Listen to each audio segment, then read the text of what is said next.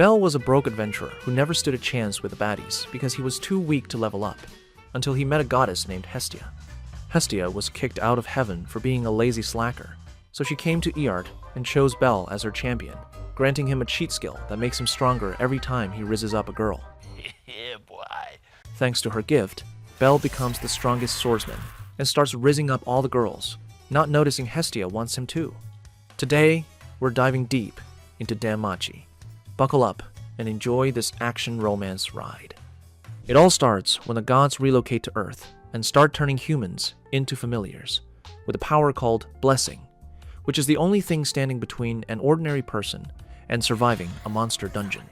Not everyone gets one, and Bel's unlucky, until a bottom-tier goddess named Hestia takes pity on him and makes him her familiar, kicking off his dream of becoming an adventurer who saves every baddie in the dungeon, just like he swore to his late grandfather. Day 1. An S-ranked Minotaur nearly ends the dream before it starts, until a stunning girl drops the monster with zero effort. Bel stares at her in awe, and when she checks he's alright, it hits him he's fallen for her on sight. He runs to his advisor Aina to find out who saved him, and learns her name's Ais, a member of God Loki's family.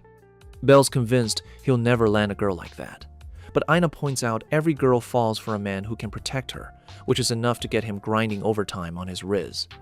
That evening, Hestia launches into his arms the second he walks in, checking him for injuries. She shows off croquettes bought with her own barely there savings, and over the meal, tells him she's happy he's the only member of her family right now, since it means these little dates stay just theirs.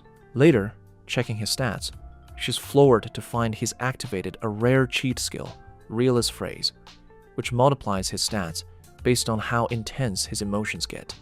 She decides to keep it from him, worried other gods would exploit him if they knew. Instead, she lectures him about staying loyal to her, instead of gooning over Ais, jealous he leveled up because of someone else. The next morning, Bel wakes up, with Hestia sprawled on top of him, nearly flatlining when her chest presses against him.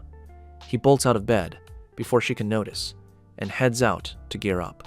On the way, he meets a waitress named Seer, who slips him free food and invites him to her restaurant that night for dessert. In the dungeon, he clears a pack of monsters purely by picturing Ais as his future girlfriend.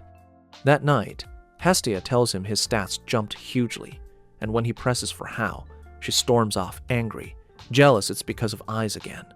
Later, Bel heads to Seer's restaurant, clocks it's about to drain his piggy bank, and eats anyway. An adventurer's party walks in, and he's stunned to spot Ais among them. Seer tells him it's God Loki's family, regulars there, and Bel realizes coming back means more chances to see Ais. Bete, an arrogant wolf boy in Loki's family, needles Ais into telling the story of the loser she saved from a Minotaur, and Bel clocks it's him. The table laughs. Riveria points out it was their own fault the Minotaur escaped the 17th floor, but Bete shrugs that trash is still trash. Bel bolts out fighting tears, Ais watching him go. He heads to the dungeon and turns it into a slaughterhouse, swearing to close the gap with Ais. He drags himself home to Hestia wrecked and tells her he wants to get stronger, fast, leaving no doubt how serious he is.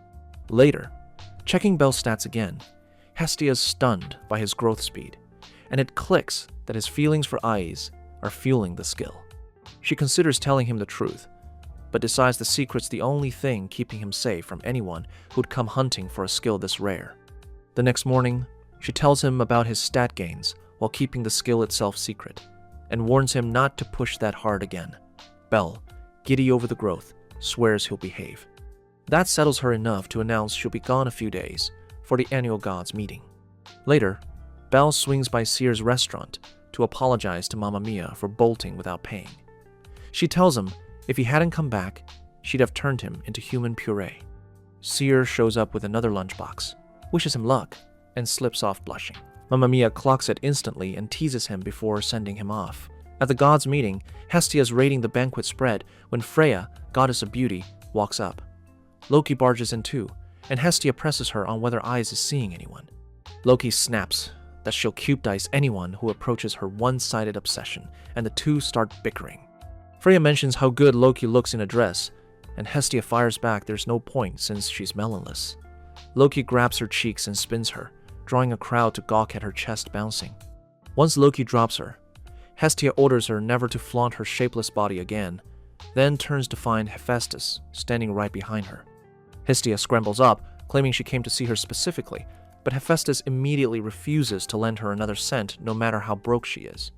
Hestia clarifies she's not just broke anymore, she's broke with an actual familiar now.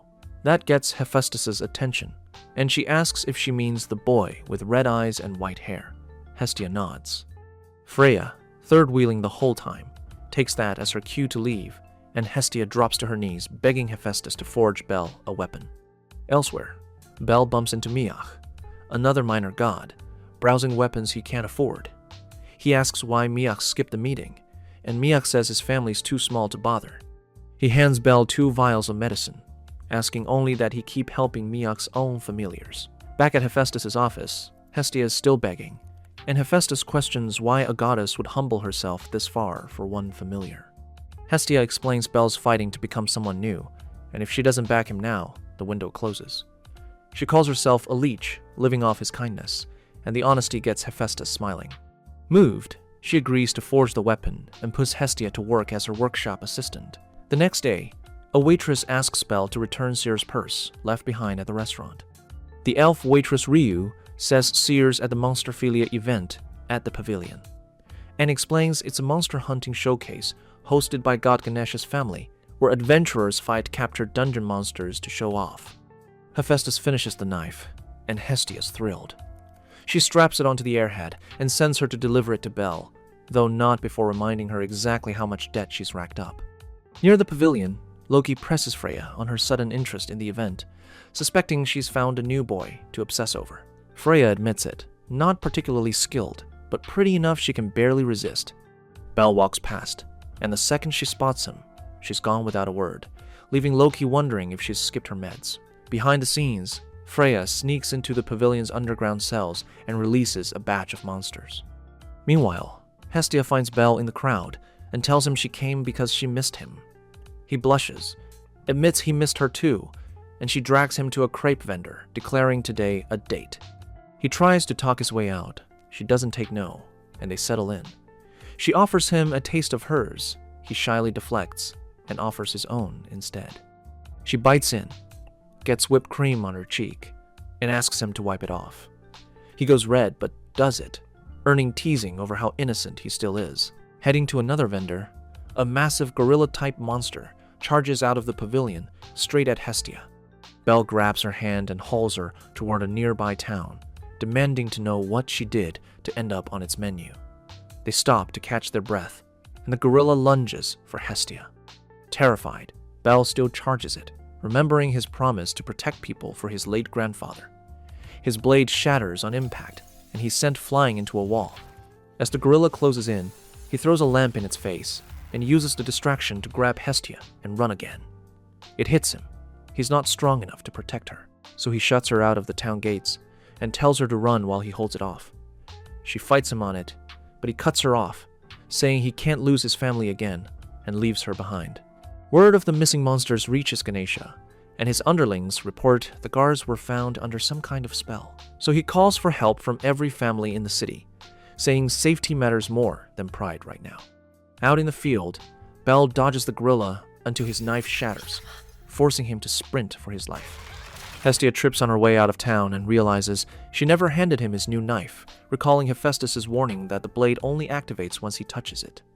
So she turns back into the danger zone. Bel gets beaten down hard, right to the edge of giving up, until the memory of the Minotaur fight drags him back up. He wishes Ace would show up again, knowing she isn't coming this time. Back in the city, Aina and her friends are gossiping about the loose monsters when Ace and Loki overhear Ganesha's call for help. Aiz jumps into action, while Aina finally understands exactly why Bel's such a hopeless simp for her. Right as Bel's mentally saying goodbye to Hestia, she shows up on the battlefield in person.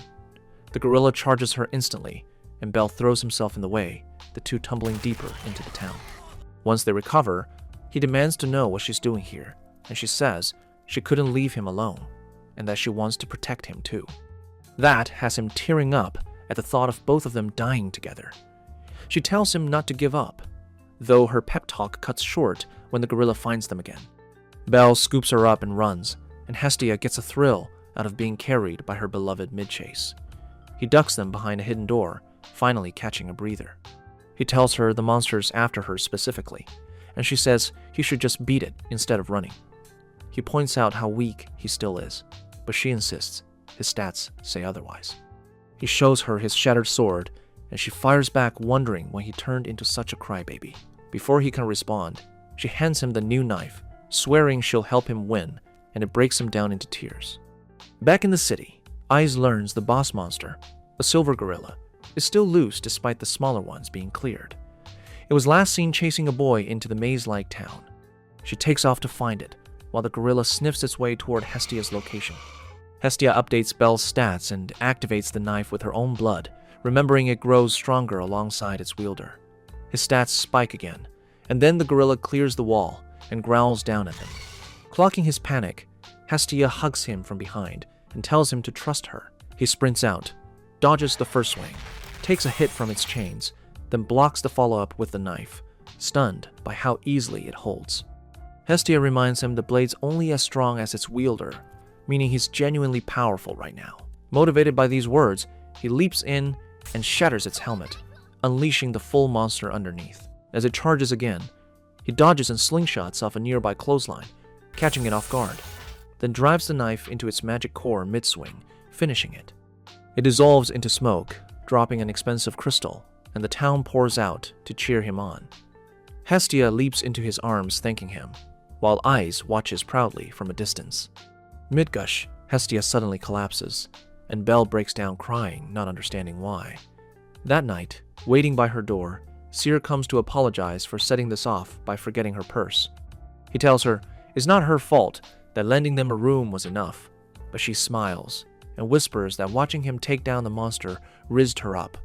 She runs off blushing, leaving him wondering if she was messing with him. Hestia wakes up, pulling his focus back. He rushes to her side, tells her she scared him, and mentions Aiz clear the rest of the monsters. She pouts with jealousy. He pulls out the knife and asks how she got a weapon forged by Hephaestus, and she admits she had it made personally, having noticed him window shopping purely to help him get stronger. That sends him into tears, and he pulls her into a hug. Meanwhile, deep in the dungeon, a professional bully named Ged is putting his hands on his own supporter, Lily, threatening to feed her to the monsters if she doesn't fall in line.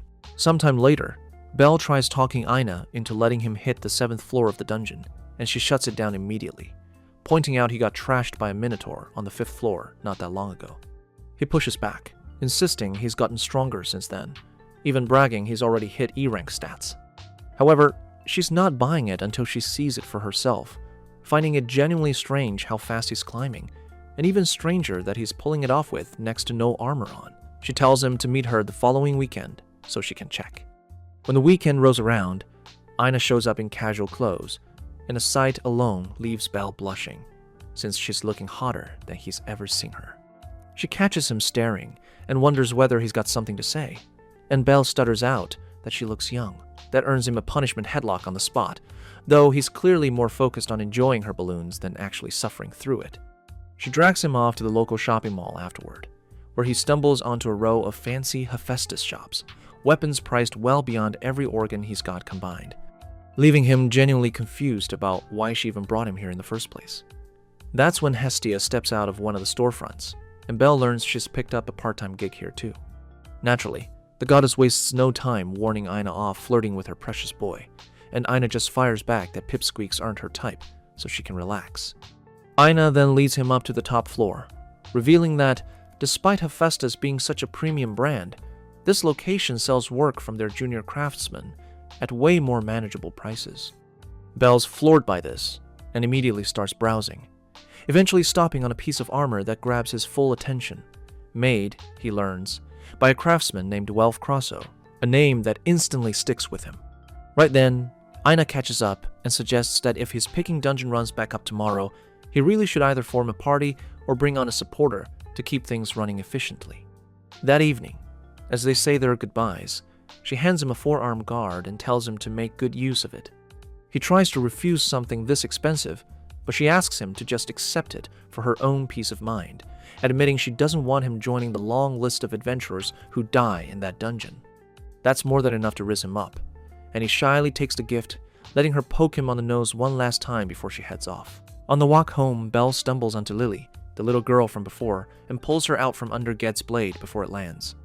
Ged's swing gets stopped cold by Belle's knife, and he snaps at him to mind his own business, only for Ryu to appear and order him to sheathe his weapon. He's not thrilled about taking orders from a girl and tells her to shut up, right up until she aura farms him hard enough to send him running like a rat. Belle thanks her afterward, and she tells him to take care of himself for Seer's sake, leaving him blushing. Somewhere in all this, Lily slipped away entirely, though it turns out she'd been eavesdropping on the whole exchange from behind a nearby wall. The next day, she catches Belle right before he heads into the dungeon and offers to work as his supporter for the day. He asks if she's the same girl from yesterday, and she flashes her cat ears, insisting she's never seen him before in her life. Curious, Belle reaches out to touch her ears to jog his own memory, and she lets out a delighted noise, informing him he now owes her responsibility for touching her sensitive spot. Belle goes deep red, but takes her on as his supporter anyway. Down in the dungeon, Belle tears through a wave of medium-tier monsters with ease, and Lily gushes over the performance, though she suspects the knife's doing a lot of the heavy lifting too. Belle, ever the doormat, agrees without hesitation, revealing it was a gift straight from his goddess. She tells him to also pop the gem out of their last victory, handing him a second blade for the job, and while he's at it, he asks about her own patron god, learning she belongs to the Soma family. Later, at the guild, Belle asks Aina about that family, and finds out they run an alcohol business, staffed with members who all seem oddly desperate for cash. When she presses him on Lily specifically, he admits he likes her, proudly flashing the sizable payout he racked up thanks to her help. As he turns to leave though, Aina notices his knife's gone missing from its scabbard, a discovery that instantly drains the color from his face. Meanwhile, Lily, having lifted the knife herself, tries pawning it off, only to get insulted when the buyer writes it off as useless trash and offers her pocket change. She storms out fuming, baffled that a worthless dagger managed to cut down that many monsters, right as Ryu and Seer pass by and the elf's eyes lock onto the blade instantly. She tells Lily to hand it over, and when Lily refuses, Ryu flicks a coin at her hard enough to knock the sword loose and send her sprinting for her life. She runs straight into Belle, who's still out searching for it, right outside the alley, with Ryu right on her heels. Belle asks the two of them if they've seen a black knife anywhere, and ascends on the spot when Ryu hands it right back to him. Neither girl bothers exposing Lily, opting instead to leave her with a quiet warning and walk off. The moment they're gone, Belle turns around and formally asks Lily to be his supporter, starting with tomorrow's dungeon run. The next day, she thanks him for the hire and notices the knife's no longer strapped behind his back. When she asks about it, he explains he didn't want to risk losing it again, so he's mounted it on his forearm guard instead. After the run wraps, the two of them are stunned to find they pulled in a combined 26,000 gold, and Lily's even more floored when Belle hands over exactly half without a second thought. She questions whether he wants more for himself, given he handled most of the actual fighting, but Belle insists she pulled just as much weight, and tells her he genuinely hopes they can keep doing this together. Elsewhere, Aina spots another member of the Soma family in the middle of some heated argument over hunt earnings, left puzzling over what's got that whole family so obsessed with money. Meanwhile, off in her own domain, the villain goddess watches Belle through her magic mirror and pulls a book off her shelf, hoping this one might finally be enough to drag out the boy's hidden potential. A few nights later, Hestia's out drinking with Miach, ranting non-stop about all the girls trying to snatch her boy toy right out from under her. Miach reminds her, gently, that Belle isn't actually property, but she insists she's in love with him and keeps drinking until she's fully hallucinating. The next morning, she wakes up nursing a brutal hangover and calls Belle a dirty little cheat the second he tries to help her, right up until he asks her on a date, offering to blow the money he's been earning entirely on her. That alone cures the hangover on the spot, and she tells him to meet her that evening. To prep herself, Hestia heads to the divine hot springs, where Demeter, another bombshell goddess, spots her floating there effortlessly, chest and all. Hestia proudly announces she's gearing up for a date, and Demeter can't resist broadcasting it to the rest of the girls. all of whom are shocked that an ugly shrimp like her has landed a man. Hestia clarifies it's actually one of her own familiars, prompting Demeter to press on what she even likes about him, and Hestia answers simply that she likes everything. That evening, Belle's stuck sweating it out, surrounded by couples everywhere he looks, until Hestia finally shows up, hot enough to leave him blushing on sight. Before she even gets a chance to grab his hand, though, the entire Hot Springs crew descends on her, shoving her aside to swarm Belle instead, fangirling hard over how cute he is. Demeter rushes over apologizing for failing to hold them back, and a fully exhausted Belle ends up face-planting directly into her chest, forcing a furious, jealous Hestia to snatch him up and bolt. After a full day of running from the horde, they finally shake the last of them off at midnight, and Hestia bursts into tears over the ruined date. Belle reassures her it's fine, he still had a great time, and shows her the stunning view overlooking the dungeon instead. Right as she starts genuinely enjoying it, he suggests they just reschedule properly for another day, earning himself a smile, and Hestia leaning her head against his shoulder, sending him straight back into a blush. Meanwhile, Lily gets jumped by a few adventurers from her own family, who rob her blind and beat her down before walking off. Left lying there, she curses her rotten luck, swearing she hates every adventurer alive and can't wait to get out of this town for good. Somewhere in the middle of that spiral, her mind lands on Belle and how genuinely stupid he is, leaving her more annoyed at him than she'd like to admit. The next day in the dungeon, Belle's mid-fight against a batch of mid-tier monsters when one knocks him flat, only for Lily to bail him out with a burst of fire magic. He recovers fast, mops up the rest, and thanks her properly for the save. She waves it off as nothing, and when he asks about her using fire magic, she reveals it was actually just a magic-infused blade doing the work, which only worries him more, since she burned through something that expensive to save someone as worthless as him. Later, after Belle shares his lunch with her and even gives her a day off on short notice, she finds her carefully cultivated hatred of adventurers getting complicated in a way she doesn't love. On his way back from the dungeon, Belle stops by the restaurant to return Sear's lunchbox and asks what she does in her free time. She tells him she likes reading, and after he admits he's not exactly a bookworm himself, she pulls out a magic book left behind by a guest and suggests he give it a shot. Back home, he cracks it open right away, learning that magic can either be inherent or acquired, and since the acquired kind fits him better, he reads that it awakens once someone develops a strong enough sense of reverence or desire toward magic itself. Following the book's prompt, he imagines exactly the kind of power he wants: a massive ball of fire, powerful enough to make him a hero and finally get somewhere with ease. He passes out mid-thought, waking only when Hestia gets home from her shift. She immediately has him lie down to check his stats, and nearly loses her mind on the spot when fire magic shows up among his new skills. Belle's so thrilled he nearly snaps her spine in a hug, and later gets downright giddy, inspecting the power himself. Hestia explains that magic skills normally come bundled with incantations, and the fact that his showed up without any means he simply doesn't need them at all, a genuinely rare trait among magic users, and tells him to go test it out in the dungeon the next day. Naturally, being deep in his rebellious phase, Belle sneaks straight into the dungeon that same night instead. He finds a cheap, low-budget monster to use as his guinea pig, and the fireball works like a dream.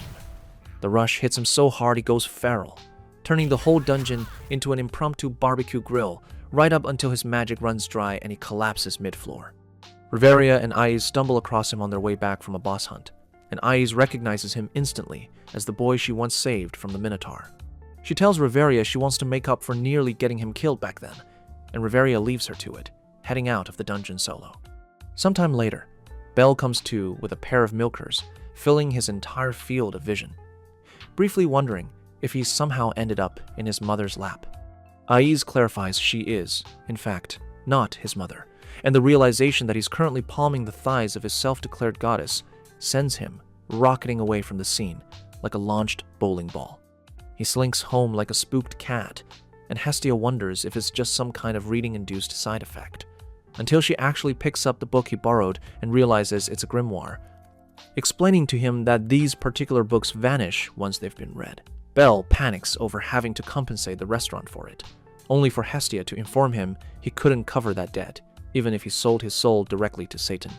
He heads to the pub afterward to apologize to Mamma Mia for wrecking something so valuable, but she just tosses the book straight into the trash, brushing it off as the fault of whoever left it lying around in the first place.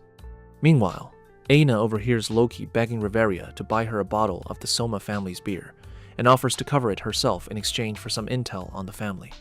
Loki fills her in that the followers of that particular house don't actually worship their god at all, so they bow to the beer instead. At the same time, Bell arrives at his meeting spot with Lily and finds someone already harassing her. When he steps in to help, Ged blocks his path, pitching him on partnering up to rob Lily of all the gold she's been quietly stashing away. Bell shoves the walking embodiment of greed off without hesitation and refuses outright, only to turn around and find Lily standing right there behind him. When she asks what exactly he was discussing with Ged, Bell lies and says it was nothing, leaving her suspicious of him. On the walk to the dungeon, Lily replays her backstory.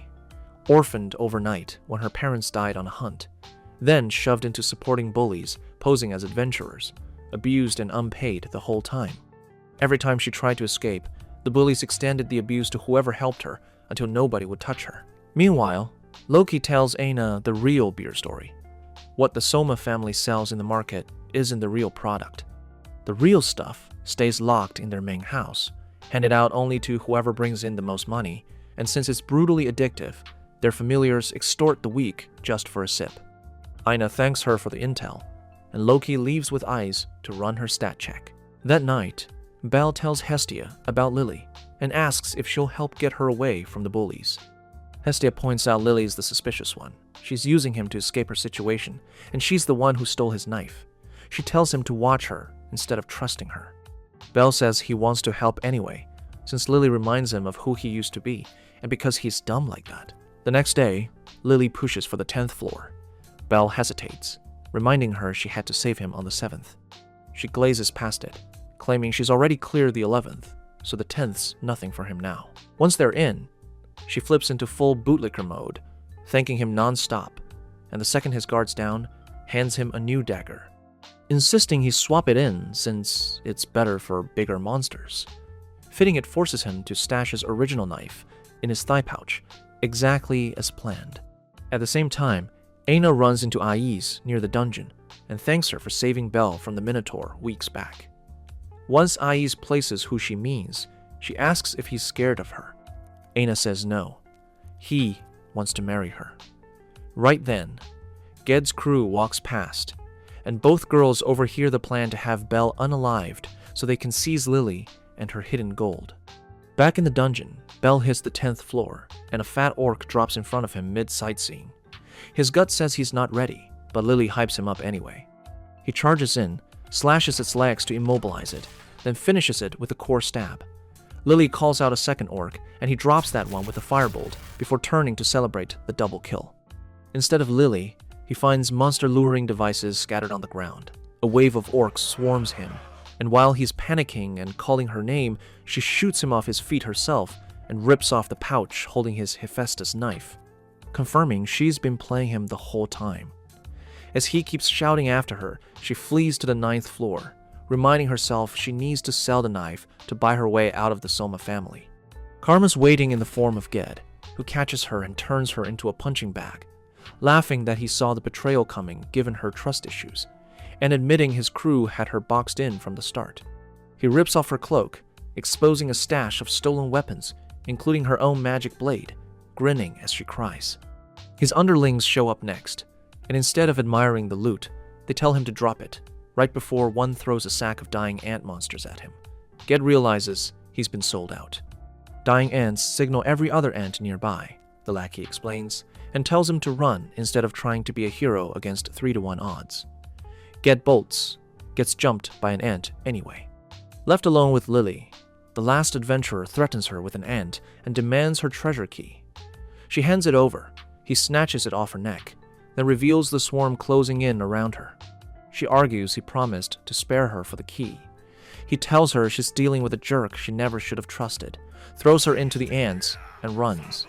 Left there, she wonders what she did to deserve this, and whether it's karma for what she did to Bell. Right before the ants close in, Belle's firebolt torches all of them.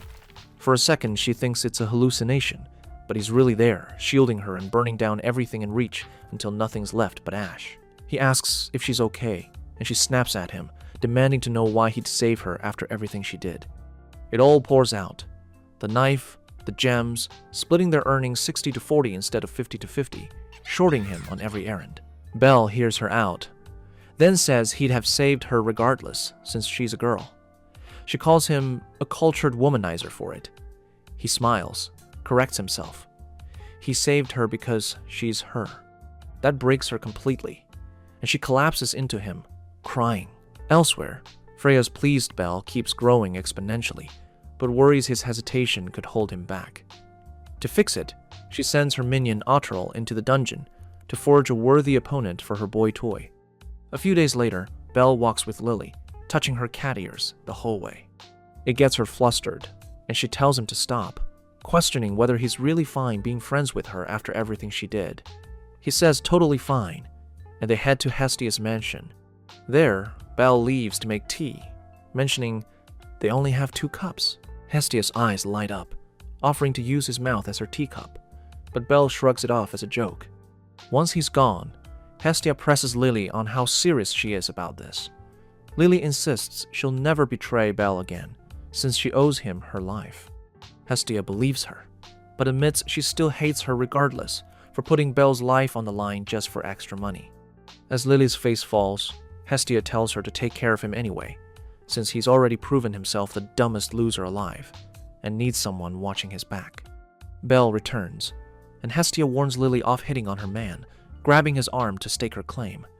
It only motivates Lily more, and she shamelessly strips off her cloak and jumps on him too. As the two of them war over who deserves him more, Belle quietly slips out to see Aina at the guild. There, he finds her sitting with Ais herself, and immediately malfunctions. Before he can bolt, Ais steps in front of him, and the sight of her stops him cold. Cornered, he blushes hard and asks Aina why she's here. Aina reveals Izzy wants to talk to him. Belle assumes a marriage proposal is coming, but Ais just hands him the forearm protector he lost in the dungeon, revealing she's the one who saved him from the orcs on the 10th floor. She apologizes for letting the Minotaur and her group mock him earlier, and Belle, flustered, insists he's the one who should apologize for being such a damsel in distress all the time. Leaving the guild, Ais praises how fast he's reached the 10th floor. Belle, low self-esteem king that he is, rambles about being a weakling. She asks if anyone's teaching him martial arts, and when he says no, offers to mentor him for free for a week. The next day, they meet on a Gothic bridge for training. Ais asks if he uses kicks or fists beyond his knife, and he says no. She takes his knife and starts some kind of strange dance, leaving Belle wondering if she's just a dumb blonde, until she kicks him clean off his feet, and he realizes he's been badly underestimating her. Once he's up, she pulls out her sword's sheath and suggests they spar. He draws his knife, and she notices the grimace on his face, telling him something deep down is scaring him, and it's going to hurt his performance. Belle knows it's the Minotaur from that day, but shrugs it off and attacks anyway. She blocks every hit and drops him to his knees, pointing out he has no real moves, and asks if he wants to keep going. He tries a sneak attack instead, and she knocks him out cold. At the same time, Otterl challenges a bloodthirsty Minotaur in the dungeon, breaking its weapon barehanded the second it attacks. He hands it one of his own blades and orders it to fight him properly. Even after it burns through everything it's got, Otterl stays untouched, which only enrages it further. It slams him into a wall and tries to psych itself up with screams, but Otterl snaps its horn off with his bare hands and tells it to get up and fight like a man. Days of fighting later, the Minotaur levels up enough to finally break Otterl's sword, and he decides it's ready for action. Meanwhile, Belle enters the 10th floor with Lily, who asks about his injuries and why he's been so worn out lately. He doesn't mention the secret training, and shrugs it off, until a swarm of weak monsters forces him to drop the dumb act. Lily backs him up with her archery, while he cuts through the horde and works in his new martial arts.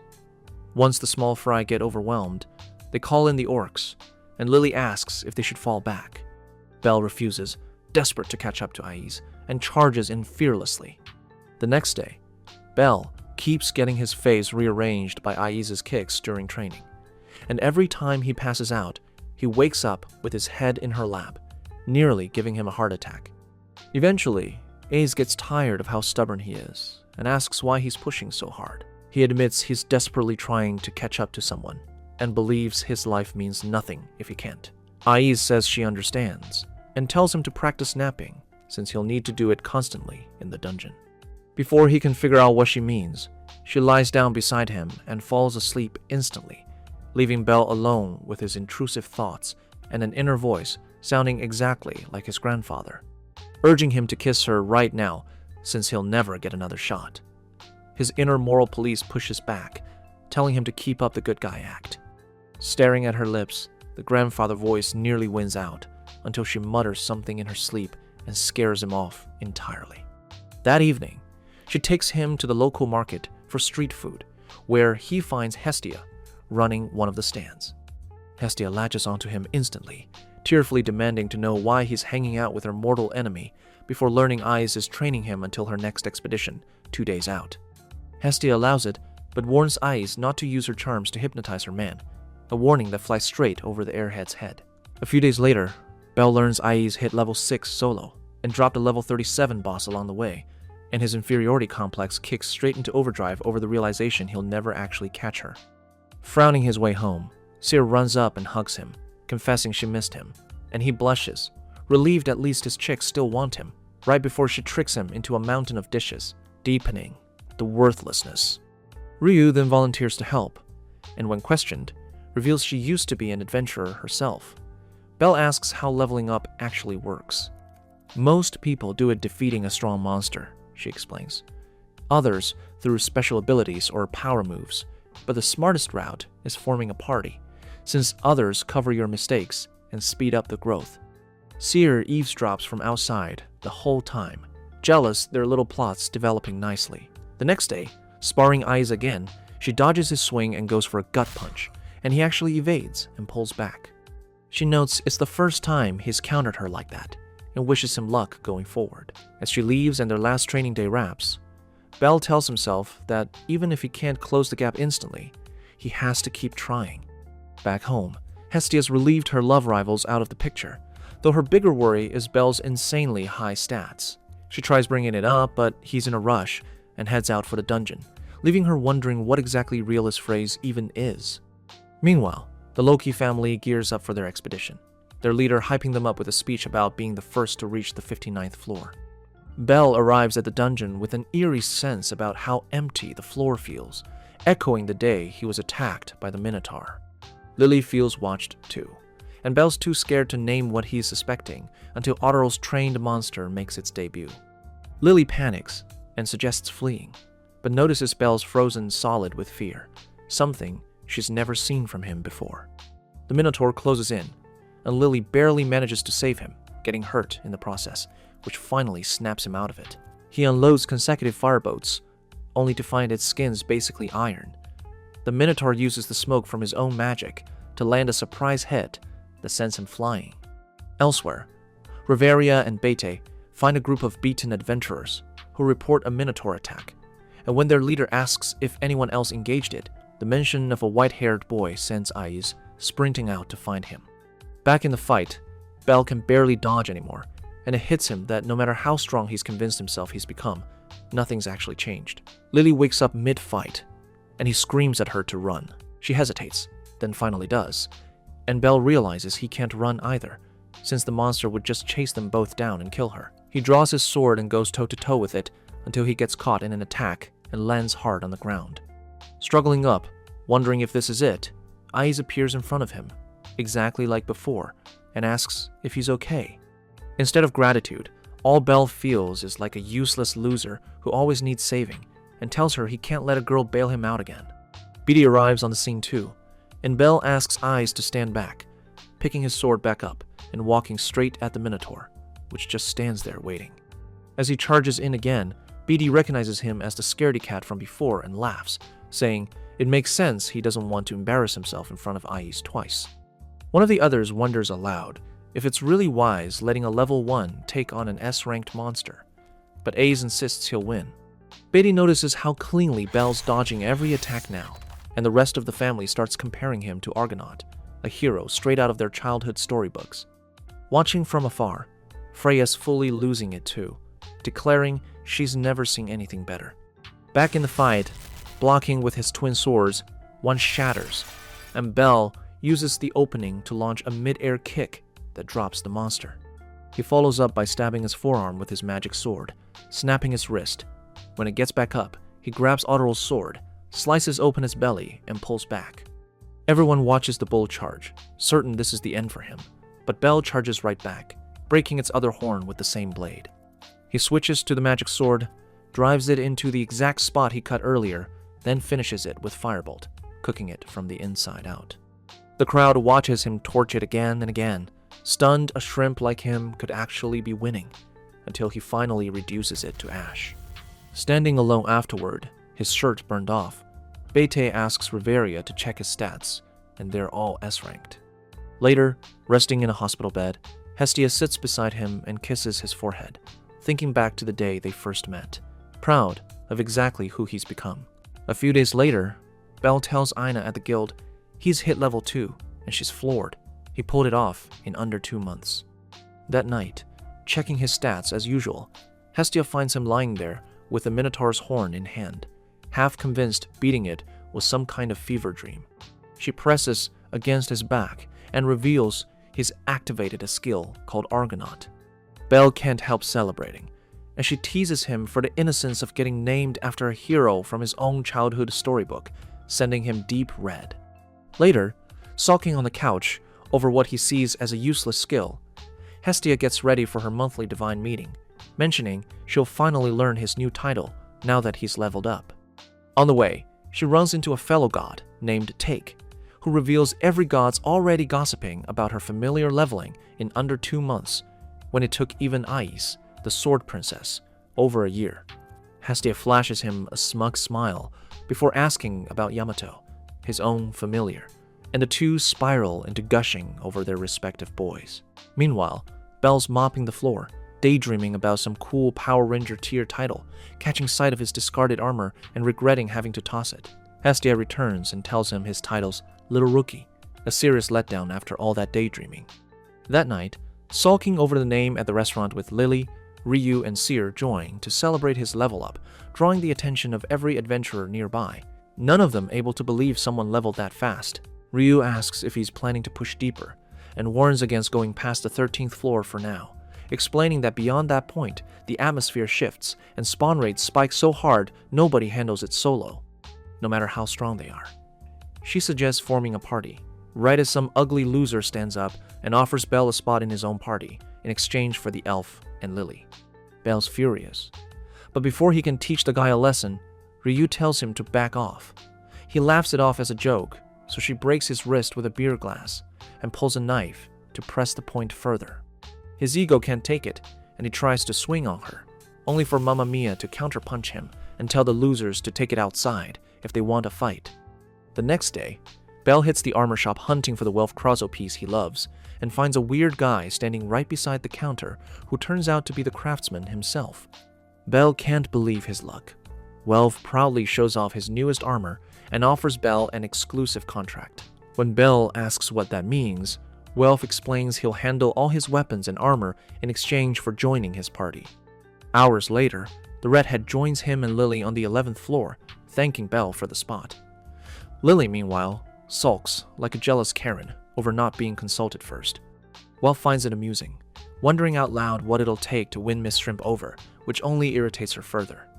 Belle mentions how much he loves Welf's armor, and Lily's shocked to learn Welf belongs to the Krozo family, once the most powerful magic sword craftsman alive, until a curse stripped them of the skill. Welf shrugs it off, as ancient history he refuses to be defined by, and the conversation cuts off when monsters start breaking through the ground. Welf takes the orcs. Belle handles the smaller fry, slicing through them with ease, while Welf watches, stunned at how fast he's moving. An armadillo-type monster drops in behind Welf, and Belle smokes it with firebolt, realizing it's not just his physical strength that's leveled up, his magic has too. As Lily collects the fallen gems, Welf clocks a strange glow around Belle's hand before they can piece it together, a nearby party gets ambushed by a giant dragon. The others escape, but it turns on Lily instead, who's certain she's dead. Belle fires Firebolt and instantly reduces his top half to overcooked meat, dropping everyone's jaws. Back home, Hestia explains the Argonaut skill manifests whenever its wielder needs to escape a tight spot with minimum effort. Belle can't get over his own luck lately, and Hestia adds that Welf's the only living Krazo who can still forge magic weapons, though he refuses to use it, which got him disowned by his own family. The next day, Welf takes Belle to his workshop, noticing he only ever asks for third-rate swords, and wonders why he hasn't requested a magic weapon yet. Belle apologizes for Hestia's meddling, insisting he's happy with the regular armor. Welf admits he was just testing whether Belle would turn greedy the moment he learned about the ability. He then offers to forge Belle a personalized weapon out of the Minotaur horn he's been carrying, and after hours of work, hands over a finished dagger. Belle's stunned by how beautiful it is, and thanks him. In return, Welf just asks for trust, shady background and all. Weeks later, Belle shows off his new leather cloak to Hestia before heading out on his first 13th floor mission, and she prays for his safe return. Later, at her mall job, she runs into Take, seeing off his own familiars on their first 13th floor run too. Surprised Belle's going in this early, he tells her all she can do now is wait. In the dungeon, Belle and Welf drop a hellhound together, and Lily arrows down a second before it can charge.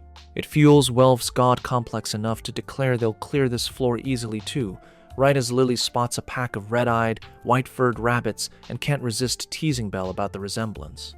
The rabbits pull out axes and jump them anyway. Meanwhile, Osvi tells her god Hermes that most of the town doesn't buy. Belle beat the Minotaur solo, and some think he cheated with help from the Loki family. Hermes says the gods aren't stupid enough to level someone up on a lie, so they'll just have to watch and see whether Belle actually catches up to Ais. Asfi asks why he's suddenly so invested in a nobody, and he wonders if she's jealous. She denies it flat out, and he pats her head, reassuring her she's still his favorite. Back in the dungeon, Take's team gets dog-walked by a pack of hellhounds, trying to retreat while dragging an injured teammate. At the same time, Belle's team is buried under an endless wave of rabid monsters that just keeps growing no matter how many they drop. Oka, the other team's leader, spots them and tells Yamato he's going to run straight through Belle's team so the hellhounds latch onto them instead. Yamato calls it a trash move, but Oka insists saving their teammate comes first. His team sprints past, and Lily immediately clocks what just happened, calling for them to flee before the hellhounds cook and eat them all. They bolt for the nearest corridor, rabbits and hellhounds on their heels, and Belle realizes outrunning them isn't happening. He stops and blasts them back with Firebolt, screaming for the others to keep running. But the hellhounds survive and charge again. Belle drops 2, and 2 more slip past to hit his team. Welf takes one down but eats an injury to his arm doing it, and Belle barely pulls Lily out of becoming dinner. Just as they think they're clear, monsters start howling from every direction, and Lily remembers exactly what Ryu warned them about this floor. Monsters swarm in from all sides, even the ceiling, and Belle realizes the cave's just piling on now that they're already exhausted. The ceiling collapses on top of them, snapping Welf's leg, while a bloodthirsty hellhound locks eyes on Belle and unloads fire breath straight at him. Days pass with no sign of Belle's team, and Hestia rushes to the guild demanding Aina launch a search party. Take shows up with his 2 cowardly familiars, explaining they're responsible for what happened. Hestia, gathered with Hephaestus and Miach at her church, tells them that if Belle doesn't come home, she'll hold a grudge forever, though since she understands why they did it, she won't hate them for it. Hermes and Asfi walk in next, the clown claiming he's here purely to help his bestie Hestia, prompting Hephaestus to ask when he last even bothered visiting her. He brushes it off, offering up his best familiar, Asfi, to help with the search. Later, he tells Asfi he's planning to tag along himself. Gods in dungeons rule be damned, and she's fully against it. Hestia overhears and jumps in too, and the search team ends up as the 3 of them plus Oka and Yamato. Back in the dungeon, it turns out Belle's team survived the fire thanks to their leather cloaks, though the ceiling collapse dropped them straight down to the 11th floor. With Belle helping the others walk, they hit a dead-end corner and realize they're trapped. Welf, broken leg and all, tells Belle to leave him behind if they're attacked again, calling himself dead weight. Lily steps in and finally puts her criminal brain to use, suggesting they head for the 18th floor instead of hunting for an exit. The other two wonder if she scrambled her brain in the fall, until she explains the 18th is a safe resting floor with no monster spawns, and they can use the rifts to descend. Welf brings up the boss on the 17th, but Lily figures the Loki family's ongoing expedition already cleared it, and it won't respawn for a while yet. Belle decides to trust her plan, and they use Welf's sword and some rope to descend to the 17th floor. There, Lily pulls a stench bag from her stash of stolen goods to keep monsters off, and while the boys complain the smell might kill them before the hellhounds do, a monster shows up anyway. Welf drops to one knee and reverses its own attack back on it with a spell, earning himself a round of awe from the others. Then they hear a minotaur howling nearby, and Lily grimly admits the stench bag's worn off. The minotaur shows up furious, and Belle spins into full fidget spinner mode, slashing through it with his twin blades until it dissolves into smoke. He grabs its weapon, amps it with Argonaut, and swings it through a whole pack of other minotaurs, wiping them out in one motion along with the surrounding architecture. Meanwhile, Hermes tries recruiting Ryu onto the search team too, leaving Freya wondering exactly what he's up to. Meanwhile, Ryu and Asfi clear rabbits and hellhounds on their way to the 13th floor, with Take's family glazing them the whole way for how rare and cool their skills are. They lead the search team to the collapse site, and Hestia nearly breaks down finding Belle's sword in the rubble. Ryu climbs the debris and spots gemstones on the other side, deducing they fought their way out after the collapse. Asfi puts it together fast.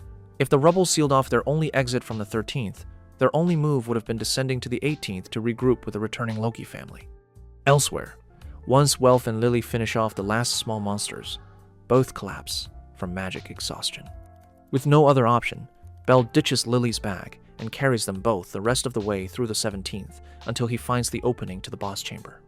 Meanwhile, Hestia presses Hermes to cut the act and explain why he's actually helping. He dodges at first, then admits he's just curious whether Belle can carry the weight of this generation. Belle enters the boss chamber relieved to find it empty, thanks to the Loki family already dropping the Goliath. He locks in on the corridor to the 18th floor ahead, just needs to cross the room. The second he starts running, the seal on the Goliath cracks, and the boss respawns. He barely dodges the falling rubble as it appears right behind him, and forces every last ounce of strength into outrunning its swing, narrowly making it across on pure plot armor. As it punches through the corridor behind him, Belle drops into a pit with Lily and Welf, landing in a field of flowers before blacking out. He wakes from a nightmare to find Aiz sitting beside him. He asks why she's here, and she explains her family's camped here on their way back from the expedition. Remembering his own team, he asks where they are, and trips straight into her chest instead. He turns deep red and yanks back, though she doesn't seem to mind at all. She tells him Lily and Welf are fine too, healed up by Reveria, and leads him to meet her family's leader. Belle drops instantly into gratitude mode, thanking the leader for helping his friends, though the man's more amused that Belle made it all the way to the 18th floor on his first day as a mid-floor adventurer. He offers them guest status with the Loki family, admitting he wants good standing with Aiz's future husband. Leaving the tent with Aiz, Belle runs into two girls who instantly start fawning over him, having watched his Minotaur fight and fallen for him on the spot. The younger one grabs his arm, barely registering since she's flat as a chopping board. The other notices and flashes her own chest at him instead, sending the virgin straight into a blush. Aiz takes him on a tour of the floor after her, and he's fully captivated by the forests and light glowing inside the dungeon. She shows him the so-called Paradise Resort, explaining the crystal ceiling above is what generates the day-night cycle down here. That night, Welf and Lily finally wake up, stunned they didn't end up as minced meat, and even more stunned to learn Aiz herself is who saved them. Later, at dinner with the whole Loki family, Aiz hands Belle an odd fruit unique to the 18th floor, and he finds it way too sweet for his taste. As Lily and Welf argue over who gets to try it next, the two girls from earlier swarm Belle again, gushing over how fast he leveled up, finally pushing Aiz into open jealousy. Right then, Belle hears Hestia's voice and bolts for the entrance, where she stumbles down from the Goliath's chamber. The second she spots him, she jumps into his arms sobbing, scolding him for nearly making her a widow. He apologizes for worrying her, only for Lily to drag Hestia off mid-moment. Getting up, Belle's stunned to find Ryu in the crowd, and finally meets Hermes, who claims he came purely out of the goodness of his heart. Back at camp, Yamato and Oka apologize for their earlier scumbag move, but Lily and Welf refuse to accept it, calling it audacious to even show up after what they caused. Oka insists that, given the same choice again, he'd make the exact same call.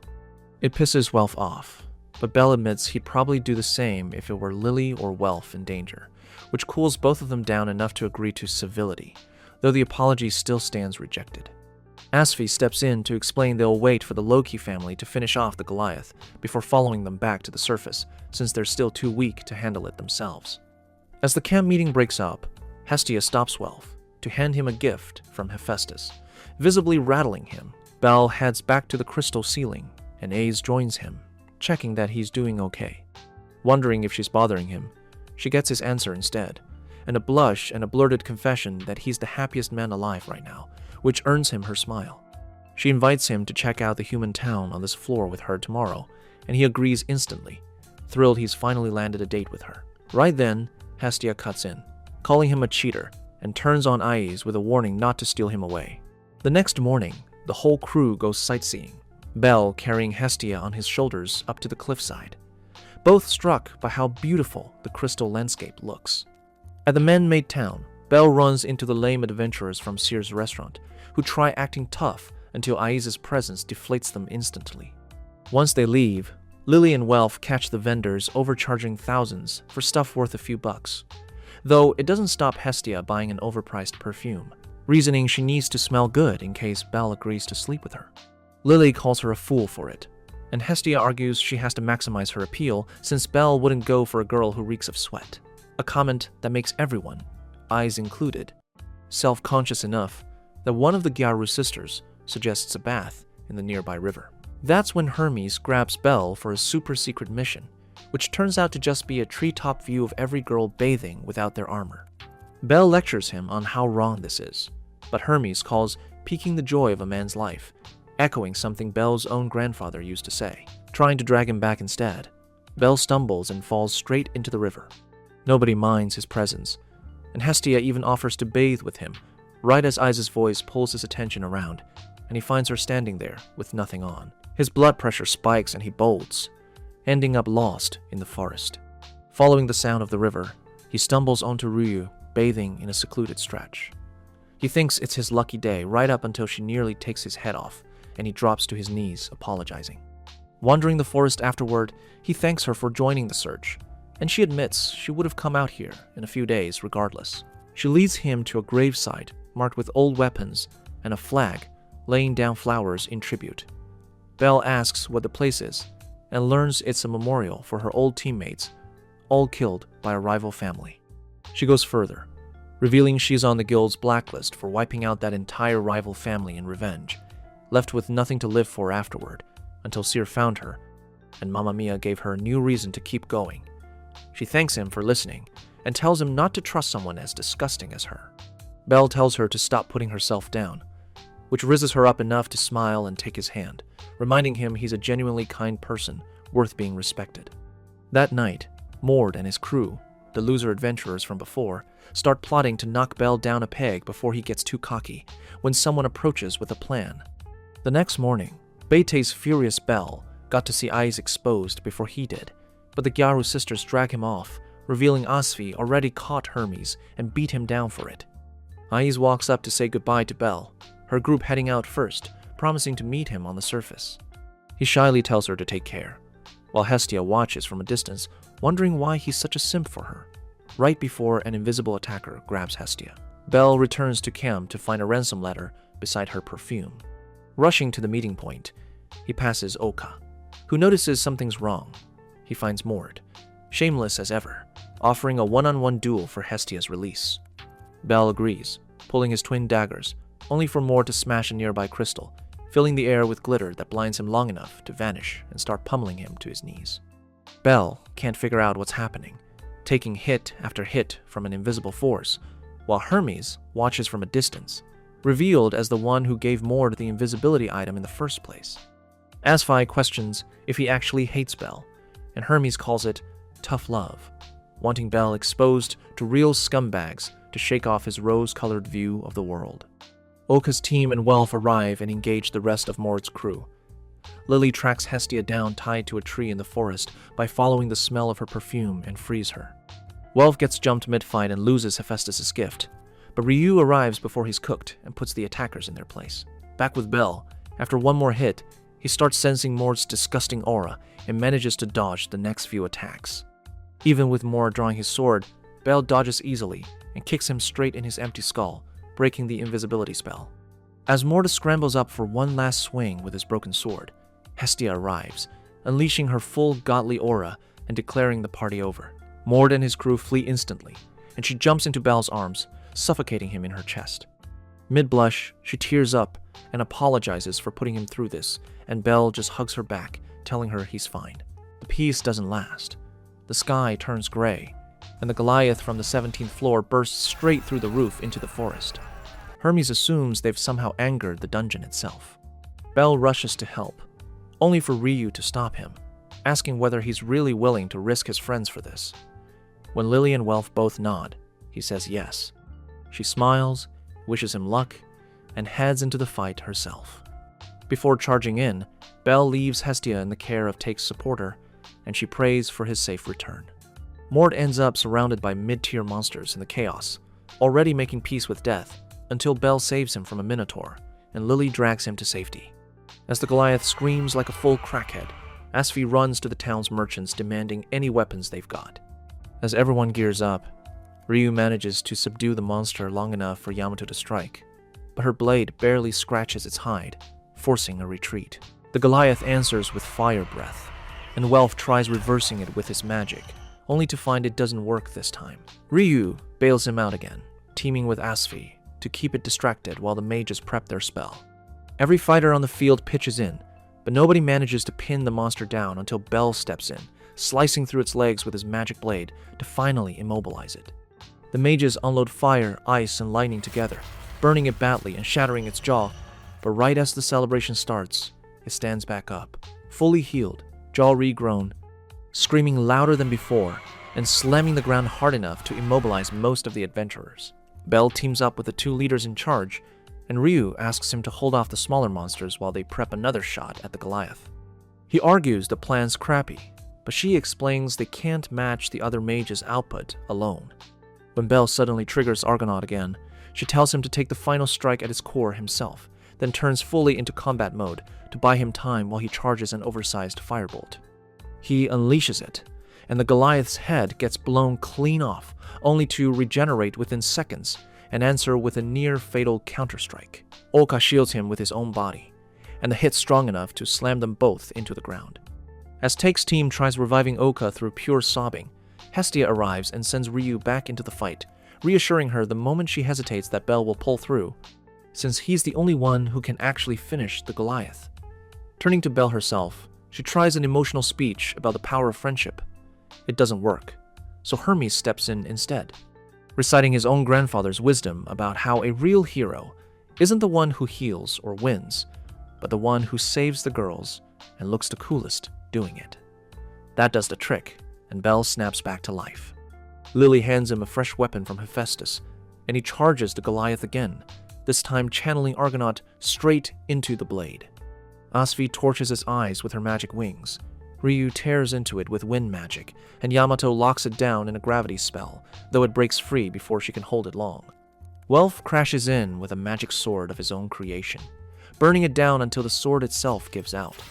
By then, Bell's fully charged, and he lands a strike that wipes out more than half the monster in one hit, only to watch its core start regenerating again anyway. Refusing to stop, he leaps in and drives his magic sword straight into the crystal core, shattering it for good and ending the fight. As the whole battlefield erupts cheering for Bell, Oka wakes back up, and Hermes finally loses it completely, shouting up at Bell's grandfather, revealed to be Zeus, that his grandson is the real deal, the savior, destined to become the strongest of this entire generation. Shortly afterwards, Bell and his team hit the bar to celebrate Welf's rank up to level 2. Lily asks whether he's planning to split from them now, since leveling up was his whole reason for joining the dungeon runs in the first place.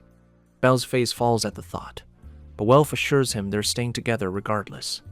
Lily then turns to Bell about his own level up, and while he's proudly answering, a short guy, who's been glaring at him from across the bar, walks over and starts running his mouth. Lily and Welf tell Bell to ignore him, but the guy keeps going, insulting all three of them and even talking trash about Hestia. Bell holds his temper, but Welf's not taking that from a toddler, so he cracks the guy with his cup and lectures him on how to address adults. He asks who else wants some, and a random stranger steps up, immediately beating his ass, then Bell's too, hoisting him into the air. The crowd goes quiet, recognizing him. Hyacinthos, from the Apollo Familia. He's got Bell's neck squeezed nearly out of air when Lion steps in and pulls him off, saving Bell's weak ass just in time. Back home, Hestia nurses him, rubbing cream into his bruises, though she's genuinely shocked he took that much of a beating. He explains the guy was insulting her, and she tells him next time to laugh it off instead of getting pounded like a wimp. When she asks about the attacker, she's floored to learn he's from the Apollo Familia. The next day, Bell's with Ina when two familiar faces, Daphne and Cassandra, show up and hand him a letter for his goddess. Back home, Hestia opens it and finds an invitation from Apollo to a banquet, left wondering why he's suddenly reaching out now, her mind drifting to their old history together. They head to the banquet, exchange pleasantries with Hermes and his crew, and Apollo makes his entrance with his subordinates in tow. Bell spots the guy who beat him down and nearly loses control of his bladder. Once Apollo finishes his welcome speech, Bell sits back, watching the room while his broke goddess eats like she's never seen food before. Hermes notices him sitting off to the side and walks over, asking if he wants an introduction to Apollo. Mid-conversation, Freya makes her entrance, and as Hermes starts commenting on her, Hestia gets instantly jealous and physically blocks Bell's view. Freya clocks it and comes straight over, asking if Bell will give her his body tonight. Hestia cuts her off furious enough that the beauty goddess just walks off. A shouting match between Hestia and Loki follows, while Hermes quietly clocks the chemistry building between Bell and Ais. Bell then steps outside for air and catches a glimpse of Hyacinthos, huddled with another shady guy, but drops it when Hermes shows up to talk. Spotting Ais across the room, Hermes asks Bell if he's dancing tonight, and Bell admits he's never danced in his life, calling himself a risless loser. Hermes turns around and asks Ais to dance instead, then throws Bell under the bus, claiming he'd already promised this dance to someone else and shoves him toward her. Bell and Ais stumble through their first attempt, nearly falling, both complete beginners, but find their rhythm fast enough to move like they've been dancing together for decades. A few minutes in, Apollo walks over and brings up the fight from the night before, revealing he'd set it up deliberately, then turns around and accuses Bell of starting it.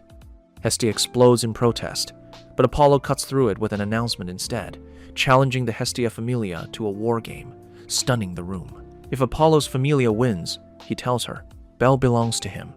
Hestia turns down the challenge and leaves with Bell on the spot. The next day, as he preps for the dungeon, they find the entire Apollo Familia camped outside their home, ready to take him by force. Apollo attacks first, and Bell bolts, carrying Hestia while the whole Familia chases them down. They hit a dead end, and Bell leaps to the rooftop, only to find Cassandra and Daphne already waiting there, no escape left. The girls tell him to just give up, since Apollo never lets go of anyone he's set his sights on until he's got them, exactly how he wore the two of them down until they stopped resisting. Daphne pushes the point, but Bell tells her he doesn't take advice from idiots and leaps off the roof, escaping on a firebolt. Daphne moves to chase him, but Cassandra stops her, admitting a prophetic dream told her they're going after the wrong guy, but Daphne doesn't care about her fortune-telling one bit. Meanwhile, Welf and Lily start worrying when Bell doesn't show, since he's never late. They catch wind of Apollo attacking the Hestia Familia, and Ais gets word too, though her Familia warns her off getting involved, so it doesn't look like Loki's backing Hestia. Bell and Hestia keep running, him shielding her the whole way, until she spots a familiar emblem on one of the attackers, catching her off guard. Hyacinthos shows up next and lands serious damage on Bell, who's too slow to keep up with his speed, all while Hyacinthos silently resents that his master's fixated on someone he served loyally for years. Convinced his main character plot armor will hold, Bell charges anyway and gets mercilessly beaten down, losing a chunk of his own body in the process. Just then, a sniper's arrows come out of nowhere, saving him and pinning Hakinthos down long enough for Bel and Hestia to escape. Too weak to move fast, they stop to catch their breath, only to get blasted by another attacker. As the Apollo Familia closes in again, the Take Familia arrives to hold them off. Mid-fight, Welf and Lily show up with Miach, who pours potions over Bel's wounds, healing him instantly, and tells him to run while they cover the rest. Reluctant at first, Bel agrees and flees with Hestia and the team. They run into another group, blocking the path, and Welf and Lily hold them back while Bel and Hestia escape. Welf attacking, Lily covering from a rooftop, until she runs into Zanis from her own familiar mid-sprint, who's shocked she's alive. After talking it over, she changes her mind and leaves with him, abandoning Welf to fend for himself. Left alone, Welf recognizes the emblem on his enemy's cloth, Soma Familia. Bel and Hestia find a hiding spot to catch their breath, and she tells him she likes him, that she'd love to spend forever together, catching him off guard. When she asks what he thinks of her, he answers that he respects her. Another blast forces them running again, Hestia directing him straight toward the Apollo Familia. Bel questions the sense in that, but she leads him in to meet Apollo anyway and announces they're accepting the Wargame challenge, thrilling him and everyone around him. Afterward, they run into Welf, who fills them in on Lily. Bel's shocked and moves to go find her himself, but Hestia tells him to leave that to her and focus instead on training to outfight every member of the Apollo Familia. He agrees and heads straight off to find Aiz and Tiona, asking them to train him for the Wargame. At the same time, Zanis drags Lily back to the Soma Familia and presents her to Soma, announcing the missing girl's returned, promising to change her ways and serve again. She cuts in instantly, begging Soma to let her leave the Familia for good, annoying Zanis, who tells her that if that's what she wants, she owes a hefty compensation for everything Soma's done for her over the years. Broke as ever, Lily's crushed, but Soma just tells Zanis to handle it however he pleases. Zanis throws her straight into a cell, reminding her he called the whole Familia back, specifically because she'd promised to return and serve. When she asks what he actually wants from her, he brings up her rare transformation magic, catching her off guard. Meanwhile, Hestia meets with the Take Familia to plan Lily's rescue, and they push back, asking why they're prioritizing this over training for the Wargame. She explains Bel can't fight at full strength while he's worried about Lily, so getting her back safely is exactly what lets him focus. At the ongoing Donatus meeting to finalize the Wargame terms, Hestia is late enough that everyone assumes she's dodging it until she shows up right as it starts. She proposes one representative per Familia, given Hestia Familia's down to a single member, but Apollo objects, blaming it on her laziness as a goddess and pushing the decision to a vote. Hermes draws the terms at random, and Hestia's stunned to see it come up siege. Apollo's thrilled, declaring her Familia has to be the attacker since one weak member can't defend a castle anyway. Hermes counters that Hestia Familia should get outside support. Apollo refuses, but the other gods back Hermes hard enough that Apollo has no choice but to fold, capping it at one outside supporter, and it has to come from a Familia outside town. Leaving the meeting, Hestia's team asks if she's got anyone in mind, and she confirms there's someone outside town, though Hermes will be handling the negotiation after Lily's saved first. That night, Zanis lays out to Lily how she'll be earning them money with her powers when a guard reports rabid intruders led by some clueless little goddess. Zanis orders them exterminated. Lily begs him to stop, and when he ignores her, she refuses to cooperate with anything he wants from her. He threatens the god's wine, a forced loyalty ritual, shocking her, then leaves. While she's plotting an escape to save her friends, the same guard tosses the cell keys at her, telling her to do whatever she wants with them. She rushes out to check on her friends and immediately begs them to leave, only for Hestia to reveal Bel needs her to win the Wargame, stunning her. Overwhelmed, she runs straight to Soma, questioning why Bel would need a nobody like her, and begs him to save her friend. Soma prepares the divine wine himself, offering to grant her wish if she repeats the same request after drinking it. Surprised, she drinks anyway, slipping into euphoria and glimpsing something like heaven, until the image of Bel snaps her back, and she repeats the plea without hesitation. Impressed, Soma moves instantly to stop the fight, ignoring Zanis' objections entirely. Zanis tries to attack her anyway, and gets shut down. Lily thanks Soma and asks to transfer to the Hestia Familia, and he agrees. After the transfer, she thanks everyone for coming to save her, and the group disperses. The next day, Takemikazuchi paces around trying to figure out how to help Belle when Mikoto approaches asking permission to join the Hestia Familia. Welf makes the same move with his own Familia, requesting to join too. Meanwhile, Hermes and Seer go to beg Ryu to join Belle for the war game, being the only one who fits the requirements. Through all of it, Belle keeps grinding under Aiza's training. Shortly afterwards, Belle returns to his Familia, fully geared up for the war game, and heads out right away. Along the road, other passengers cheer him on, and Seer chases the vehicle down just to hand him a pendant, calling it a good luck charm. That night, Cassandra tells Daphne about another prophetic dream tied to the coming fight, and Daphne tunes her out entirely. Meanwhile, a small kid slips into the city right before the gates close, hauling a massive object in on a cart. Cassandra spots it and declares Apollo's fate is already sealed. The next morning, as everyone gears up, Apollo walks over to mock Hestia, asking if she's said her final goodbye to Belle. She doesn't dignify it with a word. Hermes activates the citywide broadcast, and the war game officially starts. Apollo's soldiers assume the Hestia Familia won't strike right away, given the 3-day window, but they're wrong. Ryu opens the fight herself, flying straight down the mountain and tearing into the enemy line with Krazo's magic weapons, stunning everyone. After she deals real damage, the small boy from before runs to the soldiers, claiming Hyacinthos ordered 50 of their 100 troops to go engage her directly. Absurd as it sounds, they trust the kid and rush out anyway. They manage to break her magic weapons, right before realizing she's an elf, and she pulls out her actual sword to start teaching real-life lessons. While that fight rages, Mikoto slips into the city unnoticed, running into one over-muscled soldier who tries blocking her path.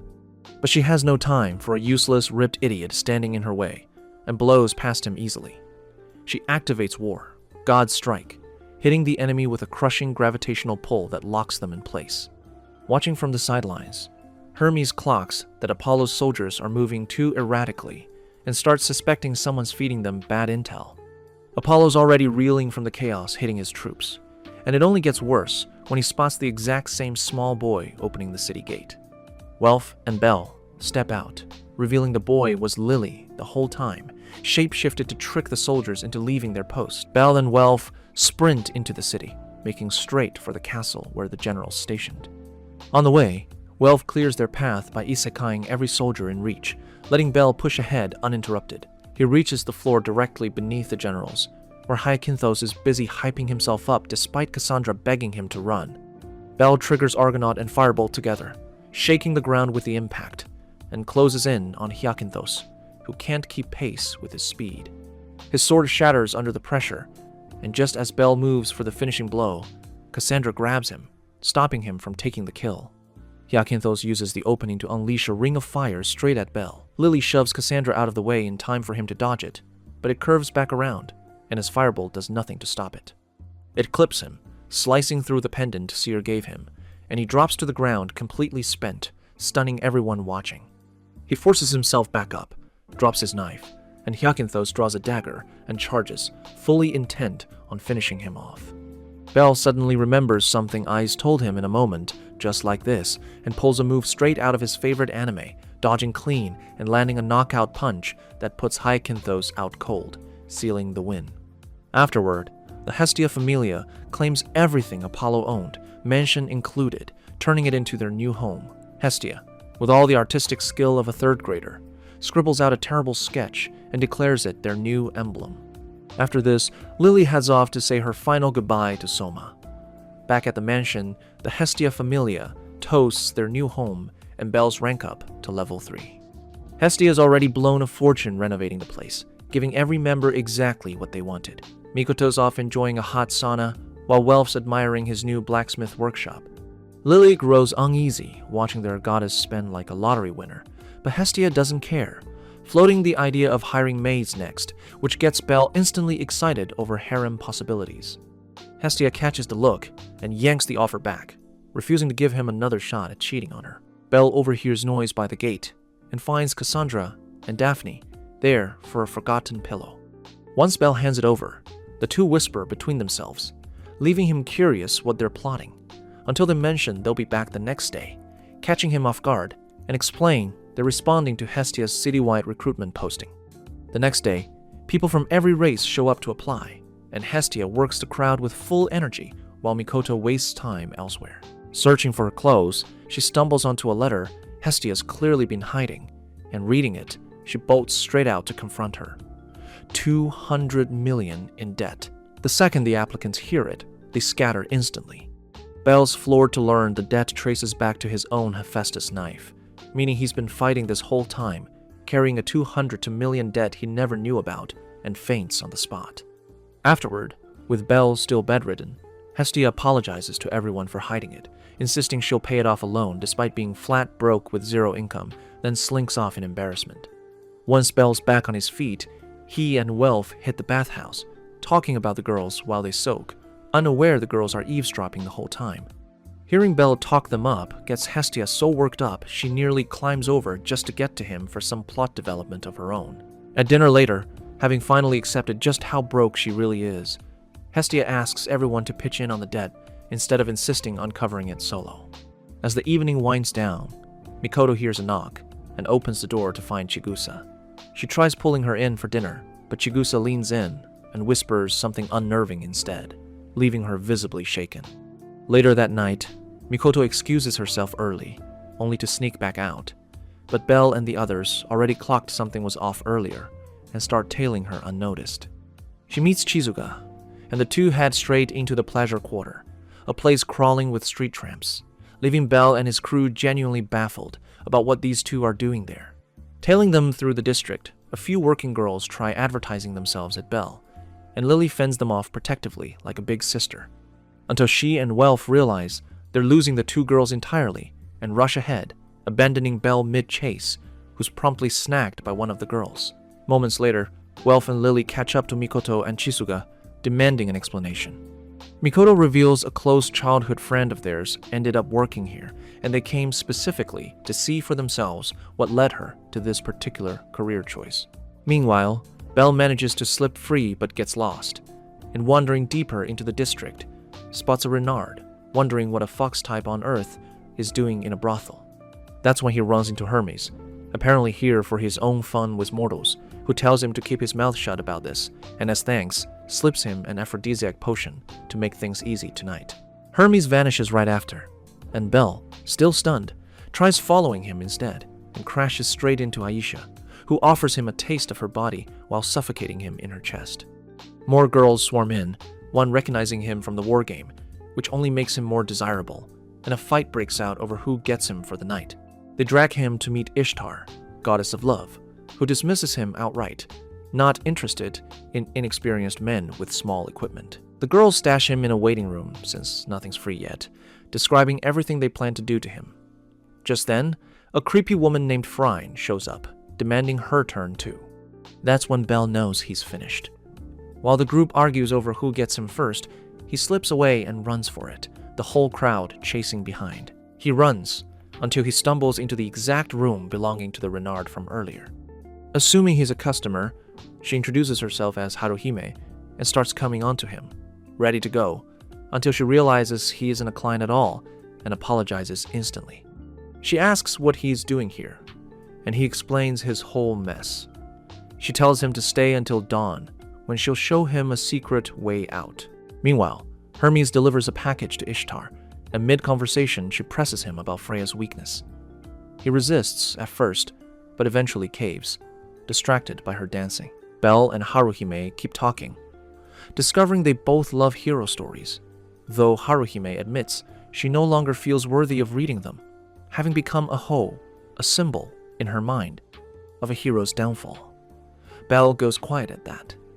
Dawn breaks, and she leads him straight to safety and out. Elsewhere, Hermes stews in guilt over slipping that Freya genuinely likes Belle, a fact Ishtar's already decided to weaponize, planning to capture him specifically to provoke her. Back at the Familia, Hestia rebukes Belle for spending the night in the pleasure quarter with an aphrodisiac in his pocket. He explains what actually happened, but she still hands him punishment duty, environmental cleanup. Mid-punishment, still stewing over how worked up she got, Hestia, Mikoto, Welf, and Lily show up to apologize for dragging him into the whole mess. He asks Mikoto what she was actually doing in the pleasure quarter, and she admits she went to check on a friend, a Renard. Belle, stunned, asks if her name is Haruhime, shocking Mikoto in return. He recounts what happened, and it clicks for her that the rumor she'd heard was true. Belle goes quiet, but Lily snaps him out of it, warning him not to even think about trying to save Haruhime, since it had piled too much onto the Familia right after the war game, and Mikoto and Welf both back her up. Belle heads to the guild to ask Aina about the Ishtar Familia. She lays out everything she knows, adding that they're far more dangerous than they look, and warning him to stay wary. Walking home, he admits Lily's warning probably has merit, then swings by a library for a hero story book. Flipping through it, he keeps circling back to what Haruhime told him the day before about her situation. That night, while Haruhime waits for her next customer, Mikoto approaches and calls out to her, and she pretends not to know her, standing up to walk away. The next day, Mikoto tells Belle about the rejection and shares the full backstory of their childhood together, explaining exactly why she wants to save her. Mid-conversation, they spot Hermes spying on them. Caught, he greets them and tries to bail immediately, but they stop him, and Belle asks if he knows much about the pleasure quarter. They move the conversation to a nearby bar, where Hermes suggests just buying her out. Since she's apparently a plot development expert, his tone shifts the second he learns she's a Renard specifically. He tells them he's only sharing this because they're friends, then reveals the package he delivered to Ishtar was a ritual stone. Neither of them has any idea what that actually means, and they decide to save Haruhime regardless. Meanwhile, at the Ishtar Familia's mansion, Ishtar orders her subordinates to capture Belle immediately, purely to provoke Freya. Belle and his team head into the dungeon to farm as many monsters as possible, needing the money to save Haruhime, unaware Ishtar's people are already setting an ambush. Aisha triggers a strange magic power with Haruhime's help, and as Belle keeps slaying monsters, it drags him into a separate space. She attacks at insane speed, and he barely dodges, left wondering if she's level 3, just like him. Aisha knocks Belle down and moves to finish him off, only for Mikoto to arrive just in time to save him. The two charge together, but Aisha deflects both of them easily, landing a kick that sends Belle crashing again. He gets back up and attacks, and she overpowers him hard enough to use his body as a mop against the cave walls before dropping him a second time. Barely conscious, he catches sight of Mikoto already knocked out, and as he tries to dig up whatever strength he has left, Phryne appears and lands the final knockout blow.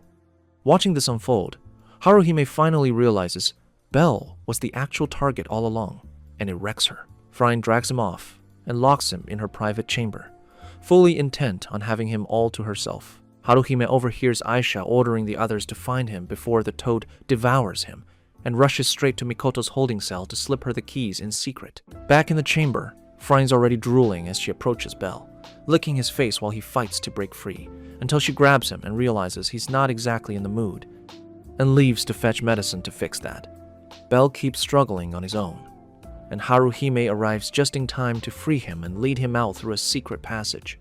Meanwhile, Mikoto escapes on her own and goes hunting for Belle, stumbling instead onto a room holding a book detailing the stone ritual performed on the night of the full moon, with Haruhime as the intended sacrifice. As Haruhime guides Belle out, he worries she'll take the fall for helping him escape, but she tells him she's already made peace with whatever punishment comes. He tells her they'd actually intended to buy her freedom, and the confession brings her to tears, overwhelmed that they'd go that far for her. Elsewhere, Hestia meets with the Takemikazuchi Familia to update them on Belle and Mikoto. They're stuck on why they'd even be kidnapped, until Hestia mentions Belle rambling about a strange stone, and Take goes pale hearing it. Confused by his reaction, Hestia presses him, and explains the stone unlocks powerful Renner magic called Yojutsu, and the ritual to use it falls on the night of the full moon, which happens to be tonight. After getting Belle to safety, Haruhime prepares to head back to the pleasure quarter, but Mikoto suddenly shows up, deeply shaken, revealing she already knows about the stone and that Haruhime is set to be the sacrifice. Right then, Aisha appears and yanks Haruhime away from them. Mikoto demands to know why, and Aisha admits it's because they're planning a war against the Freya Familia. Belle tries firing off motivational one-liners from Instagram, but Aisha isn't having it. tearing his self-esteem apart with a few well-placed insults before ordering her girls to grab him before he can keep talking. But Mikoto yanks him away and runs. They find a spot to hide, and while waiting it out, Bell stews over how much of a coward he's being, running instead of standing up like an actual hero. Once the Ishtar girls give up searching, Mikoto says it's time to leave, but Bell tells her he's going back for Haruhime, shocking her. She pushes back at first, warning this could spark a full war between the Ishtar and Hestia familias, but seeing his resolve, she agrees to join him. Heading back toward the mansion, Mikoto pulls out 2 signal flares before they split up. Green if she reaches Haruhime successfully, red if she fails. Bell tells her they need to find where the ritual is happening and destroy the stone to change her fate. They split, Bell turning himself into a diversion by grilling every Ishtar girl he can find to buy Mikoto time to sneak in. Hestia, her familia, and the Take familia use the chaos to slip into the city, while Mikoto heads straight for the Hanging Gardens where Haruhime is being held. Frying gets word that Bell's causing havoc and reports straight to Aisha, who kicks off ritual prep immediately with the rest of her crew, while Frying peels off to deal with Bell herself. She hits him with a barrage of attacks that overwhelm him fast, and his firebolt counter proves useless against her. She keeps battering him, knocking him toward Aisha, and the two prepare to finish him together until Ishtar herself steps in and calls them off, dismissing them so she can try charming him with her love magic instead. But it doesn't work. Catching her off guard and pulling up his status reveals why. Lyris Freeze, a skill that blocks divine charms entirely. Meanwhile, Freya gets a report that the Ishtar familia is holding Bell hostage and decides to go check it out herself. However, Bell manages to escape, leaving Ishtar furious she never got a taste of him. Up at the Hanging Gardens, Haruhime is led to the top for the ritual, and Mikoto strikes, trying to talk her into escaping, but Haruhime refuses, insisting she isn't worth saving. An enemy ambushes them, knocking Mikoto off the tower, forcing a red flare into the sky, signaling failure. She refuses to quit, climbing straight back up. Aisha and the others arrive and resume the ritual, but Mikoto keeps disrupting it, enough that Samira finally steps in and knocks her down. Spotting Bell hiding nearby, Freeney calls out, taunting him to come save his useless friend before she dies. The ritual activates. Mikoto, seeing it, recalls her master's teachings, drops fully into sumo mode, grabs Samira, and unleashes a magic attack powerful enough to trigger an explosion, then leaps off the tower, leaving the rest to Bell. Seeing the chance, Freeney orders Haruhime isekai'd immediately, but Bell sprints in and flings the dagger carrying the ritual stone away before it can be used, damaging it. Meanwhile, the Freya familia effectively opens a new branch right in Ishtar City, sending the Ishtar familia scrambling, half convinced the devil herself just dropped in. Ishtar's terrified it's actually Freya. Freya, for her part, is just hoping for a little fun once they meet. Frine, furious the ritual's been stopped, lets out a toad-like croak and unleashes an attack that flattens Bell. Haruhime taps into her own divine power, boosting his strength enough to actually match Phryne's, and the two fall into an intense back and forth. Elsewhere, Otterl and Freya's men are sealing off every escape route so nobody slips out of hell, and on the way, Otterl finds Mikoto lying wounded, healing her instantly with a potion. Bell and Phryne keep trading blows, and he lands a slash across her face, enraging her further, and she throws even more force into her attacks. But Bell answers with a strike powerful enough to crash her straight into the ground. Even with Freeney down, Aisha's still standing between him and Haruhime. He waits out the fading level boost before the real fight begins. Meanwhile, Ishtar is trying to flee like the coward she is, only for Freya to cut her off. She throws her subordinates at Freya, who simply charms them on the spot, sending Ishtar scattering the other way in a panic. Bell and Aisha's fight drags on, Aisha talking almost as much as she's fighting, until both finally unleash their ultimate attacks hard enough to destroy their own weapons in the process.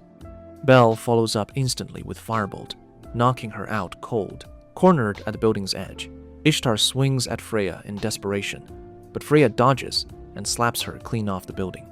She hits the ground and gets pulled straight up to Nirvana on the spot, gone from the lower world for good. With that, Bell finally saves Haruhime and reunites with his familia.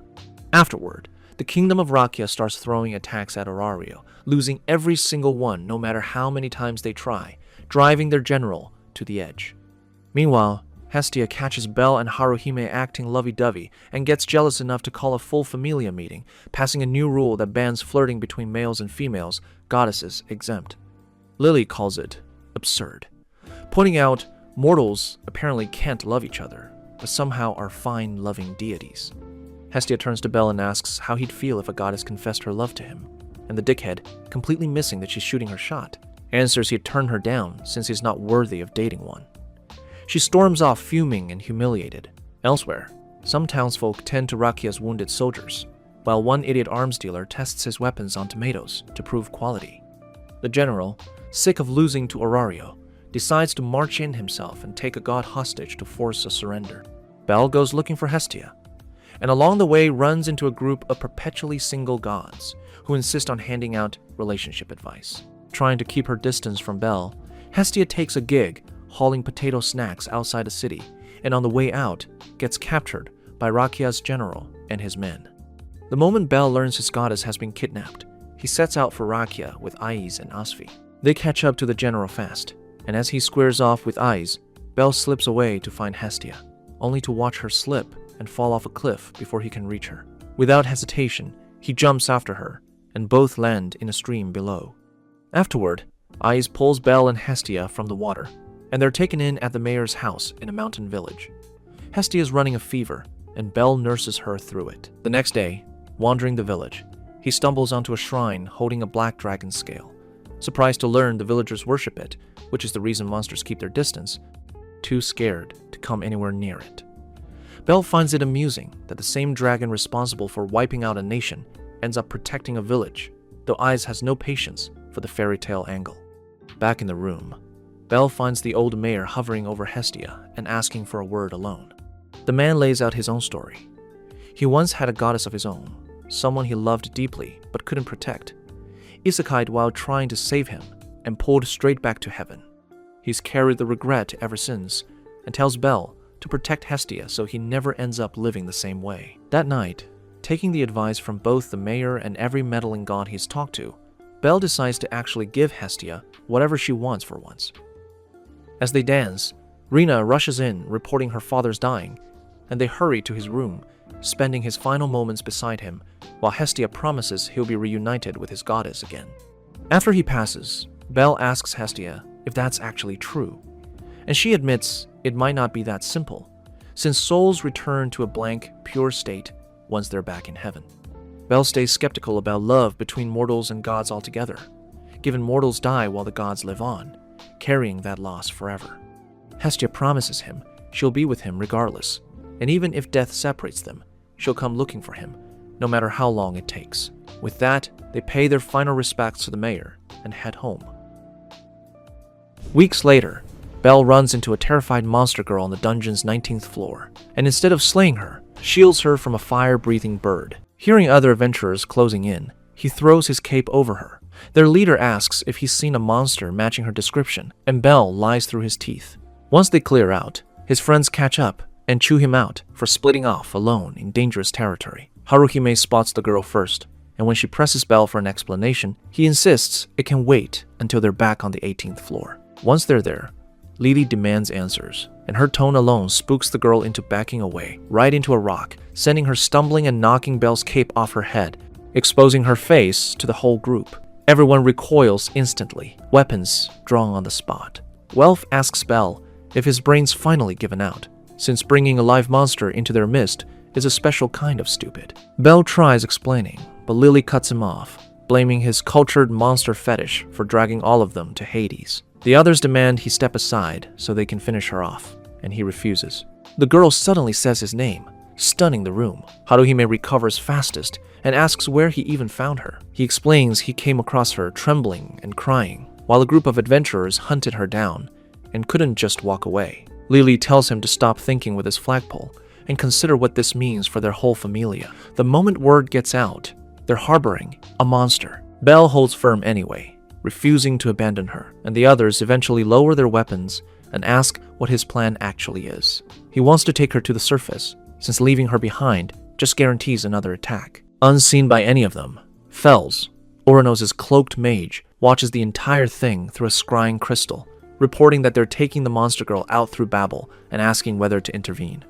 Uranos declines, curious to see whether the Hestia Familia might turn into the beacon of hope he's been looking for. That night, Hestia rips into Belle for being an unrepentant simp who brought home a talking female monster, until she actually sees how terrified the girl is and softens instantly, apologizing for coming off like a grumpy old hag. She asks the girl her name, and the girl answers, Belle, having clearly inherited an IQ in the negatives. Realizing she doesn't actually have a name, Hestia tells Belle to pick one. His suggestions all land equally dumb, so Hestia picks one herself, shortens it to Ween, and since the girl seems to like it, it sticks. Hestia then assigns everyone the task of digging up whatever they can find on monsters like her, since they need to know if she's alone or part of something bigger. The next day, the Familia and Hestia herself visit Hephaestus, Miach, and Take Mikazuchi, asking about talking monsters.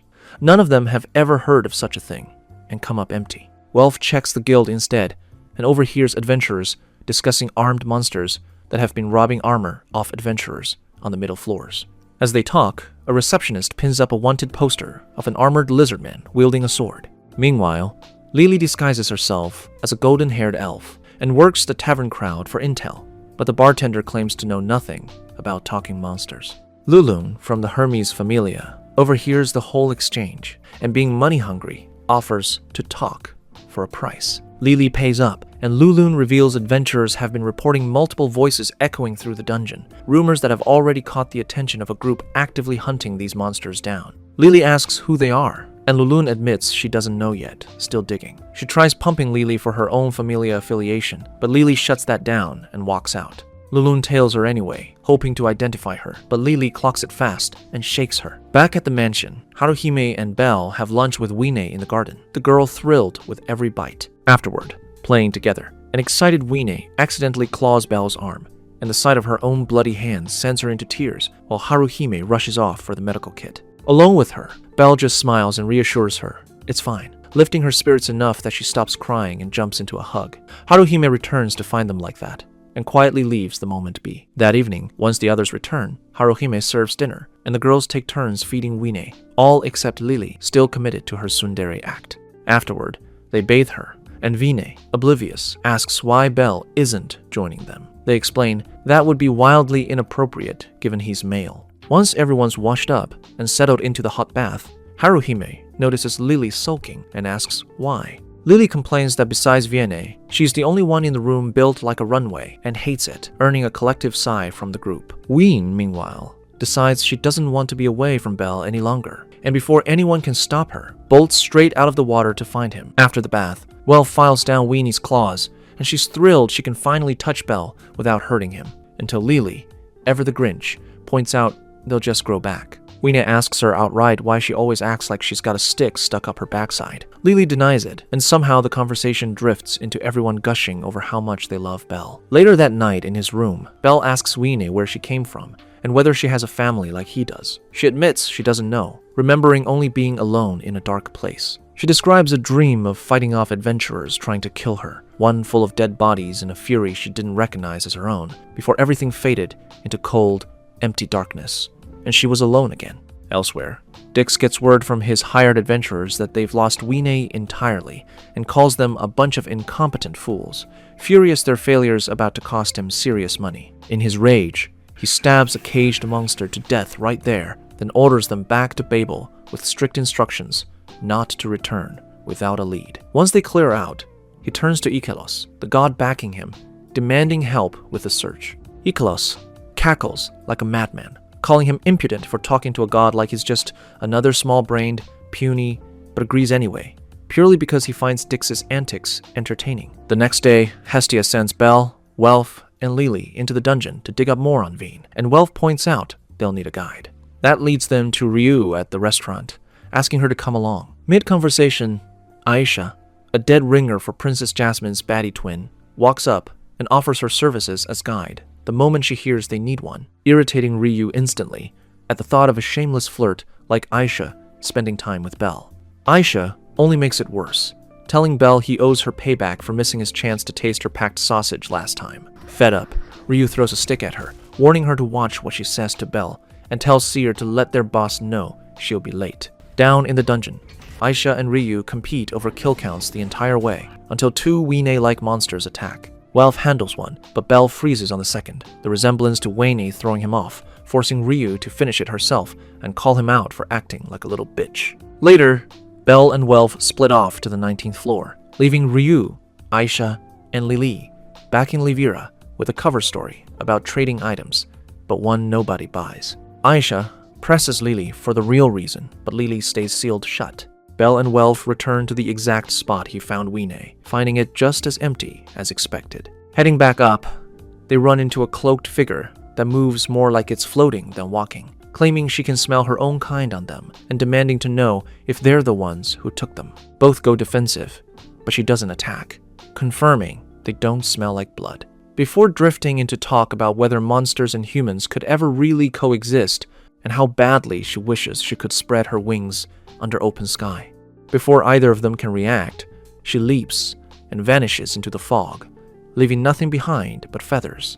And it clicks. She's a monster too. They continue on and pass Dix's crew on the way, one of whom reports Belle was already spotted nearby the day they were hunting Weine, prompting Dix to order Belle watched. A few hours later, back on the surface, Lily presses Welf about what they found on the 19th floor after they split from Ryu and Aisha. Welf just says it'll wait until they're home, leaving her confused, and Belle heads off alone to clear his head. Wandering the streets lost in thought over the mysterious monster, Belle gets flagged down by Ikelos, who asks him straight out whether he knows anything about a talking monster. The question catches him off guard, but before he has to answer, Hermes shows up and calmly sends Belle off, wanting a word with Ikelos alone. Once they're alone, Hermes lays it out. He knows Ikelos' familia is smuggling monsters and tangled up with the dark faction Evilus. Ikelos laughs it off, swearing he has nothing to do with what his familia is actually doing, admitting he's just a figurehead they order around like a servant. Hermes reminds him he's still a god, but Ikelos warns that pushing back would just mean they break the contract and find themselves a more cooperative one. Still, he tells Hermes he's free to investigate however he likes. That night, Weine hides in Belle's room mid-hide-and-seek with Haruhime and overhears Hestia in conversation with the rest of the familia. Welf reveals other intelligent monsters like Weine exist in the dungeon, recounting the run-in from earlier. That's enough for Lily to propose sending Weine back to the dungeon before she gets them all in trouble. Mikoto pushes back hard, but Lily holds her ground, insisting keeping Weine around is a danger waiting to happen. Everyone knows the logic checks out, but nobody wants to say it out loud, too attached to her by now. A door slams, and by the time they rush to check, Weine's already gone, sprinting through town in tears, unable to understand why staying with Belle is supposedly wrong. Belle gets home right after, and once Hestia fills him in, he's out the door searching for her. Hours later, Weine saves a young girl from being crushed under falling crates, only for the girl to run screaming the second she spots her wings, assuming she's a dangerous monster. The crowd scatters too, though a few stick around to start throwing things at her. Terrified, Weine wishes for Belle to save her, and he shows up right on cue, but Welf tries stopping him, warning it'll trash his reputation to be seen rescuing a monster. Still, Belle ignores him completely. Right as he moves to reach her, Lily sprints past in her elf disguise, tells him to meet her in the cellar's secret room, and grabs Weine, running off with the crowd chasing them. The rest of the group stays with Belle, and once they regroup at the cellar, Weine clings to him, asking if it was really wrong for her to be with him. Belle says nothing, and the silence answers her better than any words could, breaking her into tears. The following day, the guild swamped with furious citizens, demanding action over the monsters spotted the night before. Ina tries calming them down, and nobody's having it. Mid-chaos, another receptionist pulls her aside to say the guild head wants to see her. In his office, he hands her a sealed envelope for Belle, telling her not to ask questions. It's mission instructions for the Hestia Familia, straight from the guild. Ina delivers it to Belle later, explaining a guild mission can't be turned down. He opens it and goes pale, reading the contents, an order to escort Weine to the 20th floor. Back home, he hands the letter to Hestia, and while she reads it, the others point out the guild must have known about Weine from the start, but what's strange is they're not arresting anyone, just sending her back down. Belle feels awful for dragging everyone into this, but they remind him they're basically disposable side character meat shields built to develop his arc, so he owes nobody an apology. He asks Weine if she's willing to go along, and she says as long as he's there, she'll go even scared. That night, while Belle's crew heads into the dungeon, Hestia meets Fels in an abandoned part of town with a hidden message tucked inside the guild letter that was meant for her specifically. Fels guides her through a hidden passage before sending her the rest of the way alone, and she arrives to find Uranos, patron god of the guild, already waiting, not remotely surprised he's behind this. Meanwhile, Belle's team fights off every monster thrown at them on the descent, and once they catch their breath, Mikoto points out every attack's been aimed squarely at Wine, not them. Belle's noticed the same and promises to protect her, no matter what. Back in Uranos' chamber, Hestia demands the old man come clean about everything he knows regarding the talking monsters, and he agrees. Around the same time, Belle's group reaches the marked location on their map and finds it empty. Right as they're about to turn back, Wine tells them she can hear singing. Belle closes his eyes, apparently hoping that alone boosts his hearing to werewolf levels. And somehow, it works. He hears it too. Wine walks to a large stone, touches it, and confirms the voice is coming from behind it. So Welf smashes it open, revealing a pitch-black cave Lily identifies as an unexplored section of the dungeon. They walk in, blissfully unaware, having never watched solo leveling, that entering unexplored dungeon territory is generally a one-way trip. The moment they're inside, Belle senses they're being watched. Everyone tenses up right as an armored lizardman ambushes him, knocking the lamp from his hand and stomping it out, plunging the cave into darkness. Other voices start echoing around them, and Lily scatters glowing moss, revealing they're surrounded by armed monsters. The lizardman orders them all to attack Vine. Belle and Welf fight back hard, but they're outnumbered, and the ones who slip past go after the girls instead. Belle tries to reach them, only for the lizardman to slam him into a wall and charge the girls, but blocked in time by Mikoto and Welf. As they struggle to hold it, Belle channels magic into his fist and lands a full punch on the lizardman. The hit sends it flying into the wall, but it isn't One Punch Man and Belle's no Saitama, so its cold-blooded hide barely registers the damage. What's actually shocking is that it starts laughing, leaving everyone wondering if the wall knocked something loose in its head. A bird woman steps up beside it, and the second she speaks, Welf and Belle recognize her as the same mysterious monster from the 19th floor. The lizardman apologizes, admitting the whole thing was a test to see whether they'd actually protect Vine under attack. Back with Uranos, he reveals to Hestia the real point of the mission, delivering Wine to a hidden village where other talking monsters live, and that he wants the Hestia Familia to become the bridge between humans and monsters, ushering in a new era of coexistence. In the cave, the lizardman introduces himself as Lid and offers Belle a handshake. Belle hesitates over the claws, but one look at Vianney is enough to grow him a spine, and he takes it, sending the surrounding monsters into a full cheer, and suddenly Belle's mobbed with handshake requests from every direction. Ray, the bird woman, approaches Wine and shyly gets her name in return, welcoming her with a promise to protect her from anyone who means her harm. Curious, Belle asks what they actually are, and Lid tells him that they are an intelligent species of monster known as Xenos. After introductions, the Xenos throw a full feast for Belle and the others, and somewhere between courses, they can't help wondering if they got isekai'd without Truck-kun's paperwork. Lid's practically glowing having Belle around, until Gross, a gargoyle, cuts in mid-conversation, telling him to quit kissing up to someone who wouldn't hesitate to turn him into a Gucci belt. Lid defends Belle, which shuts Gross up without stopping the glaring, and Lid apologizes on his behalf, chalking it up to how humans have historically treated them. Welf and Lily slide over to Belle and press Lid on whether the guild's actually aware of them. Lid explains the guild's been dropping off food and supplies for a while, but purely on Uranos' orders, with no real knowledge the Xenos even exist. Speaking of the almighty Uranos, back in his chamber, Hestia is telling him his senses have clearly abandoned him if he thinks humans and monsters can coexist. He insists otherwise, describing the Xenos as a peaceful group just wanting to connect with humans, constantly hunted as outcasts by other monsters purely for their intelligence. Hestia sympathizes, but warns him her own familia becomes just as much of an outcast the moment word spreads they're friendly with monsters. Across the city, Asfi reports to Hermes that her tale on Dix's crew came up empty. He tells her not to sweat it, confident Dix will slip up eventually and hand them exactly the evidence they need. In Dix's hideout, Gran complains about failing to locate the monster's lair, and Dix reminds him Hermes' people are already circling, warning They need to tighten up before the hideout itself gets found, though he has no intention of pausing operations just because of meddling gods involved. Back in the hidden village, Lid introduces Fels to the group, revealing he's been watching them since the day they took Wine in. Surprised he could even do that.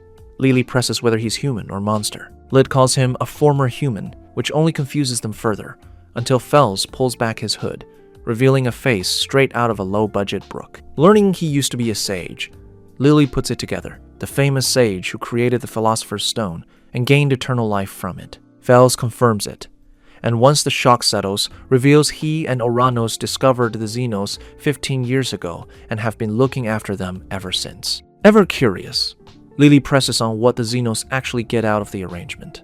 Ray answers, with Fels' help, they might one day live on the surface, since that's the collective dream driving most of them. Lid adds that he personally dreams of a setting sun every time he closes his eyes, despite never once having been to the surface.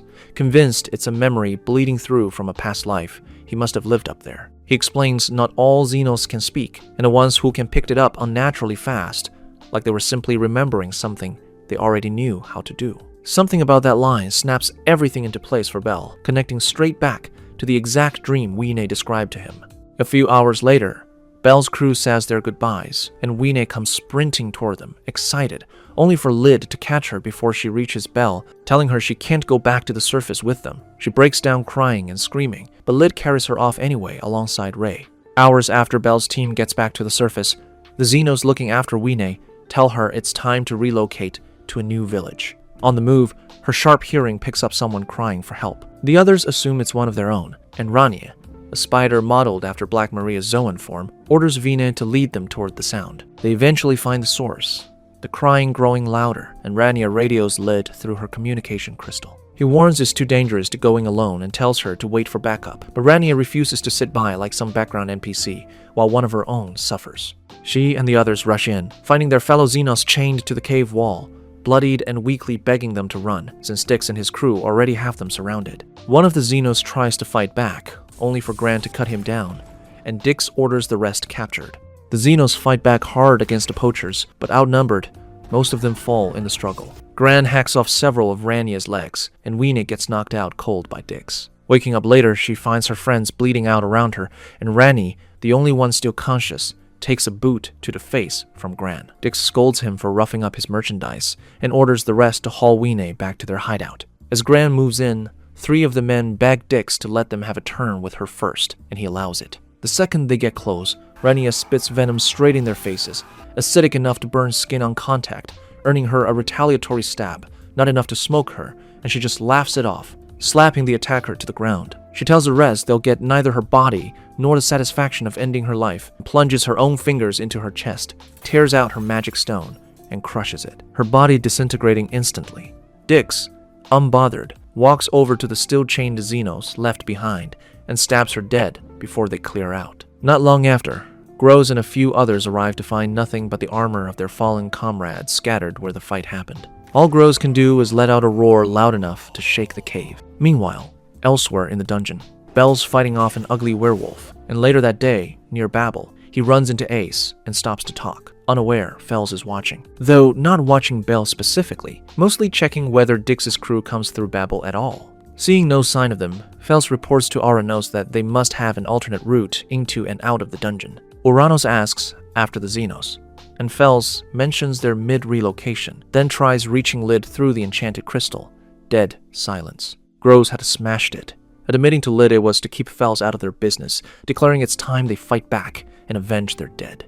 Lid reminds him he's no punisher, and warns that an attack on humans wrecks everything they've built toward. Groves calls him naive for trusting Bell and the others not to eventually turn on them too, and rallies the rest of the Xenos to his side for the fight, and most of them agree. Once Groves' faction breaks off to wage war, Lid and the ones who stayed follow after them, worried for what happens to their friends.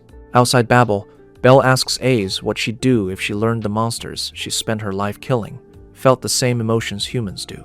She tells him plainly that if a monster brought someone to tears, she wouldn't hesitate to kill it regardless. Bell already expected that answer, given how machine-like her worldview runs, but part of him had hoped for something different anyway. Alarms blare, and a guild announcement warns that armed monsters have hit Levira, sealing off dungeon access until further notice. The order sets off unrest among the guild and adventurers alike, and the guild head confronts Oranos over it, arguing they need to move on the monsters before things spiral. Oranos tells him to calm down, pointing out the monsters would already be on the surface if that's really what they wanted, and instead assigns the Ganesha Familia to lead a subjugation team into Levira. Once the man's gone, Oranos tells Fels he'll be joining the mission and that Bel will too. Fels is surprised, but Oranos frames it as a loyalty test for Bel's ties to the Xenos. Bel rushes to the guild for information, and Aina fills him in on what escaped adventurers reported. Mid-conversation, another receptionist interrupts to say Oranos has summoned him directly. Soon after, a coded letter about Bel's role in the mission reaches the Hestia Familia, while Fels personally escorts him to Oranos' chamber. Before they arrive, Fels tells him he'll be joining the suppression team heading into the dungeon to find out why the Xenos are attacking. Across town, Aisha tells Ryu that Bel's part of that dungeon team. Ryu presses her on why she'd bother bringing it up, and Aisha explains the group behind the monster attacks is rumored to be tied to Evilus, enough to convince Ryu to head into the dungeon herself to back the team up. Later, the Ganesha Familia assembles outside Babel, and Shakti briefs them. The mission is to subdue the monsters and bring them in alive. What none of them know is that Bel's already disguised and embedded within their ranks, ready to protect his friends. Meanwhile, Ikilos chills on a rooftop on Daedalus Street. In the dungeon, hunting for his missing kin, Gross beats one of Rania's attempted assailants, senseless. The man begs for his life, claiming he knows nothing about the kidnapped Xenos, but Gross isn't buying it, catching the scent of Rania's poison still on him.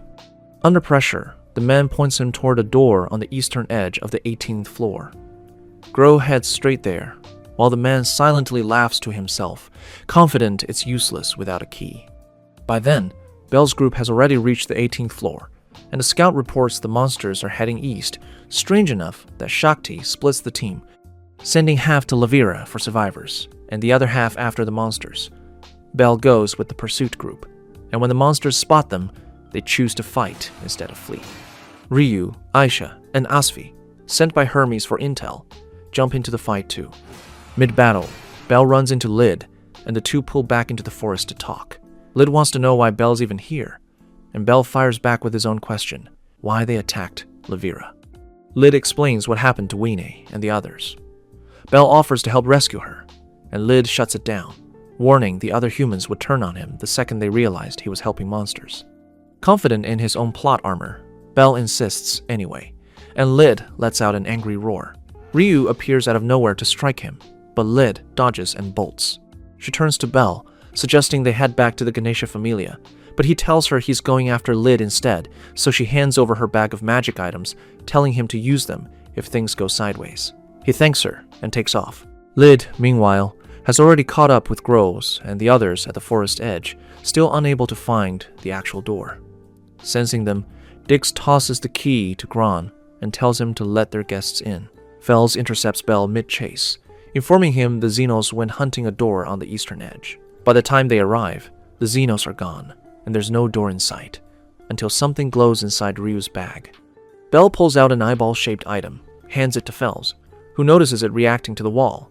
He presses his hand against it, and a passage opens, sealing shut behind them once they're inside. Walking the corridor, Fels states the obvious. This tunnel's man-made, and at the end, a second door opens for the key. Past it, Bel spots the name Daedalus carved into the wall. Outside Babel, the Hestia Familia scouts the Ganesha Familia's position, hoping to sneak in, but security's too tight, forcing them to rethink the plan. Welf suggests tracking down the poachers' hideout directly, and Haruhime points out they don't even know who they are. Lily speaks up, knowing exactly who to ask, and leads them to Zanis' cell, pressing him on the poacher's base given his old ties to them. He points them to Daedalus Street. In the tunnels, Fels deduces the passage connects straight to it, confirming the Ikelos Familia has been using it to smuggle captured monsters to the surface. At Dix's hideout, the Xenos storm in to free their caged friends, though Lid notices Weene's missing from among them. Dix and his crew reveal themselves, and he mockingly asks if they can really fight him while protecting their wounded at the same time. Before it escalates, Bel and Fels burst in, stunning the room. Once the shock wears off, Fels demands to know why Dix is running his smuggling operation out of Daedalus's own labyrinth. Dix claims full ownership of it, being a direct descendant of Daedalus himself, tied to the place the same way every ancestor before him was. He pulls off his goggles, revealing a strange mark burned into his eyes, he explains, of the curse Daedalus laid on his bloodline. Outside, Hermes finds Iklos on the rooftop, who offers up everything he knows about Dix. Every Daedalus descendant carries a blood-bound curse, forcing them to keep building the labyrinth no matter what. Daedalus rigged the doors to respond only to the mark carried in his descendants' eyes, locking everyone else out. Except Dix found a workaround, having his people gouge the eyes from dead ancestors and turn them into keys, letting his crew move freely without him. Daedalus himself lived 1,000 years ago, the original builder of Babel, before vanishing entirely, and not because anyone noticed, but because he poured every waking moment into finishing his true obsession, the labyrinth he called Knossos. That same obsession is what cursed his bloodline, and his descendants have been building it ever since. Back in the labyrinth, Dix admits he started selling monsters purely to fund construction. Furious, Gross tells him that's nowhere near reason enough for what he did to their kin, and lunges at him, only to get an arrow fired his way, which Bell knocks aside just in time. In the chaos, Fels tosses his key to a goblin, who bolts out of the room. The Xenos charge Dix and his crew, but Dix answers with a spell Fels immediately recognizes, ordering Bell behind him. The Xenos aren't so lucky, caught by a curse that turns them against each other. Fels tells Bell the only way to break it is taking Dix down. Bell charges Dix anyway. Despite the level gap, level 5 against his own level 3, though Dix isn't at full strength, his own curse casting having knocked his level down. Even weakened, he beats Bell down hard, opening a wound with his enchanted spear that won't close even under a healing potion, and Dix seems more curious how long Bell will last bleeding out than actually finishing him. While Bell tries to catch his breath, Dix launches into another round of family history. How his bloodline can't escape the curse no matter what they try, how it's slowly eating his sanity, how he became an adventurer, chasing relief that never came. Then he found the Xenos, and hurting them became the only thing that dulled the curse's grip on him. He laughs, telling it, and Bell finds nothing funny about torturing others for personal relief, calling him sick, and telling him he belongs locked in the most secure cell in Arkarm for chasing cheap thrills off the Xenos' suffering.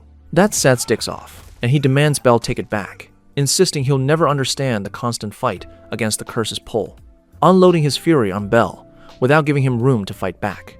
Outside the labyrinth, the Ganesha familias captured every monster except Rei, and just as they corner her, a massive minotaur named Asterius crashes in, overpowering the entire squad, Aisha included.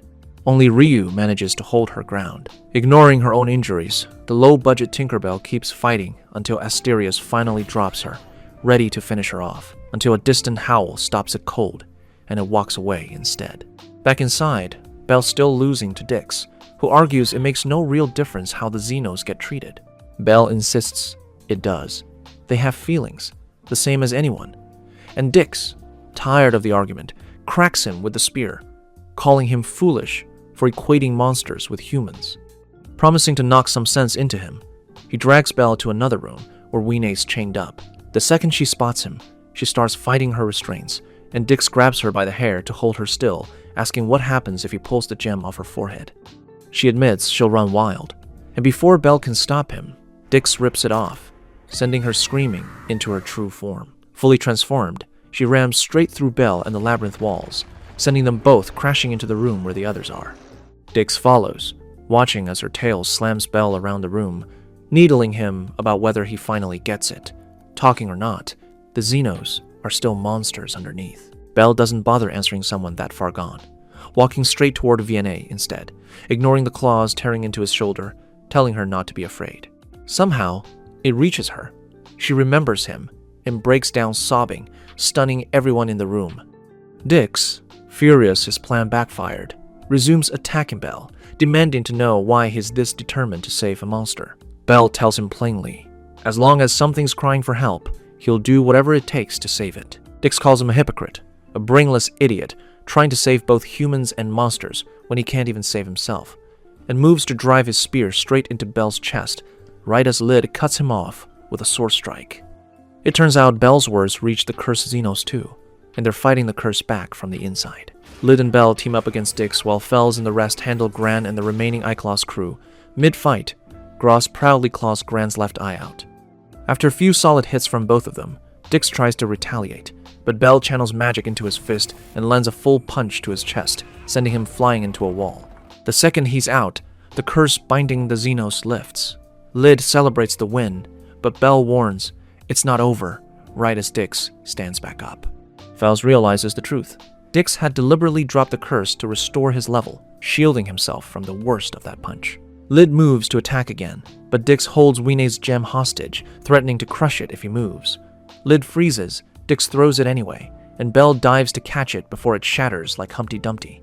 The moment he's got it, Lid grabs his belt and yanks him back from the ledge he nearly went over. They watch as Dix curses Weenie again, filling her vision with images of Bell everywhere she looks, then opens a side passage and shoves her through it, straight toward the surface. He taunts Bell, that finishing him off now means losing the time to catch her in time. Bell doesn't hesitate, chasing after her instantly, with Fells right behind to heal his wounds mid-run.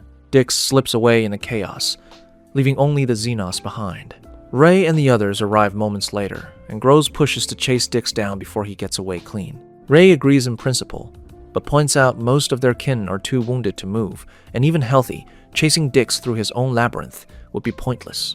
With that option closed, they redirect toward helping Bell save Wine instead. By then, Wine's already surfaced and tearing through everything in her path. The Hastia Familia, in the area following Xanis' tip, spots the panic and rushes toward the source, stunned to find it's Wine.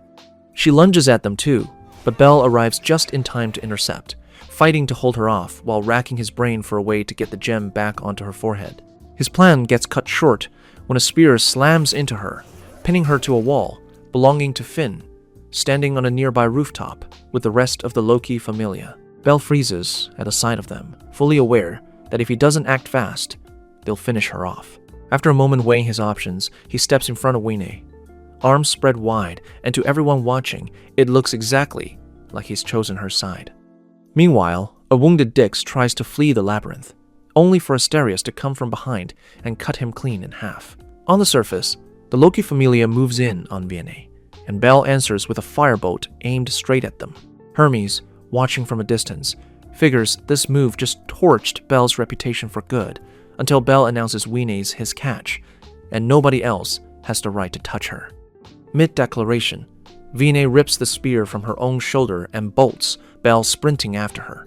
Once they're gone, Tiona asks what Bell meant calling her his catch, and Ace explains it's an adventurer's code. Stealing someone else's prey is a serious violation. Beatty points out that rule technically only applies inside the dungeon, so Finn orders them after Vianney anyway. Before they move, the rest of the Xenos emerge from the labyrinth, and the priority shifts as Finn wants them captured alive. Beta kicks Gross clean out of the sky into a wall. Tione suplexes Lid headfirst into the ground, and Tiona has fun punching a goblin through a wall. Fells tries buying time with a summoned golem, and Tiona destroys it in a single swing, leaving him with a sinking feeling that the Loki Familia might genuinely be the strongest monsters on this street. Distracted, he misses Gareth lining up a strike, but Hermes swaps him out for Ikilos at full speed just in time, and when the smoke clears, Gareth's got Ikilos instead. Fells thanks Hermes, who admits he only did it because Bell needs him more. Fells points out that leaving means abandoning the Xenos, so Hermes introduces him to Lulun instead. In a hidden corner, Lily's holding Welf back from jumping into the fight between the Loki Familia and the Xenos. Right as he insists he has to do something, a massive howl cuts through everything, and Asterius emerges from the labyrinth, letting out a supersonic roar, powerful enough to knock Haruhime and Lily unconscious and force everyone else to cover their ears. He throws himself at Bede and the twins, and no matter what they land on him, he won't go down. Watching from cover, Welf spots him pulling out a jeweled Stormbreaker knockoff and orders everyone to run. The sky darkens, lightning strikes the weapon, but before Asterius can unleash it on the Loki Familia, Riveria throws up a protective spell, a massive magic circle absorbing the blast. The surrounding area doesn't come out unscathed though, and the trio he targeted still take a hit of residual current. Since Asterius won't go down, Finn sends Eyes in to finish him for good, calling him too stubborn to take alive. She drops into the fight and opens with Ariel, slicing off his right arm before it even properly starts, then tears into him relentlessly, landing cut after cut while he defends with his one remaining limb. He manages to land a few hits of his own, though, pushing her back until her hand starts shaking with exhaustion, enough for Gareth to step in and tell her to stand down. Finn joins him, but before they can double-team the finish, Lulun blankets the area in smoke bombs. Once it clears, the Xenos are gone entirely, having pulled a full Teenage Mutant Ninja Turtles and vanished into the sewers. Meanwhile, Vine is still tearing through the city, with Belle close behind, desperately racing to think of a plan. He's the only one thinking about her safety, as every adventurer she passes tries shooting her down, forcing him to clear her path with firebolts, never realizing the adventurers had already boxed her in, herding her straight toward the Colosseum. Once she's trapped there, waiting mages hit her with a combined lightning strike. Belle rushes in, but the damage is already done, and Gran's thrown spear finishes it, piercing straight through her chest. As Belle screams her name, the ground gives out beneath them, dropping both into the sewers below. Gran celebrates the kill for all of 2 seconds before Gross claws him to death. Down in the sewers, Belle fits Wine's gem back onto her forehead, but it's already too late to undo the damage. As her body starts turning to ash, he begs her not to leave him, and she tells him it's okay as she's happy she got to spend her short life with him and the others. Before her magic stone finally breaks, she tells him she loves him. Belle refuses to accept it, staying rooted in place, crying until he's completely spent, until Fells, with a plan of his own, starts chanting a resurrection spell mid-sob. A light bright enough to be seen across the entire city engulfs Belle, and when it fades, Wine's back in his arms. Later, the Xenos reunite with her and thank Belle for saving her. He insists he did nothing, but Fells tells him to stand tall, as he's more than earned the title of hero. Leaving the tunnels, Belle runs into Aina, who demands to know if his reckless choices are behind the damage the city just took. He admits yes. She slaps him for the recklessness, then hugs him for staying alive. Several days later, Ikilos gets exiled from the city once his Familia's role in everything comes to light. Belle doesn't escape the blame either, as he is shunned everywhere he goes for the damage to the city, so he retreats into his room to avoid the hostility. Hermes visits one afternoon and fills him in. The Xenos are still trapped in the city, since the Loki Familia is guarding the Knossos entrance and Ganesha's crew has Babel locked down. Hestia floats the idea of telling Loki the truth and begging her to let the Xenos leave, but Hermes shuts it down, as even if Loki agrees, Finn never will. As far as he's concerned, the Xenos only leave the city dead. Later, Belle heads into town with Hestia, getting the same treatment as always, insults, cold shoulders, until Hestia gets sick of it and tells the crowd to redirect their aggression at her, since everything Belle did, he did for her. Walking further, they run into Ace, silent under Hestia's provocation, and Loki, who tries questioning Belle directly, only for Hestia to block her. While Hestia holds Loki off, Belle slips away, wandering aimlessly until he runs into Seer, who asks to walk with him. Surprised, he asks if she's heard what the town's been saying. She has, and doesn't care, leading him to the lakeside where she fills the silence with stories from work. Belle stays quiet, weighed down by shame, until he finally works up the nerve to ask what she actually thinks of the whole situation. She tells him she doesn't blame him for anything, knowing full well he never makes a decision without thinking it through, and tells him to stop carrying the world on his shoulders and just trust his Familia. That night, Hermes visits Uranos, warning that the Loki Familia's search for the Xenos has gotten serious. He offers to help anyway, handing over Daedalus' notebook, courtesy of Ikilos. Afterward, Hermes sends Asphi to brief Aisha and Ryu on everything he knows about the Xenos, asking for their help when the time comes. Hephaestus, Miach, and Takemikazuchi meet separately to weigh whether to get involved themselves, without reaching a decision either way. Back at the Hestia Familia home, they decode a letter from Fells laying out his plan to get the Xenos back into the dungeon, along with the location of some useful magic items. Hestia puts it to the group, and Belle doesn't hesitate. He's in. He tells them he won't ask them to join him, and they surprise him by committing anyway. The next few days go into preparation, and once everything's set, word goes out to Fells. Fells briefs the Xenos on the escape plan, and when they ask if Belle's coming with them, he tells them Belle's playing decoy instead, a decision that earns him name-calling from the group until Fells explains it's the only way to protect him, given the entire city's already turned on him over the Wine incident. Keeping him far from the group is the only redemption path left. With that settled, he calls Belle and the others via Crystal to finalize the plan. Hestia reveals, per Daedalus's notes, there are 6 hidden doors into the Knossos, and with the Loki Familia only aware of 4, they'll need to use the remaining 2. The catch being, nobody knows which doors are already being watched. Fels suggests scouting first to confirm which entrances are actually unguarded. Meanwhile, Finn holds his own strategy meeting, sharp enough to already assume Belle's role as decoy. He orders his people to move in the opposite direction of wherever Belle shows up, since that's exactly where the real Xenos will be, and to lock down the Knossos doors tight, as no monster is getting out on his watch. Later that day, the plan to move the Xenos back into the dungeon officially begins. Meanwhile, Aina's throwing a fit at the guild, annoyed Belle hasn't come to see her since the slap. Eventually, she gives up waiting and goes looking for him herself, running into Hermes and Asfi along the way. Hermes invites her for a drink, and over coffee, mentions Belle's not home, offering to point her to him in exchange for a favor, which she agrees to. That night, Finn runs through his plans one last time, and the second word comes in that Belle's spotted on Daedalus Street. Ace volunteers to keep watch on him, promising to step in if he's up to something. Finn lets her go. Elsewhere, on a rooftop, Hestia and Haruhime track everyone's positions using Fels' magic items. Belle keeps wandering, hoping to bait the Loki Familia into engaging, but they ignore him entirely. Noticing Ice is the only one watching him, he panics and tries reaching Hestia, until a tap on his shoulder cuts him off. He turns to find Naza and asks what she's doing here, sent by Miach to help however he needs, she explains, earning his thanks. Ice watches the exchange with a bored expression, quietly curious who the woman even is. Once Naza leaves, Belle's working on shaking Ice when Aisha and Ryu show up instead, admitting they already know his plan and came to help, worried he'd get himself into trouble. He thanks them and hands over instructions. Ryu promises they'll handle it, though Aisha, never one to drop her running joke about wanting his lollipop, shoves his face into her chest instead.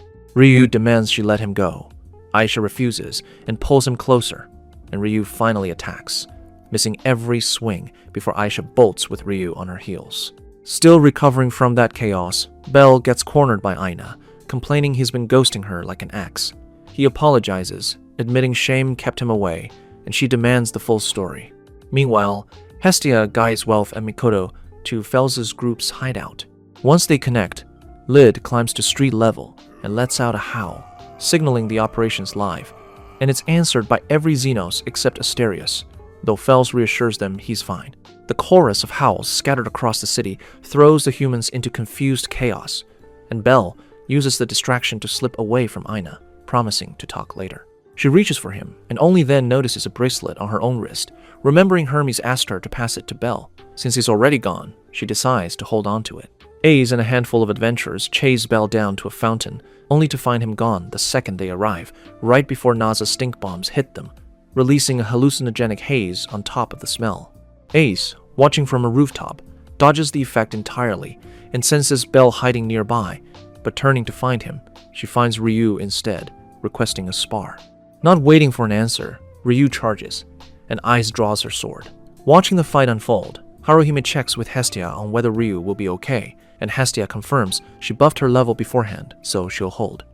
Elsewhere, Lily, thoroughly disgusted with herself, infiltrates a Loki Familia base, orders everyone there to relocate south, and casually pumps them for which Knossos doors they're guarding. The unsuspecting soldiers spill everything, and she rushes off to report the door locations to Hestia, who praises the work and checks the map for the nearest unguarded exit. The west door comes up closest, and she signals the Xenos to move. Their sudden appearance catches the Loki Familia completely off guard, confused why none of them are heading toward any of the guarded doors. Around the same time, the group Lily misdirected arrives at Finn's base, and when he demands to know why they've shown up, they explain he ordered them there. The moment it clicks that they've all been played. As the Xenos push toward the west door, Welf and Mikoto clear their path of adventurers, though nobody accounted for Gareth, who drops from a rooftop and sends most of them flying.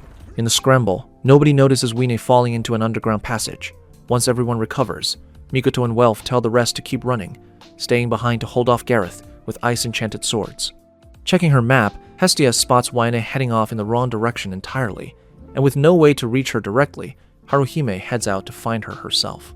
Weine finds an opening and climbs back to street level, unluckily, right next to where Tiona stationed. Weine bolts, hoping to find cover, but Tiona tracks her down fast, forcing her to channel her inner demon and dive straight into a sewer opening to escape. Elsewhere, Belle runs into Haruhime, scooping her up princess style and sprinting toward Hestia's last known location for Weine. Back where the group scattered, Welf and Mikoto keep fighting Gareth, who shows them no mercy. When Mikoto pins him with ice, he breaks free and hurls his axe, catching her off guard and throwing her off the ledge. Welf tries avenging her, only for Gareth's wind strike to shatter his ice blade and rip off his cloak, exposing him fully.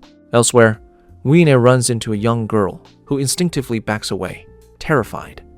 Tiona, finding them, chooses to watch instead of attack and spots the archway above the girl starting to crumble. Her warning comes too late, but Weine saves the girl anyway, fully aware humans will misjudge her for it regardless.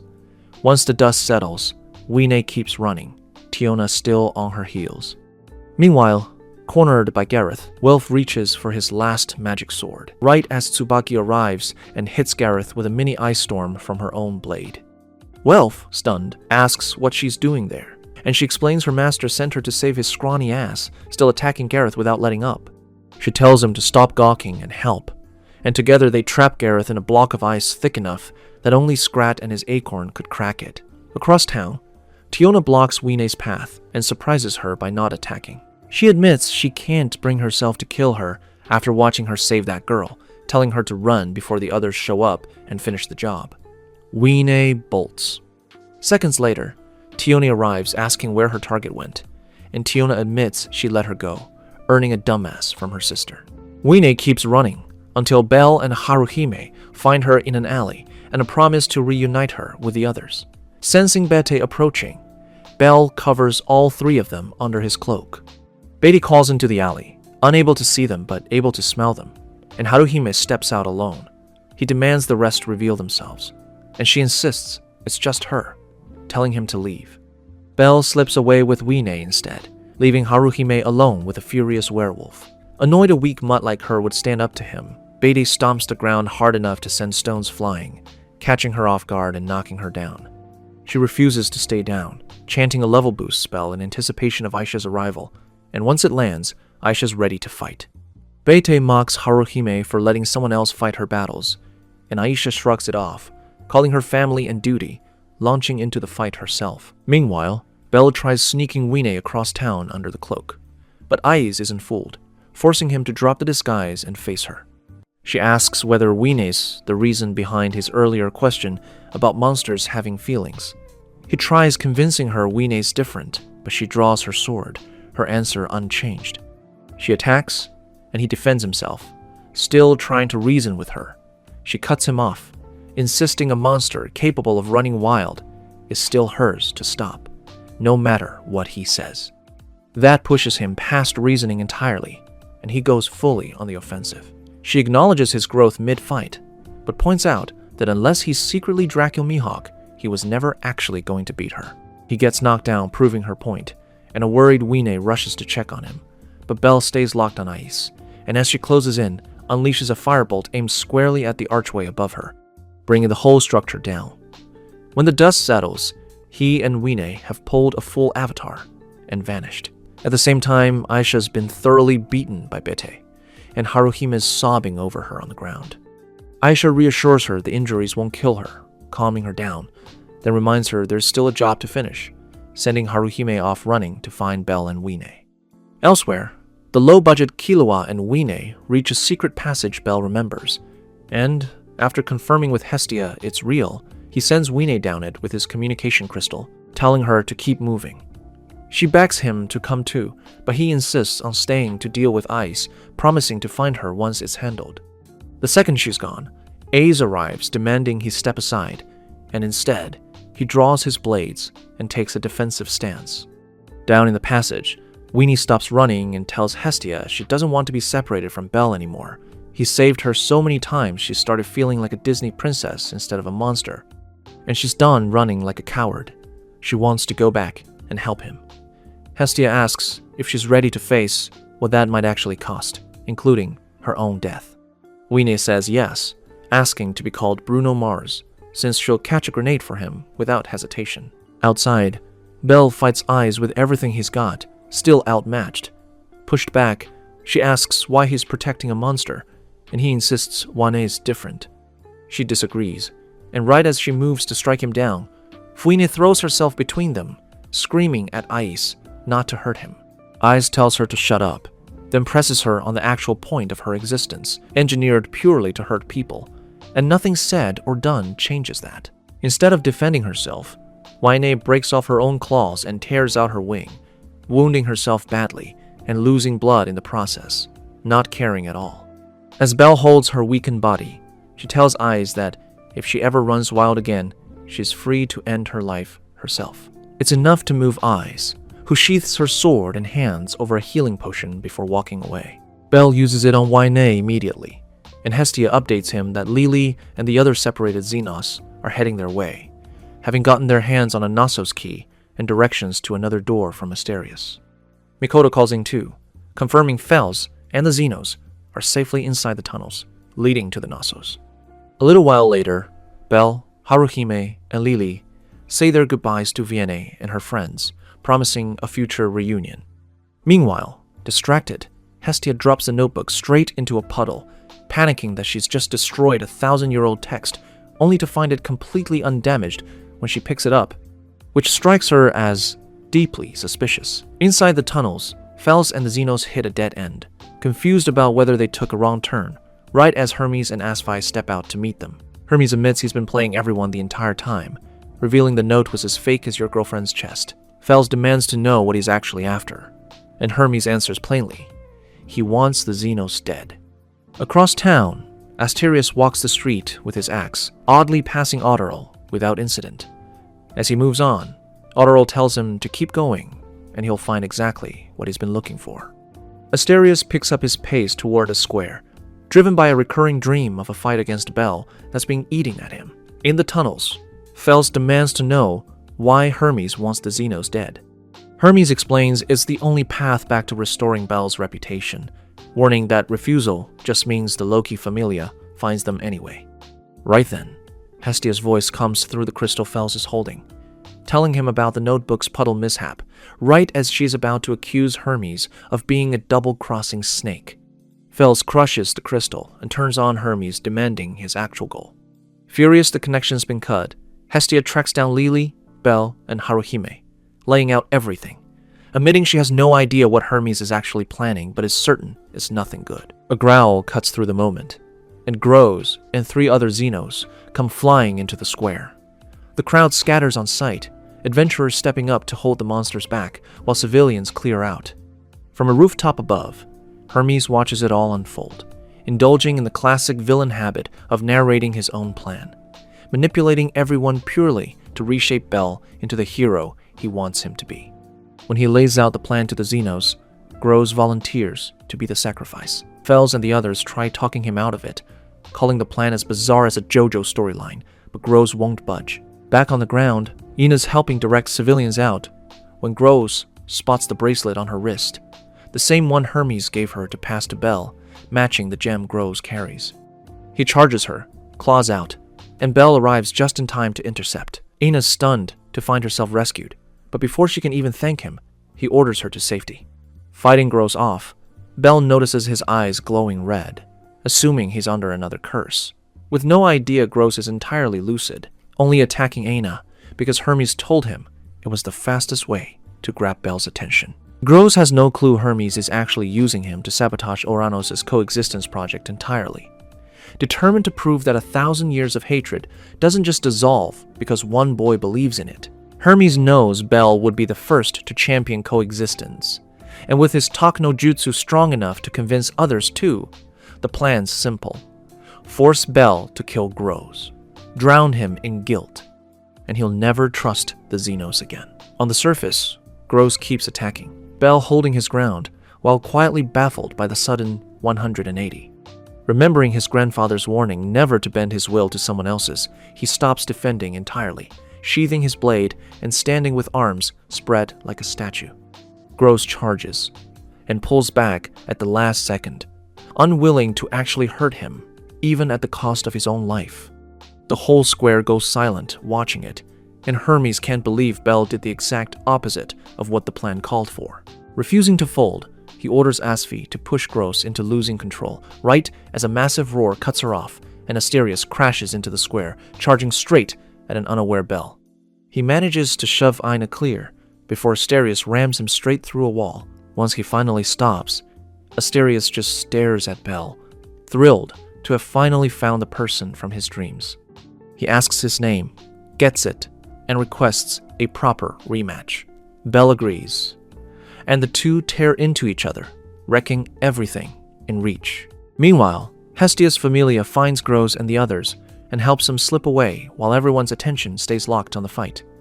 The Loki Familia tries stepping in, and Freya's Familia blocks them. Hermes stews, watching his whole plan collapse with nothing left to salvage. Belle's getting pushed back hard, blades already broken, but the crowd starts cheering him on regardless, moved by the fight itself. Ottero's earlier thrown sword lands behind Asterius, and Belle manages to snatch it up mid-fight. As they clash, Belle fixates on the idea that winning makes him a hero, while Asterius is simply happy to be fighting him at all. By the time the sun's fully up, they're still locked in it. Belle channels magic into the sword, and Asterius drops his own weapon, crouching low before charging exactly like one of his dumber bullring cousins, facing a matador. Except, unlike them, he actually holds his ground against Belle's magically charged blade, horn against sword. Belle matches him for a while, until Asterius finally gains the edge and flings him into the air with his horns, catching him on the way down and charging straight for Babel. The Ganesha Familia stationed there scatters the second they see him coming. Inside, Asterius turns the place into a ring and slams Belle into the ground hard enough to have broken bones and organs on anyone without plot armor sturdier than your last relationship. Belle just coughs up blood.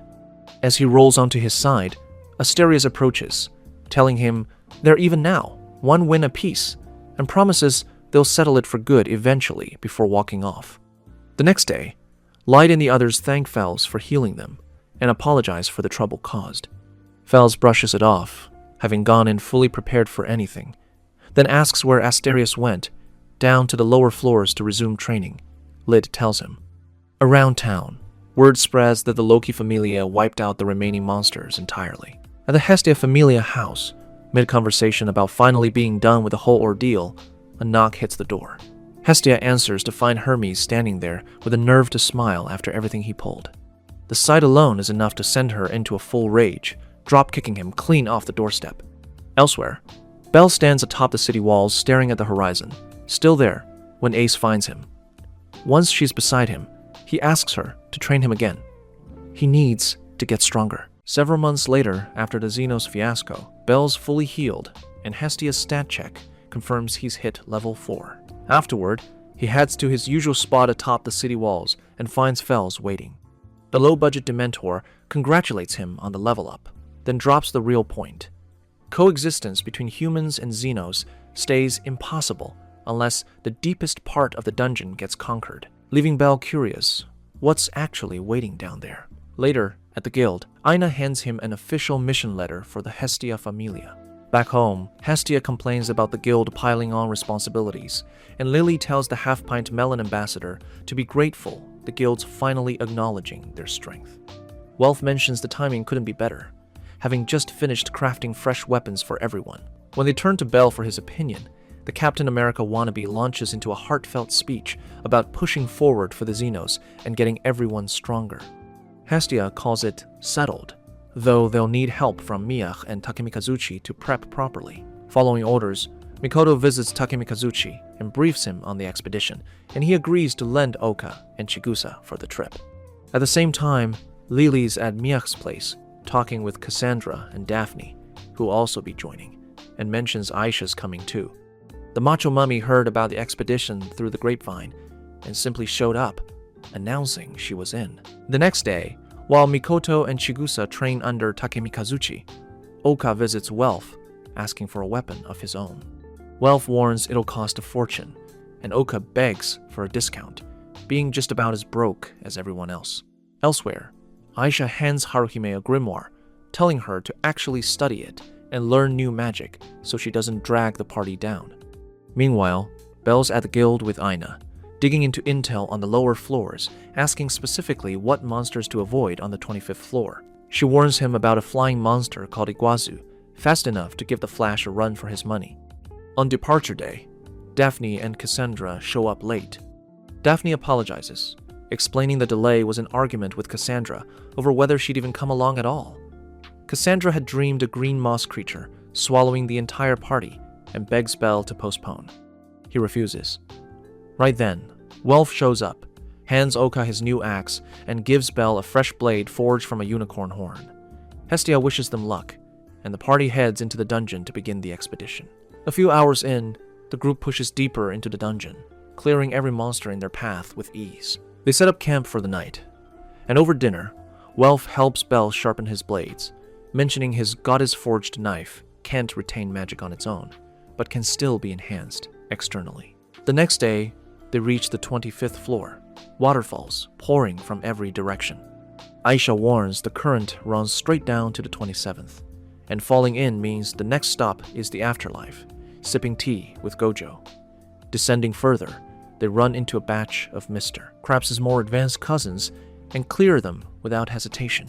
Hours later, having gathered most of the guild's requested materials, they head back to camp, only to spot someone approaching, and Belle recognizes him instantly as Luvis, missing an arm and bleeding out badly. Luvis begs weakly for help before passing out, and before anyone can move, a warped Groot lunges to grab him. Belle springs into action, attacking the creature and giving the others the window to pull Luvis clear and start treating his wounds. As Belle fights off the Swamp Thing knockoff, Welf moves to help, but Luvis, conscious again, weakly warns them to run. The warning comes too late, and the monster starts firing seeds at them, Luvis shouting for them to dodge. Everyone scrambles behind shields, and the Goliath robe, Welf crafted, but Chigusa takes a direct hit before the creature finally runs dry and retreats into the shadows. Moments later, vines start sprouting straight out of where Chigusa was struck. The same thing happening to the elf beside her, sending Cassandra spiraling, certain this is exactly what her prophetic dream had been warning her about.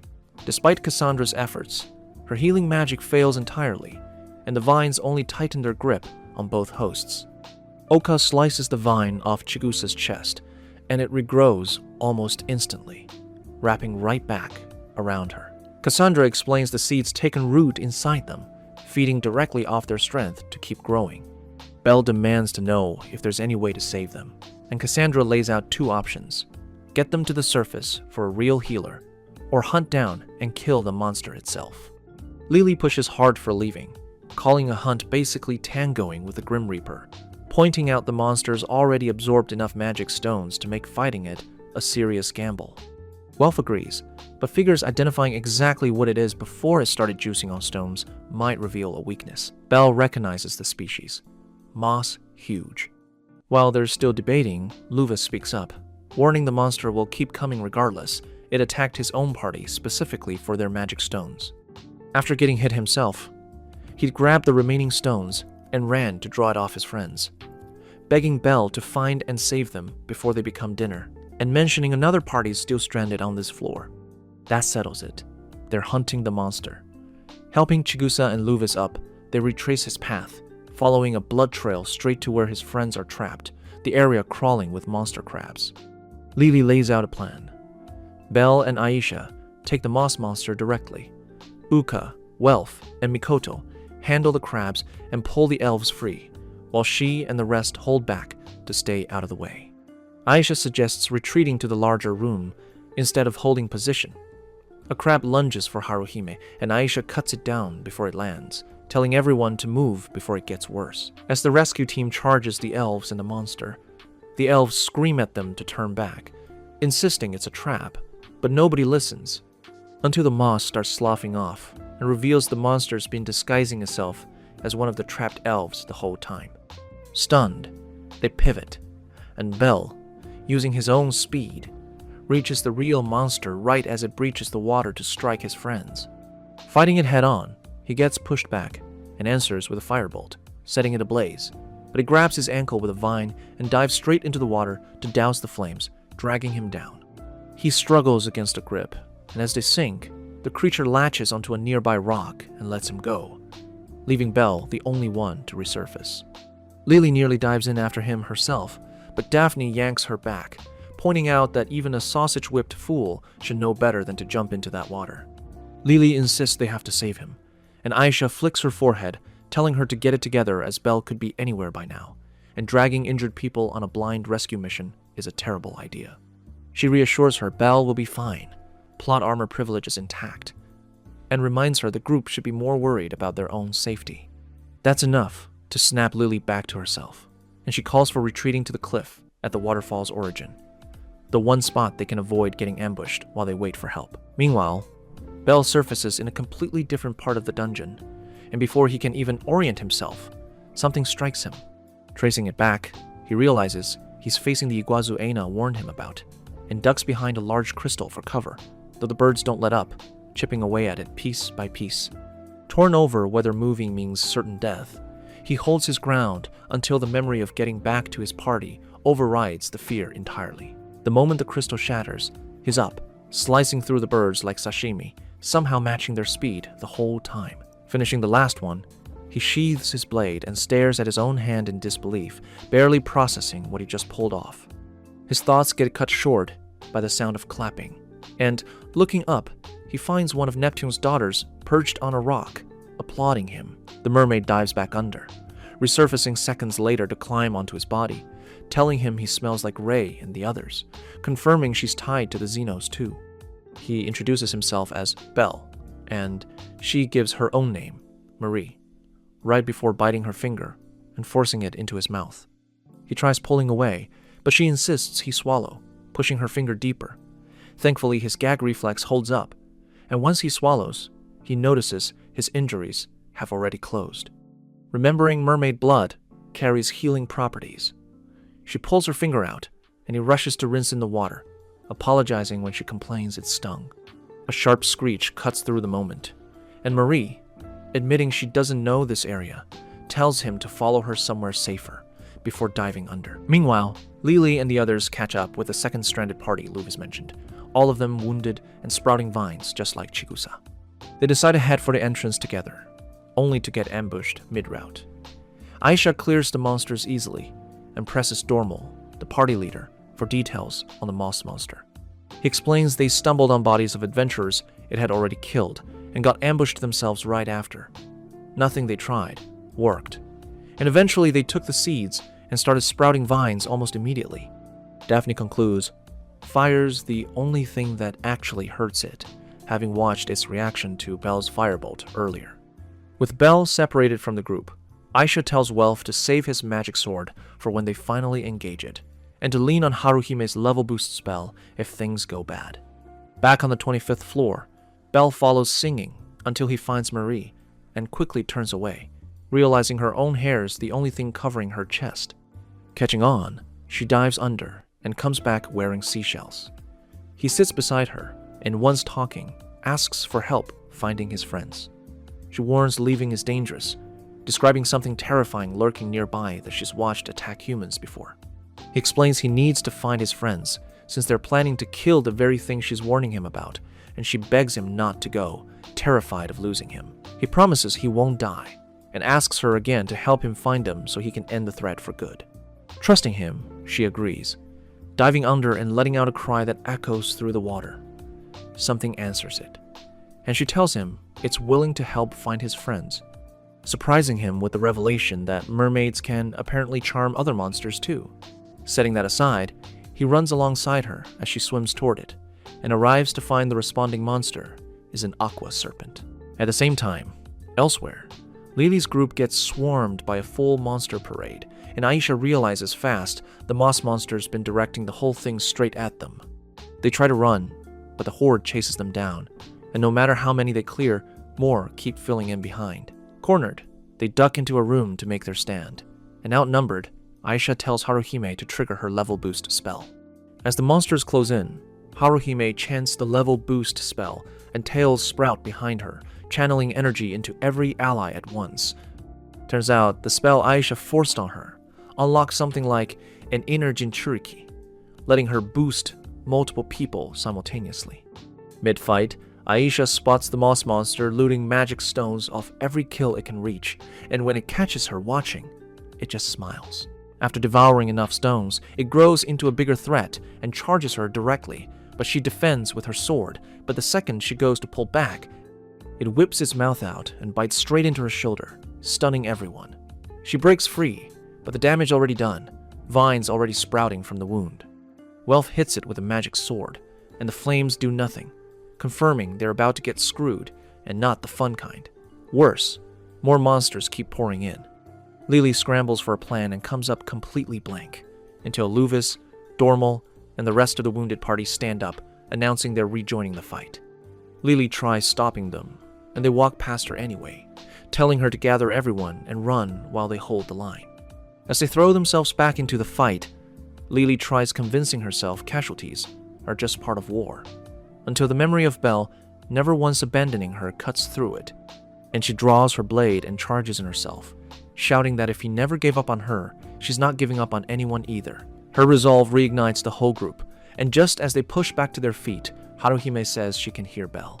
Seconds later, the man himself comes sprinting in, screaming Lily's name. Spotting the magic building in his hand, she carves open the ground with her blade, directing everyone underground for cover, while Aisha slips through a crack in the nearby wall, leaving the horde exposed to the full force of Belle's flames.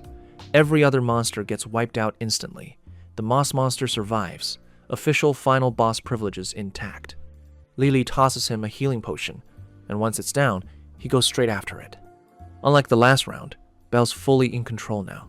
The earlier fight with Iguazu seems to have unlocked something close to full instinct, body and mind finally in sync. The moss monster fights back hard, regenerating severed limbs to keep itself alive, worrying his friends watching from the sidelines.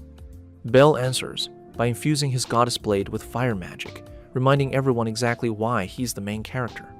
The monster tries fleeing at the sight of it, but Welf seals its escape with a wall of ice, leaving it nowhere to go when Belle charges in and cuts it down with a burning blade. It burns from the inside out and explodes, and the second it does, every vine embedded in every wounded body vanishes instantly. His friends rush down to celebrate the win with him. Days later, the gods gather for Donatus, one of those meetings meant to handle important matters that somehow always ends up doing the opposite. Hestia sits with Miyach, Takemikazuchi, and Hephaestus, and Ganesha steps out to officially open the session. The point of this particular meeting, handing out new titles to worthy adventurers. Once everyone else is named, the floor opens for debate on bells. Freya pitches Vanadis, older, meaning husband of Freya, and Hestia shuts her down, calling her a shameless cradle robber. Loki suggests Loiserus, meaning trickster's toy, and Hestia counters that if Loki wants a toy, she can get one with batteries. Every other suggestion gets shot down the same way, and in the end, Hestia's own pick wins out, Rabbit's Foot. Down in the dungeon, Belle and Lily visit Luvis, Dormal, and the rest at the clinic, thanking them for saving both parties and promising repayment. Afterward, Belle splits off to check on Oka and Chigusa, unaware Lily's tailing him and ducking into the bushes to listen in. She catches Oka and Chigusa blaming themselves for Chigusa's injury, slowing the whole team, and Belle insisting there's nothing to apologize for, since he's the one who invited them on the expedition in the first place. Before he can finish, Cassandra and Daphne rush in and drag him off, warning of trouble. Meanwhile, on the surface, Ryu's co-workers gossip about how long it's been since anyone's seen her. Disappearing for days is normal for her, but leaving a note this time is not. The owner walks in and scatters the chatter instantly, though Seer catches her afterward and asks if Ryu said anything to her. She admits she's just as in the dark, deepening Seer's worry. Back in the dungeon, Cassandra and Daphne use Belle to haggle a merchant down, irritating the still stalking Lily further. Leaving the shop, they run into Haruhime and Mikoto, who pull Belle off for tea, and Lily, once again robbed of her window with him, settles for watching from a distance. Over tea, Mikoto brags about how well Haruhime's new powers are performing, then asks Belle to recount what happened after he got separated from the group. He tells them about the Iguazu fight at the riverbank, conveniently skipping over meeting Marie. Parting ways after, he runs into Welf and Daisha, surrounded by an equally drunk crowd insisting he come tell the bar the full story of beating the moss monster. Lily watches them walk off, catching a news peddler hawking Belle's newly announced title to anyone willing to pay. She follows to the bar anyway, handing back without approaching, telling herself she'll swoop in once the drunks clear out and finally get her evening with him, genuinely excited to be the one to break the news of his new name, right up until some loudmouth drunk announces it to the entire room first. It gets worse fast when a hammered Aisha throws herself at Belle, declaring it's finally time he explored her cave of wonders. Fed up, Lily drops a smoke bomb and drags him out before anyone registers what happened. Once they're somewhere quiet, he thanks her for the rescue from the insatiable Amazon, then asks what she'd actually wanted to talk to him about. She admits he's already heard it from everyone else, then tells him she's just glad he's still the same Belle she met and came to care about, even after everything he's been through since. On the outskirts of town, an injured adventurer lies on the ground, begging Ryu to stop and spare his life, but she ignores him completely. The next day, Belle and Lily head toward their lodgings and notice a crowd rushing somewhere. Curious, they stop a passing group, and the leader, Bors, tells them there's been a murder. The wolf beside him adds that Ryu's responsible, swearing he watched her flee the scene. Belle freezes completely, stunned silent, until Bors tells him to just come see the body himself. Meanwhile, Cassandra's mid-dream, watching her own party's bodies scattered across the 27th floor.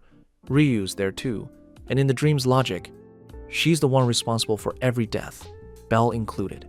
She jerks awake just as Daphne bursts in, telling her to get dressed. There's been a murder. At the scene, Turk, the wolf guy, pushes to form a hunting party against Ryu. Boris questions his sanity, pointing out she's level 4, until word spreads that her bounty's sitting at 80 million valis. And suddenly, Turk's got no shortage of volunteers. As he rallies the crowd, Belle steps in trying to talk him down, insisting Ryu fought alongside them during the Black Goliath attack. But Turk isn't listening, and before Belle can finish, Aisha cuts him off entirely, telling Bors and Turk to do whatever they want, then drags Belle away, warning that defending Ryu publicly is a fast way to turn the town against him too. Back at the lodge, they fill the others in, and like Belle, nobody buys that Ryu did it. Daphne and Lily suspect a setup, with Turk himself the obvious frame job architect given how hard he pushed the crowd. Lily proposes joining the hunt themselves, aiming to reach Ryu before anyone else does. A plan everyone agrees on, except Cassandra, still shaken by the dream replaying on loop in her head. When the group assembles to leave, she rushes out, begging them to call it off. Daphne asks if this is about the dreams again, and Cassandra confirms it, earning a scolding instead of sympathy. Still determined, she turns to Belle directly, asking him to stop the plan, and when he tells her he can't, she resigns herself to it and joins them anyway. Hours into the hunt, the group runs into a pack of mammoths and rushes to clear them. But Cassandra pulls Welf aside first, asking a small favor. Her instincts are screaming that Belle, savior complex fully intact as always, is about to walk into serious danger. A few hours later, an explosion rings out, and they rush to the 25th floor, where Bors confirms the blast came from the 27th. He splits the group in two, half holding the 25th floor entrance, the other pushing down to the 27th. Remembering her dream took place exactly there, Cassandra manages to convince her friends to stay put on the 25th, and the only reason Aisha stays behind at all is Belle asking her to keep an eye on Turk, whom he still doesn't trust. Before heading off with Bors and the rest, Welf hands Belle a scarf crafted from Lily's old Goliath robe, explaining Cassandra begged him to make it as protection. On the way to the 27th floor, Belle's group fights through a batch of mermen before getting hit by something firing beams at them. Belle charges in and takes it down with his new scarf. Bors and a few others come over to praise him for it, and once Bors steps away, the talk shifts to Ryu and how she supposedly wiped out an entire familia. They tell him it was the Rudra familia's fault, having set the trap that killed everyone in her own familia, turning her hunt into a lifelong mission against them and everyone tied to them. Mid-comparison of her arc to Aaron's, Bors announces another split. Belle goes with him, and after a stretch of walking, they find a massive hole in the ground, unsure what could have dug it. Singing echoes nearby, and Belle volunteers to check it out, already knowing it's Marie. Back at the 25th floor entrance, Turk pushes to search that level for Ryu, and while few actually buy in, Lily and the others tag along purely to keep watch on him. Belle finds Marie, who greets him with a hug, and he asks if she spotted Ryu anywhere. She tells him to follow, leading him to a scene that stops him cold. Ryu stomping the unconscious body of a man. She sees him and tells him to leave, and when he doesn't, she leaves instead, walking off and leaving him standing there dazed with more questions than answers. Snapping out of it, he scoops up the injured man and chases after her, telling Marie not to follow. He doesn't find Ryu, but does stumble onto Boris and the others in the cave where the explosion happened. The cave's packed with bodies. One man barely clinging to life, missing an arm and an ear, visibly terrified. Boris demands answers, and the man explains Ryu set off a spell that exploded straight in their faces. Cowering, he gets recognized as Jura, a wanted criminal from the Rudra familia, tied straight to Evilus, and the same group responsible for wiping out Ryu's own family. Boris feels nothing for him. Belle starts to slip away, catching his foot on something on the ground, and just as he bends to pick it up, someone screams that Ryu's coming. He looks up in time to see her charging in. Jura scrambles to run, and she chases him down, landing a spell that sends him flying into another room. Belle finds him there begging to be saved from the psychotic elf, right as Ryu walks in and levels her sword at Belle, telling him she won't hesitate to remove him too, if that's what it takes to reach her goal. Stunned by the threat, Belle still holds his ground, demanding to know if she killed the man in Livira. She dodges the question at first, then finally snaps that she's no Jack the Ripper once he keeps pushing. Realizing Belle actually believes her, Jura tries flipping him to his own side, but Belle cuts him off, holding up the item he'd picked up earlier, calling it a blaze rock, and pointing out it was Jura's own doing that caused the explosion, not Ryu's, exactly like Jura claimed. He adds that Jura's arm and ear were lost 5 years ago, the first time Ryu hunted his familia down. Jura's face shifts instantly, and he lunges at Belle, who dodges the whip clean before Jura pours a healing potion over his own explosion wounds. Ryu demands his surrender, his whole plan already exposed, but Jura refuses, cracking his whip against the ground and asking if she's forgotten he's a beast tamer. A massive six-eyed snake drops from the ceiling in answer. At the same moment, Aisha's group confirms Turk and his crew set Ryu up from the start, right as Turk cracks his own whip and summons another snake straight out of the wall. A knockoff basilisk called the Lambton, normally confined to the deepest floors of the dungeon, but captured by Evilus and stashed in one of their Knossos hideouts, now under Jura's control. Back on the 27th floor, Jura's snake keeps ambushing Belle and Ryu from wherever they least expect it. Ryu dodges it and nearly lands a hit on Jura himself, only for the snake to intercept and knock her aside, curling loyally around the stone Jura's perched on. Belle asks if he's some kind of high-level tamer, and Ryu calls him a pitiful excuse for one, a comment Jura overhears and answers by revealing his real secret. A gem embedded in both his whip and the snake's neck, giving him the power to enslave and control any monster he wants. He admits he's lived in fear ever since Ryu wiped out his familia, but the gem gave him a fresh shot at hope.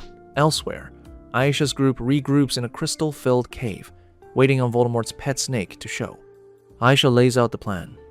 Haruhime boosts wealth in Oka, Chigusa and Cassandra stay ready with bows, and Daphne and Mikoto hold back with swords in case a retreat's needed. Back with Belle and Ryu, they draft their own counter for the snake, Jura trying his best to bait Belle into abandoning her, but it fails. Belle more loyal than your girlfriend. Ryu charges the snake, slashing while staying clear of its strikes, and it takes Jura a beat too long to notice she's chanting mid-fight the whole time. He orders the snake to burrow away and save itself, but Fire Lord Belle cuts that off with a fireball. Ryu finishes her chant right after, unleashing luminous wind, and the snake collapses. Back in the crystal cave, Aisha's crew grinds through their own snake fight, brute force and Chigusa's green arrow skills combined, until Aisha finally beheads it and puts an end to that threat too. Relief hits everyone, except Cassandra, still convinced this was only the prelude. She's right. At that exact moment, Turk and his crew detonate a massive blaze rock explosion in another part of the 27th floor. Jura reveals to Belle and Ryu that he's the one who sent Turk to set it off. Furious, Ryu grabs him, demanding he understand the weight of what he just did, and he proudly confirms he does, entirely without remorse, which pushes her to draw her blade, only for Belle to stop her before she can drive it through him. A deep groan shudders through the dungeon, like it's crying out in pain, and Ryu tells Belle to run. Jura just laughs. The groan echoes through the whole dungeon, reaching even Marie, who, scared as she is, decides to go find Belle anyway.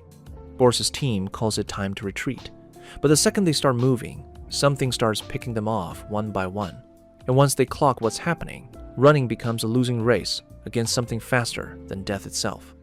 Their screams reach Belle, and he demands to know what Jura's done. The madman gleefully confirms it's a summoning ritual, the same monster that butchered Ryu's familia 5 years ago. Turns out, Jura's own famia had set the original trap that lured hers into it, but they survived the explosion like cockroaches, and it was only once they started retaliating that the creature first showed up. The dungeon, faced with damage too severe to just heal, went full self-defense instead, spawning something with exactly one directive: eliminate insight. Jura keeps laughing, revealing years spent studying the dungeon just to find the trigger to summon it again, admitting the entire point was taming it for himself. Ryu calls him a bigger fool than she thought, since nobody tames Lucifer's own pet. He insists he can, holding up the enchanted whip meant to do exactly that, then twists the knife further, bringing up how Ryu witnessed the thing's brutality firsthand, even accusing her of slaughtering some of her own friends in her desperate fight to survive. She tells him to shut his garbage collector mouth, notably without denying any of it. The screams close in fast, and in a blink, the creatures in the room with them, still cutting adventurers down one after another. Belle can't stand watching and charges it head-on, only to find it faster than expected, dodging every swing. He tries Firebolt anyway, ignoring Ryu's screaming warning, and finds out exactly why she was trying to stop him when the creature redirects the flames straight back at him. Confused how it even pulled that off, he reaches for his goddess blade, and the second he moves, it severs his arm clean off, sending it into the water. Belle screams as blood pours out, and while he's still trying to stop the bleeding, the thing slams him across the cave with its tail. Ryu rushes to Belle's side and finds him alive, purely because the scarf absorbed enough of the impact. She rips a piece off her own cape, ties it around his injured arm, and works healing magic to stop the bleeding. With the monster still occupied elsewhere, she leaves him and charges it herself. Every attack gets blocked, and as it pushes her back, she quietly admits it's a losing fight against something 10 times her strength. Slammed into the wall, she becomes the perfect distraction, and Boris and his crew see their opening, prepping spells against it, right as Ryu clocks it and screams for them to stop. Too late. Their spells bounce straight back and cook the life out of every one of them. The blast throws Belle's body into the water, and Ryu can't do a thing to save him. Boris somehow survives, his comrades reduced to medium rare, and stands frozen as the monster charges him next. Ryu shoves him clear and keeps fighting, screaming for him to run. He hesitates, recognizing her fighting style from the Black Goliath rampage, right as the monster charges him again, and Ryu throws herself in as a human shield, taking the hit meant for him. She keeps him moving, and this time he actually runs. The creature gains the upper hand, piling more damage onto her before finally slamming her to the ground. Lying there, she wonders if this is where it ends, her thoughts drifting to Seer and the friends she left behind. Meanwhile, Belle's body is still sinking, until Marie finds him and reattaches his severed arm with her own blood. When he doesn't wake, she cuts herself repeatedly with his blade, letting the blood flow as she hugs him. He comes to, hands her back the blade, and hugs her in thanks before swimming for the surface. He returns to the fight moments later, charging back in with a scarf wrapped around his left arm as a shield against the monster's attacks. Spotting an opening, he drives straight into his chest, hoping to destroy its magic stone, only to find there isn't one. Thrown off violently and wounded further, he refuses to back down anyway. The fight drags on until he tries Firebolt again, and just like before, the flames reflect straight back at him. Ryu watches in horror, certain it's consumed him whole. It hasn't. He's absorbed the flames into his own goddess blade instead, and charges the monster with it fully ablaze, landing a strike that drops it in a heap. He thinks it's over. It isn't, and the thing gets back up with an angry growl. Exhausted but still determined to finish it, Even knowing it's impossible, Bell watches Jura toss one of his mind control gems onto the monster, fitting neatly around its neck like a collar. True to evil mastermind form, Jura laughs, thanking Bell for making the collaring so much easier, then cracks his whip and orders it to tear both of them apart. What he doesn't see coming is that he's the first one torn in half, top half hitting the ground before the monster refocuses on Bell. Right then, the snake everyone assumed dead lurches back to life, still obeying Jura's last command, and Bell rushes to save Ryu. Both of them swallowed whole as it burrows underground, the monster chasing after them like it refuses to let its prey slip away. Back on the 25th floor, Lily and the others feel the ground rumble, a sign the floor boss is spawning early, well ahead of schedule. Its name, Amphisbaena, a two-headed sea dragon as brutal as it looks. Sometime later, a badly wounded Bell blasts the snake's stomach open and drags an unconscious Ryu out, herself just as damaged, and fails to wake her no matter what he tries. Taking stock of his surroundings, it doesn't take long to place where they've ended up. The 37th floor, the place Aina once warned him about the White Palace.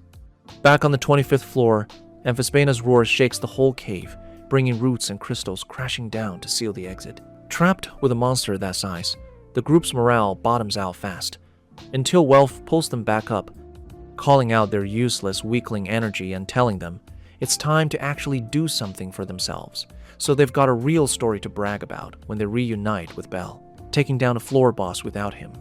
Being compared to Sakura is apparently exactly the insult they needed, and the group collectively decides they're done playing damsels in distress to some rip-off Kaneki. Fueled up and pissed off, they grab their weapons and charge the giant lizard. Well freezes the water to pin it in place with his magic sword, and the ice shatters the second Aisha closes in. It fires flame breath to stop her, but she's fast enough to hop across the floating ice fragments and dodge it clean. When fire fails, it tries swallowing her whole, but she slips free and lands a magic-enhanced slash instead, only for one head to blow out a red mist, neutralizing it, while the second tries burning her again. She barely dodges in time and yells for everyone else to get their stiff behinds moving. Lily immediately has Haruhime boost Mikoto, Oka, Welf, and Daphne, following up with an energy potion once she's done, while Chigusa stays back on Archer support for the front line. Meanwhile, on the surface, Hestia visits Ryu's workplace and fills the girls in. She's been framed for murder, and there's a hunting party after her in the dungeon. Admitting she doesn't know the full details, she asks them to head down and find out what's actually going on. Back in the fight, Lily's group is losing ground against Amphisbaena, and her confidence starts slipping, until Daphne calls her back to reality, telling her to actually assess the fight and come up with something workable, and she does. She pulls Mikoto to Midgard to start chanting her gravity spell, while Daphne pushes forward to cover for the others.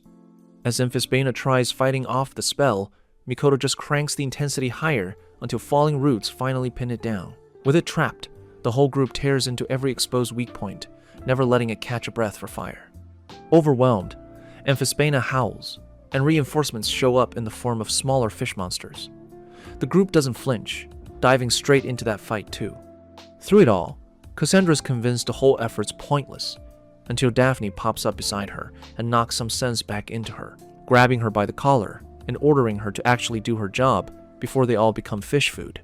Once Daphne's back in the fight, Cassandra finally casts her healing magic across the group, and Lily thanks her for finally snapping out of it.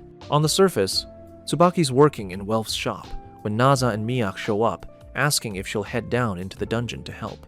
Below, Belle tries moving Ryu somewhere safer, only for the irregular monster to appear right behind them before he gets far. Running proves pointless fast, so he floods his magic into repeated firebolts against the cave roof until it finally collapses on their pursuer. The falling rocks knock both of them down too, though he's relieved just to have gained some distance from the thing. Ryu comes to, and he helps her up, splints her broken leg, and tells her to heal herself. She heals him instead. When he objects, she tells him to just leave her behind so she doesn't slow him down. He's about to argue when the rattle of bone against bone stops them both cold. The monster, known as Skull Sheep, looms above them. Meanwhile, on the 18th floor, Luvis and Dormal run into two survivors who manage to escape the lower floor nightmare, and they're furious to learn nobody tried helping the Hestia Familia group get out. The men insist there was nothing they could have done and run off. Luvis announces he's heading down to rescue them himself, and Dormal points out that unless his name's Shanks, one arm doesn't exactly stack the odds in his favor. Right then, Tsubaki and Ryu's friends catch up and press the two for everything the escaped adventurers said. Back on the 37th floor, Bell tries slashing the skull sheep, but it camouflages, and before he can react, it's already bitten a chunk from his arm. Chewing, it fires spikes at him and lunges for his left arm next, though the Goliath scarf gives it real trouble getting a grip. Bell keeps stabbing while it keeps biting, until his blade finally lands on its magic stone, destroying it for good. Catching his breath, he stands and moves to Ryu, who tells him again to leave her. This time, it actually angers him, insisting he's not leaving a friend behind, especially one who knows the deeper floors better than he does. She concedes the point, telling him they need to find a small room to hole up and figure out an escape plan. On the 25th floor, the group finishes off Amphisbaena's backup and turns back to the main threat. Fully outmatched, it dives into the water in a last-ditch escape, swims up the waterfall, and drops back down into the pool below, the resulting splash shoving the group back and dragging Mikoto under, where modified piranhas immediately swarm her. At the same time, on the 37th floor, Bell and Ryu spot a glowing light and rush toward it, hoping to find other survivors, instead finding the skeletal remains of 3 adventurers, and any hope Bell had left vanishes like Avatar Roku. As if that weren't bad enough, 3 skull sheep show up at once, forcing Bell into a full panic, unloading firebolt after firebolt until part of the wall finally collapses on them. Ryu tries pulling him back to reality, but he's already retreated fully into his own head. A sharp slap snaps him out of it, and she calmly tells him not to give in to despair, offering a few grounding words before suggesting he grab 5 minutes of sleep while she keeps watch.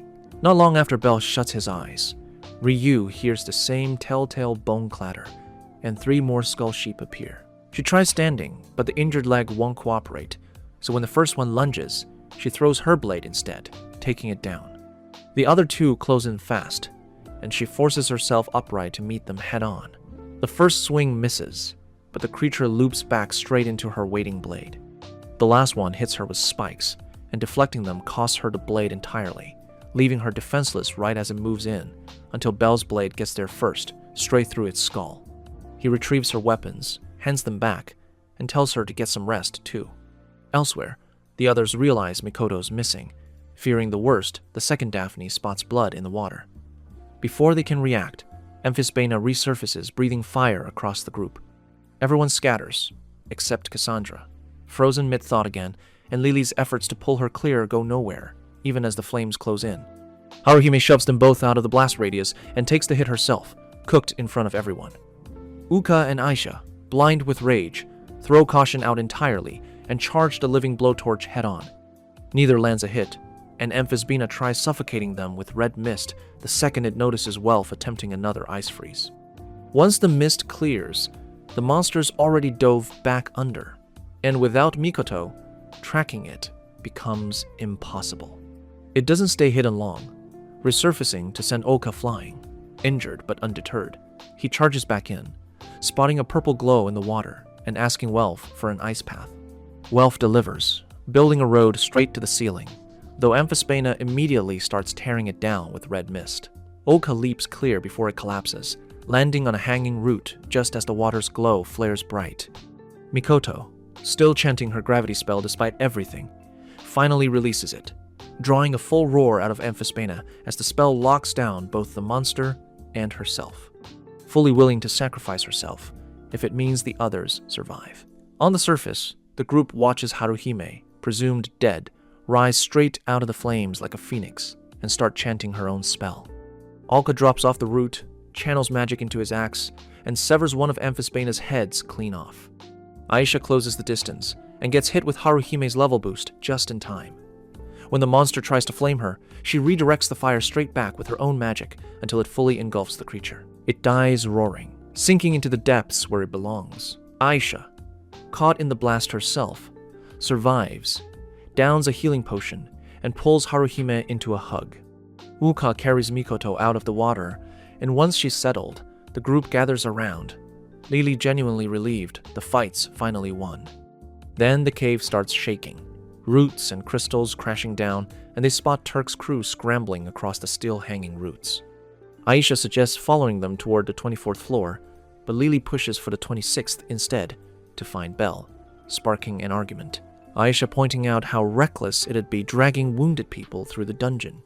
Daphne backs Aisha until Cassandra insists they go to the 26th, claiming she finally understands what her prophecy's been telling her. Daphne dismisses it as basket case nonsense, but for the first time, Cassandra holds her ground, begging Daphne to trust her, insisting this is about keeping everyone alive. Before Daphne can respond, a massive crystal comes hurtling toward them, and she dives clear. Cassandra doesn't move at all, and the crystal misses her entirely. Stepping around it, she pleads with Daphne one more time. Daphne finally caves, calling for everyone to head toward the tunnel leading to the 26th floor, and when questioned on the sudden reversal, admits it's simply because she's chosen to trust her. Running for the tunnel, Turk and his crew fall behind them, with nothing anyone can do to help. Once safely inside, roots seal the entrance shut behind them, and the whole group breathes easier, grateful they scrapped the idea of climbing toward the 24th floor. Shortly after, Tsubaki's crew reaches the entrance of the 24th floor, and the sheer destruction they find waiting has them scaling the cliff down to the next level instead. Meanwhile, the Hestia Familia group's locked in a running battle against a non-stop wave of monsters. Welf gets slammed into a wall hard enough to shake loose a rare ore fragment from the crack, and he's so caught up staring at it that he nearly eats a hit. Aisha bails him out and tells him to lock in. Pushing forward, they hear a scream and rush toward it to find Boris struggling against a pack of monsters. Oka clears them, and once Boris catches his breath and washes his face, they press him on what happened to everyone else. He tells them the whole party got slaughtered by an irregular monster. The dungeon suddenly spawned, laying out the gory details before dropping the last one. Belle died too, at its hands. Lily calls him a liar, refusing to believe it, but Boris insists it's true. More monsters swarm in, forcing them all to run, only to get ambushed by Merman head-on. Welf clears the path with a fireball from his magic blade, and they don't stop moving until they hit a small room to finally rest. Aisha catches the grief written all over Lily's face and pushes Boris to give a full, detailed account of what actually happened to Belle. He walks through it, the severed arm, the neck strike that sent him flying across the room, admitting he never confirmed whether the impact killed him outright, but that Ryu was casting healing magic on him at the time. That's enough for Lily to grab him by the collar, insisting that if Ryu was healing him, he has to still be alive. Boris concedes it's possible. Aisha tells him he's taking them to the last place he saw Belle, and Boris protests hard, refusing to go back, until Aisha hauls him up and tells him to quit being a wimp and man up. Rather than move out right away, the group decides to rest a bit longer first, and while Lily's rationing out what little food's left, Welf pitches an idea. Down to his last magic sword, he decides to forge a new one on the spot, remembering Hephaestus once telling him that fire's the only real requirement. Lily points out he's got neither tools nor materials. Welf reveals he actually does, having packed a hammer and a portable hearth, and then shows off the ore fragment he picked up earlier. He asks the group to hold the line and protect him while he works, since he won't be able to move once he starts. A few objections come in, mostly from Boris, but Welf's confident enough in the plan that they eventually agree to back him up. The second monsters show up. Boris and Oka hold the entrance with their shields, forming a wall, while the girls cut down anything that manages to slip through.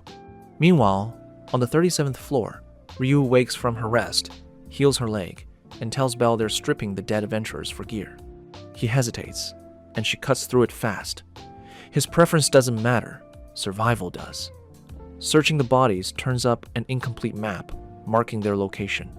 Ryu doesn't recognize the unexplored sections, but believes following it will eventually lead them back to territory she knows well. They gear up with whatever they've found, pay their respects to the dead, and push forward into the unknown. Back on the 26th floor, Welf struggling through the forge, doubt creeping in, until Hephaestus' voice cuts through, alongside his own inner monologue, and between the two, he lands on the truth. He's not a failure, and this sword exists to protect his friends. That's enough to drive the hammer harder, fully committed to forging something unbreakable. He finishes it right as the monsters finally break through Boris and Oka's defense, and unleashes it instantly, incinerating the whole wave. The group's stunned, but Welf waves off the praise, telling them to save it for after the next horde. He calls on Cassandra to lend her power, and once she's got a hand on the hilt, they channel the flame together, straight through the enemy line. With the monsters reduced to ash, Lily walks over, and Welf tells her they've actually got a real shot now, against whatever's still waiting for them. Sometime later, Belle and Ryu run into a pack of werewolves, and just as they start overpowering him, Ryu clears them with a blaze rock. She pulls out the map to update it, mentioning offhand that he's burning too much energy in every fight. Belle admits it's because he panics every time, and the panic's what causes the mistakes. As he starts spiraling into self-criticism, she cuts him off. He's actually doing better than he realizes, since most people would have folded to the fear and died a long time ago. She advises him to actually watch the monsters' movement patterns and study them. Given the deeper floor's house, something far smarter than what he's used to, and to prioritize targeting magic stones while using the environment to his advantage. Belle thanks her, promising to keep a clearer head going forward. They're about to move on when another pack of werewolves ambushes them, leaving him no choice but to fight. Once they're down, the two hide out as a poisonous monster called Paluda passes by, and Ryu explains it infects prey by firing venomous quills. As they continue walking, she runs down the list of other monsters on this floor worth avoiding entirely. Meanwhile, Welf keeps burning through wave after wave, and by the time the group reaches the 27th floor, they find the bodies of dead adventurers waiting for them. Sickening, but not enough to slow them down. Boris leads them to the spot he last saw Belle, and once there, Lily spots the hole Lambton dug after swallowing Belle and Ryu, wondering aloud if it dragged him down with it. Welf tells her not to jump ahead of the facts, since none of them actually know what happened. Right then, monster eels erupt from the water, attacking on sight. And while the group fights back, more just keep coming, quickly flooding the exit with a swarm. Welf burns through them with his sword repeatedly, until exhaustion finally catches up to him. Just as Cassandra's convinced this is the end, the Xenos crash in like the Justice League and tear straight into the eels. At the same time, Tsubaki's group reaches the 27th floor, and catching the noise, rushes toward it to see what's happening. Watching monsters fight each other throws Tsubaki's group off, but Lily asks them to jump in on the armed monster's side anyway. Strange as the request is, they don't question it, diving straight into the eel fight. Spotting Welf's blade, Tsubaki's genuinely impressed, commending him for being bold enough to forge something that rivals Hephaestus' own work. Mid-fight, Marie calls out to Lid, filling him in on Belle's condition and location. He answers with a full roar, and every Xenos, except Vinay and Led, bolts from the room instantly. Lily presses Led on what Lid actually said to trigger that, and he explains. They're going straight to find Belle, already knowing what floor he's on, with Lid promising the Xenos will clear the path ahead. Lily thanks him, then announces the group's heading down to the deeper floors to find him. Daphne complains, and Lily tells her to shove it, while Boris tries excusing himself from the team entirely. Aisha threatens to skin him alive, and that settles that. Back on the 37th floor, Belle and Ryu are mid-fight against a fresh horde when the wall beside Ryu explodes open, revealing a barbarian monster lunging at her with its bullfrog tongue. She dodges in time, but more show up fast, surrounding her completely. Belle swoops in before it can land a hit, redirecting the attention onto himself.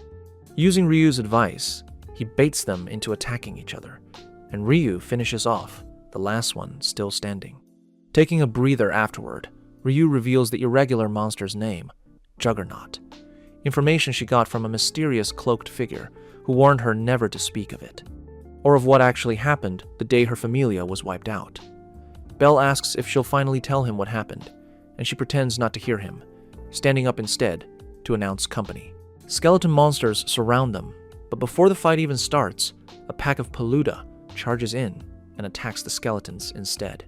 More monsters pile on, and the whole area erupts into a full monster free-for-all, everything tearing into everything else. Once the dust settles, one surviving Paluda fires a quill straight into Belle's shoulder, poison spreading instantly. He screams, yanks the quill out, and drives his unicorn blade into the wound instead. To Ryu's shock, the poison gets pulled directly into the blade, which Belle explains is exactly what unicorn horn does, neutralizing poison on contact. She tells him to rest, and while he sleeps, studies the map for their next route. Once he wakes, they push on and eventually arrive at a place Ryu identifies as the Colosseum. Ryu explains the Colosseum's known for spawning monsters endlessly, End 1, and another immediately takes its place. Pulling back to a quiet spot, she tells Belle there's no way around it, they'll have to cut straight through. When he asks how, she pulls out a skull sheep hide and a bag holding a barbarian's heart, laying out the plan. Wear the hide as camouflage, grind up the heart, and smear it over their bodies to mask their scent. Belle's disgusted but admits it's a solid plan, and thanks her for sticking by him through all this. Before they push through, Ryu hands him a bag with a blaze rock inside. A gift he has no idea is actually a goodbye, since she's already decided she'll sacrifice herself for him if it comes to that. Disguised, they cross the first bridge without pulling a single eye toward them. Once inside the main Colosseum, Belle's stunned watching monsters tearing into each other like gladiators, exactly as Ryu described. Every death immediately replaced, locked in a fight with no end. They walk unnoticed for a while, until luck finally runs out, and a skeleton bursts up from the ground, latching onto Belle's leg. His startled yelp turns every head in the arena, and the entire crowd charges at once. The two of them run and fight their way through anything blocking the path, but the Colosseum just keeps producing more. Left with no other option, Ryu orders Belle to sprint for the bridge and clear the way while she holds the rear. And the second he moves, she starts chanting, using the spell not to follow him, but to shove him straight through the tunnel, entrance, and blow the bridge behind him. Belle screams for an explanation, and Ryu ignores him completely, walking straight back into the Colosseum.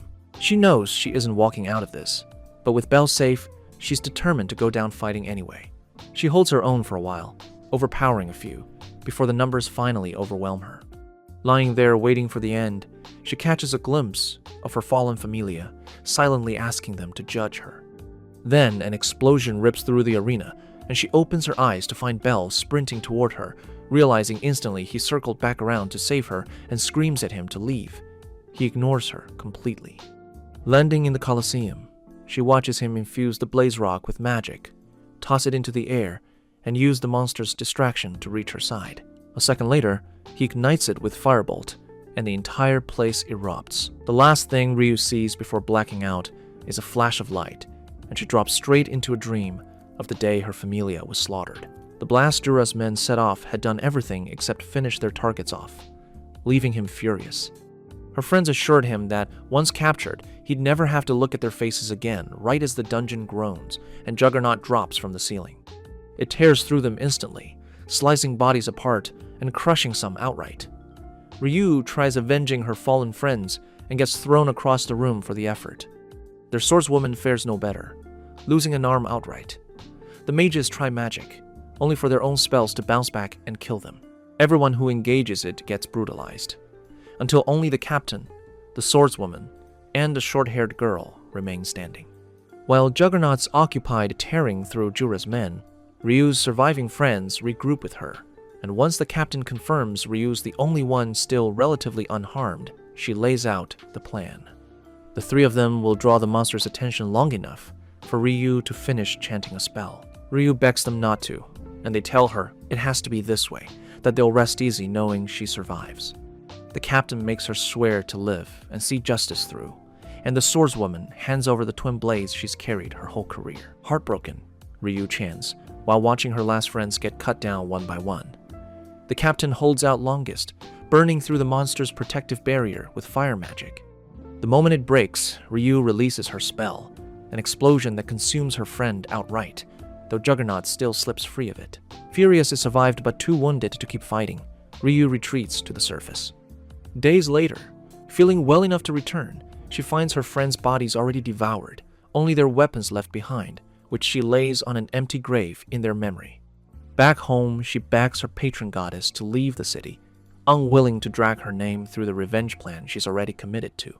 The goddess doesn't argue, but before leaving, tells her to give up on justice. Ryu takes it as confirmation she's no longer worthy of the title, and shows zero restraint hunting down the rest of Jura's familia, slaughtering every last one, making Jura suffer worst of all before leaving him to burn alive in a chapel. Even with her revenge complete, the emptiness never fills, and she starts praying for death outright, until Seer finds her collapsed in the rain and takes her in, giving her a reason to keep living. Back in the present, Ryu wakes up to Belle watching over her and asks where they are. He explains the Colosseum's floor got destroyed in the blast, dropping them straight through into a hidden cave underneath. Surprised such a place even exists, she pushes it aside when he insists they need to keep moving before something finds them. As he carries her, she asks why he came back for her at all, and he says simply that she'd have done the same. She insists that's delusional, claiming she'd have left him to die in her place, and he calls out the lie without hesitation. Eventually she breaks, admitting he should have let her die, that it's exactly what she deserves for getting her friends killed, and for every life she's taken since. He lets her vent until she's out of words, then tells her that despite not knowing much about her past, he knows she's genuinely good, proven by how many times he's watched her help people. Someone truly as bad as she claims wouldn't bother doing. It breaks her down into tears, though somewhere underneath, it lands, easing some of the weight she's been carrying. Their moment cuts short when a barbarian bursts out of the rubble and charges. Belle drops her right as it slams him into a wall, and when he doesn't get back up, it moves in. Ryu screams for him to wake up, helplessly watching it lean in for the kill, right up until Belle stabs it clean through his magic stone. Turns out, he'd faked unconsciousness on purpose, luring it in close enough to finish it. After Ryu begs him never to pull that stunt again, he picks her up and keeps walking until they find a riverbank. He sets her down and immediately passes out, forcing her to catch him before he hits the ground, using her own magic to heal his wounds. The moment he wakes, they climbed out of the water, built a fire, and stripped off their soaked clothes to dodge getting sick. While waiting for everything to dry out, Ryu opened up to Belle about how she ended up losing her friends. Not long after, they got dressed again, and once Ryu patched up her leg with healing magic a second time, she told Belle to watch out for his left arm, since her magic couldn't fix that kind of damage. They kept walking until they busted through a patch of crystals and ended up back on floor 37. Weirdly enough, not a single monster was around, and it didn't take long to figure out why once they wandered into Juggernaut's territory. The thing looked like it had been sitting there waiting on them, and the wild part was it had chowed down on every monster nearby and fused with their bodies. It was now rocking a fresh arm built from skull sheep bones and barbarian flesh, plus a tail covered in lizardman scales. There were extra monster parts stitched in too, leaving Belle to wonder if Juggernaut had basically become a walking chimera. Mid-fight, Juggernaut swung its skull sheep spikes at Belle, but his reflexes saved him from getting hit. Ryu locked up frozen in terror. But the second she saw Belle about to get crushed, she lunged and shoved him clear. They tried making a run for it, but Juggernaut launched more spikes their way, and this round, Belle took a hit, though he sealed the wound shut, using a firebolt to stop himself from bleeding out.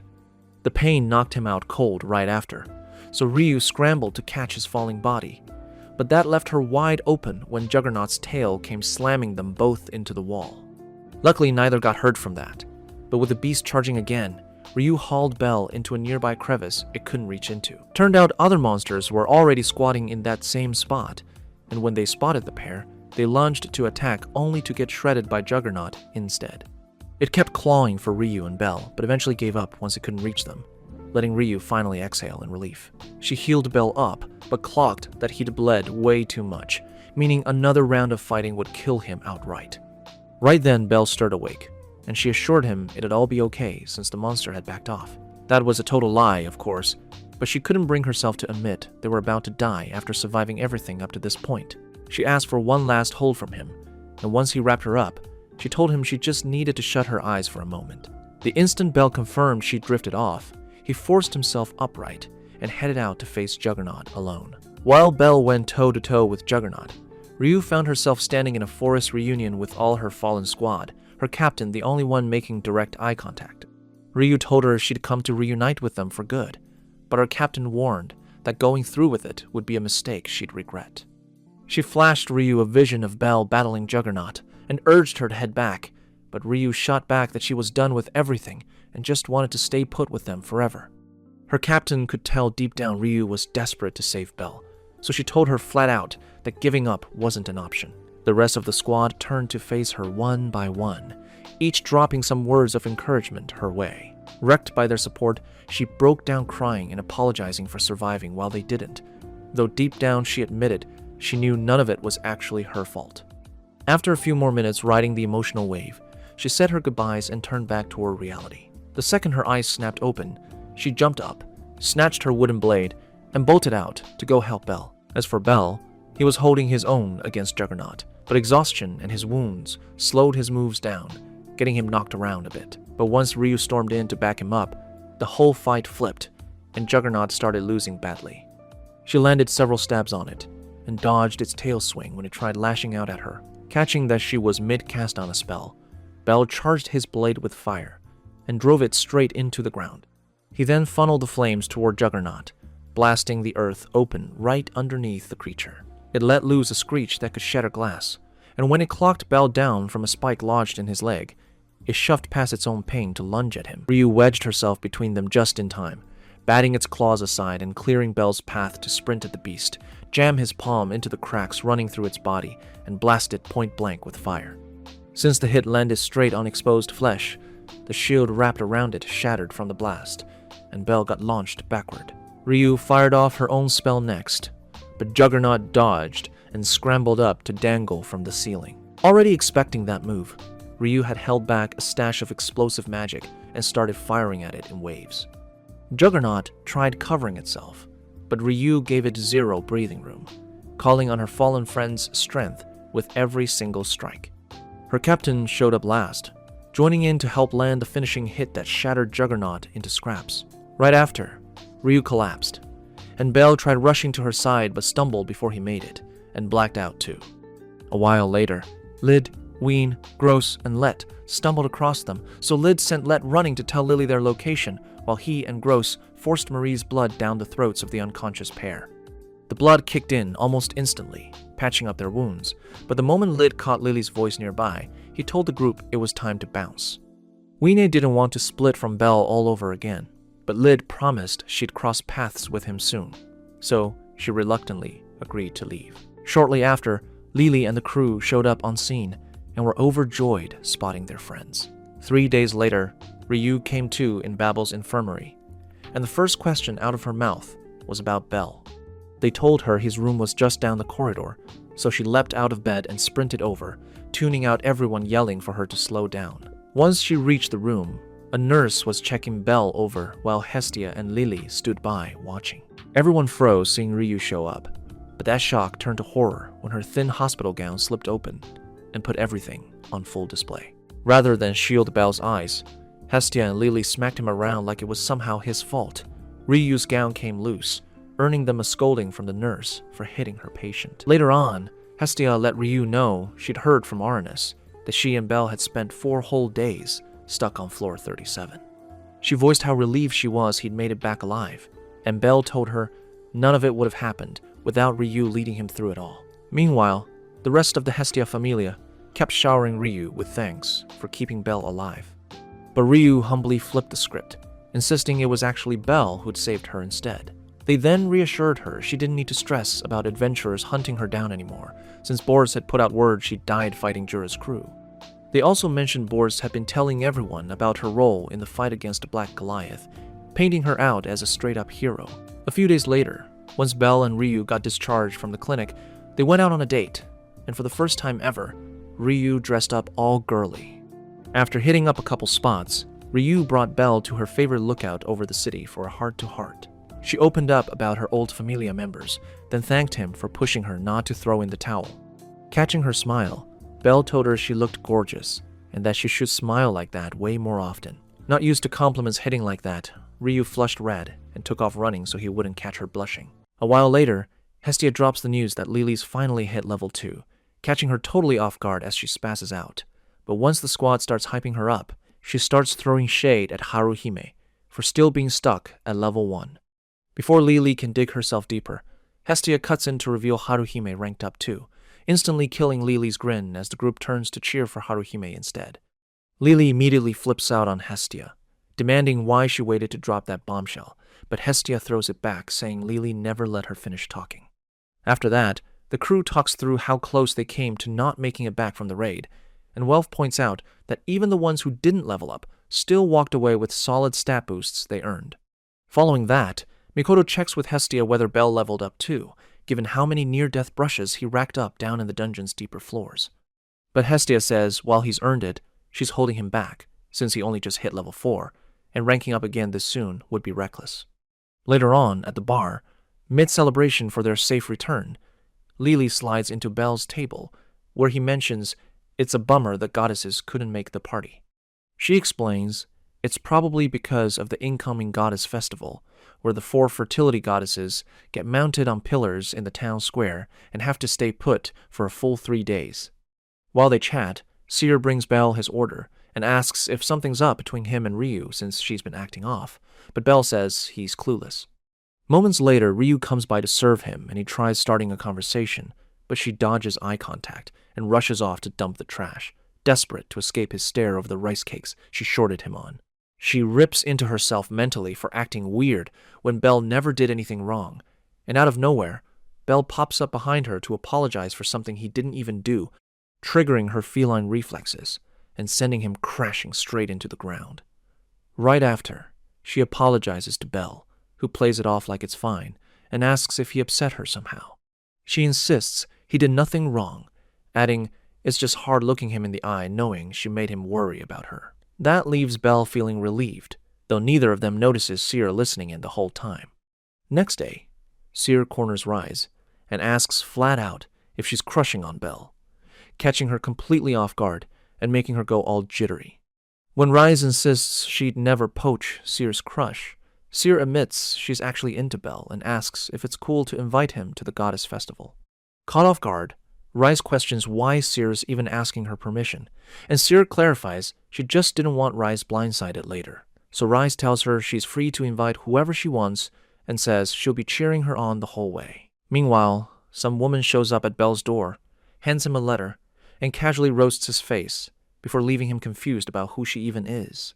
His friends, already at the door, point out she's repping the Freya Familia, which throws Bell for a loop. Lily chimes in that her name's Horn, and she works as Freya's personal assistant. Haruhime cuts in saying, forget who she is, wondering out loud if it's a love letter, but Welf shuts that down, saying Horn looks cursed against romance entirely. Once Bell cracks the letter open, everyone clocks that Seer's asking him out, sending the girls into full panic mode. Later that day, when Hestia catches wind, she completely loses it, saying she never saw this ambush coming since they all had an understood truce not to poach each other's targets. She then rounds on Lily, demanding how she missed this happening when she's supposed to be Bell's lookout. Lily fires back that nobody expected someone to literally hand-deliver a love letter, while Bell admits he's puzzled why a Freya Familia member was the one delivering Seer's note. After some back-and-forth theorizing, Lily points out Seer's basically friends with the whole town, so it tracks that Horn would be running her errands. Right then, Hestia mentions she's never actually met Seer face-to-face, describing how she's stalked Bell before but still couldn't catch Seer, who apparently had been feeding him. She jokes Seer's probably terrified of her, while Welf turns to Bell and asks what his next move is, and Bell says he'll swing by to see Seer tomorrow. Elsewhere, Seer tells her co-workers about the letter, and while they all lose it hearing the news, Ryu quietly changes and slips out. Somewhere else, the Freya Familia gathers up, and Otaro announces Seer's taking Bell to the goddess festival, proposing they divvy up assignments for the event. Hidin flat out refuses to babysit some grown man, and pitches just taking him out instead, but the others remind him that's off the table, since Freya's been thirsting after his magic wand forever. Alan then stands to leave, announcing he'll be on Seerguard duty, and telling the rest to sort out their own jobs as he walks off. Back in the city, Bell wonders if Seer's just messing with him again like she's pulled before, and right as he heads toward the tavern, Hidin ambushes him, though Bell manages to hold his ground fighting back with his blade and a firebolt. Still, Hidin dominates the fight, and pins his blade to Bell's throat, telling him he's coming along whether he likes it or not. A bit later, at a town cafe, Bell asks Hidin if the near-death beatdown was just an excuse to force him into tea time, but Hidin cuts to the point that they need to discuss Seer. Caught off guard, Bell asks whether Seer somehow ties back to the Freya Familia, and Hidin fires back asking what his date plan is, but Bell admits he hasn't even decided if he's showing up. Furious, Hidin insists Bell has zero grounds to reject Seer's offer, saying His only move is bowing down in thanks for the chance. Leaving Bell zero wiggle room, Hedin threatens to wipe him and the entire Hestia familia off the map, since Seer's requests carry the same weight as divine orders. The instant Bell mentions he's already got feelings for someone else, Hedin seizes his skull and warns him not to even think about other girls.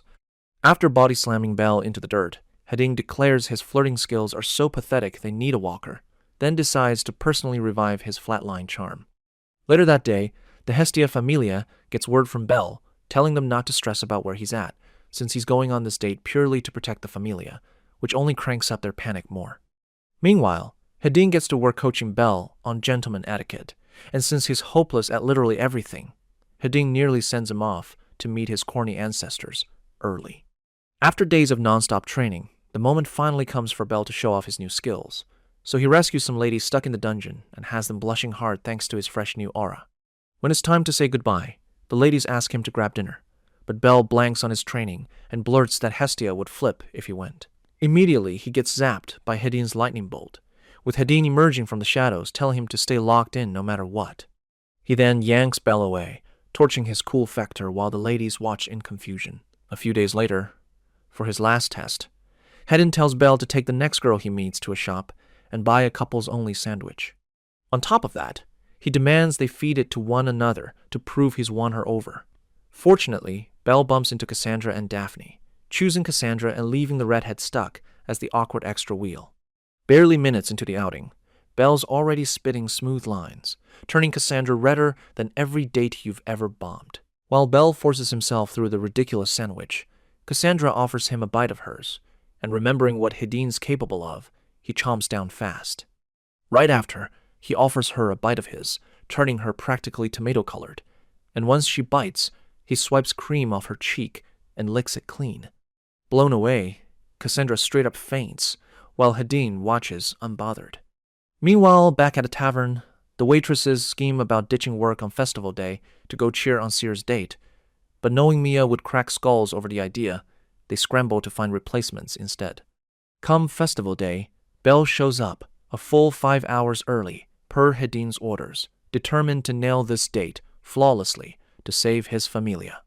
Then Seer appears, caught off guard by his early arrival and outfit, while Bell wastes no time unleashing top-tier charm on her.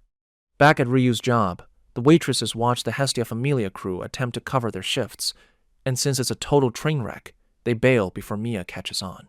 Elsewhere in town, Seer apologizes to Bell for the random letter and thanks him for actually showing up. Soon after, they grab snacks and feed each other, though Seer seems weirdly shocked at how flawlessly the date's going. While the waitresses spy on the couple from a distance, Hedin and the rest of Freya's crew watch from the rooftops too. Not long after Bell rolls out a string of oddly polished gentleman moves, Seer calls him out for acting strange, since she knows him well enough to sense he's putting on a show. When Bell asks if she's mad, Seer says she's honestly thrilled, though she figures she'd be the one making every first move today. So Bell offers her some sweets, only proving her point further. Right then, they check out the pillar where the goddesses are stationed, and when Freya's eyes lock onto his, Bell freezes up startled. Seer yanks him away, scolding him for eyeing other women mid-date. Unlucky for Bell, they cross paths with Ace next, instantly rattling him, so Seer drags him off again. Just then, Hestia pops up, asking Ace if she spotted Bell, and Ace points her toward them. So Hestia swipes some of Aiza's snacks, and the two of them go chasing after Bell together. Meanwhile, Seer, now stung by his earlier behavior, asks if he'd rather be on this date with Aiz instead, but Bell accidentally reveals his mentor never covered this kind of scenario.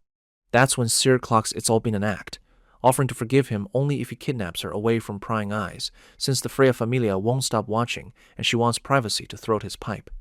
Meanwhile, Freya's crew tracks Bell and Seer's rooftop level as they wander the streets below, but Alan catches Hestia and Aiz on the hunt for Bell and blocks their path, telling them to scram, leaving Aiz confused why someone from Freya's Familia is even out here. Elsewhere, the undercover watchers realize Bell and Seer vanished right after grabbing a package from a shop. Panic sets in as they scramble to relocate them while Hestia and Aiz stay clueless about the chaos. Unbeknownst to everyone, Bell and Seer had thrown on an invisibility cloak to vanish from sight. Once they've dodged the search parties, the cloak slips off them, and Seer catches it mid-fall, impressed by how solid the magic actually works. Right then, Belle warns they still can't let their guard down and drags her along as they keep bolting. After finally shaking their tail, they pause to catch their breath, and Seer admits life with him is never dull. Belle counters that he'd honestly rather live a chill, stress-free life, prompting Seer to apologize for dragging him into such a hassle. Suddenly, Belle realizes the area looks familiar, so he offers to show her a spot he knows. They soon reach a cathedral, and while Seer's in awe of its beauty, Belle explains it's tied to a legend about a noble knight who partnered with a sacred spirit to battle monsters, eventually falling for each other. Seer claims she already knows the tale, but Belle clarifies it's based on real events, adding that the knight was actually torn between the spirit and a sainthood sister who'd supported him for years. In the end, the knight picked the saint, since she was the hotter option, shattering the spirit so badly she tried taking his life. Right then, Seer asks how he'd react if she ever got that heartbroken and spiraled the same way.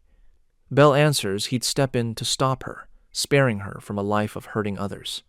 Not satisfied, she pushes further, asking if he'd refuse to scold her and drag her home to punish her in some whip-filled dungeon room, spooking Belle as she leans her head onto his shoulder. Moments later, the bells chime, so Belle mentions he's booked dinner reservations and suggests heading out, though he scans their surroundings for tales on the way. Just then, a vendor's hawking split jewelry themed after the knight and spirit legend, and since Seer's drawn to it, Belle buys her one, and she hands him his matching half. After clipping it into her hair, she asks how it looks on her, and once he compliments her, she vows to hold on to it forever.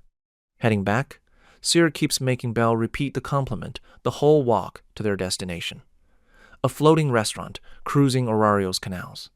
They grab a table on the boat as it sets off, with Belle finally relaxing, thinking they've lost their tail for good. Still, something nags at him, and Seer picks up on it, asking if he's okay. Belle brushes it off as nothing, though he can't shake the sense someone's watching them. A few tables over, Hestia tells Eyes she's about to torch their romantic getaway the moment she's finished her plate. Meanwhile, Rise and the other waitresses, dressed up as boat staff, complain about skipping shifts, only to end up serving tables on the water anyway. A bit later, Belle asks Seer point blank if she's really just a regular waitress, given how much Freya's people were guarding her. In response, Seer makes him swear their bond stays exactly the same even after she tells him her secret. Suddenly, something slams into the boat, and checking it out, Belle spots Freya's soldiers had built an ice bridge stretching from shore straight to the boat. They swarm the deck immediately, tearing the place apart looking for Seer. Ice overhears Van scheming to take Belle out by any means necessary, so she draws her blade and starts fighting them off, while Hestia dives under a table to hide. Suddenly, one of Ace's downed opponents crashes onto the deck and spots Belle, sounding the alarm to the rest. Seeing this, Seer takes off running, with Belle right behind her, insisting there's nowhere left to run. Instead, she calls off her backup while sprinting toward the ship's bow, and the waitresses show up wielding forks and serving trays. Then Seer climbs over the railing, catching Belle off guard as he asks if she's actually about to jump. She tells him she trusts he'll make sure she lands safe and leaps off anyway. Stunned, Belle dives right after and catches her as they crash together into the water. Moments later, they surface on the riverbank, Belle fretting over whether Seer's okay. Surprisingly, she bursts out laughing, saying that was actually fun since it's her first time pulling off something so wild. Then Belle notices her soaked outfit clinging to her chest and quickly averts his eyes. Seer takes off running in embarrassment while Belle chases after her. Later, they land at Hero's Bridge, where Belle admits he's always been captivated by a hero named Albert. Seer explains the pedestal across from Albert's statue sits empty since nobody's proven worthy enough to stand opposite him yet. She adds that someday a final hero capable of slaying the ancient dragon will show up and finally claim that spot. Just then, they catch their pursuers' voices closing in, so they duck into. Right after, they check into a room at an inn, and Seer immediately strips down to hop in the shower, leaving Belle so stunned he forgets how to breathe. A bit later, Seer emerges from the shower, prompting Belle to dash into the bathroom before he catches sight of any unexplored territory.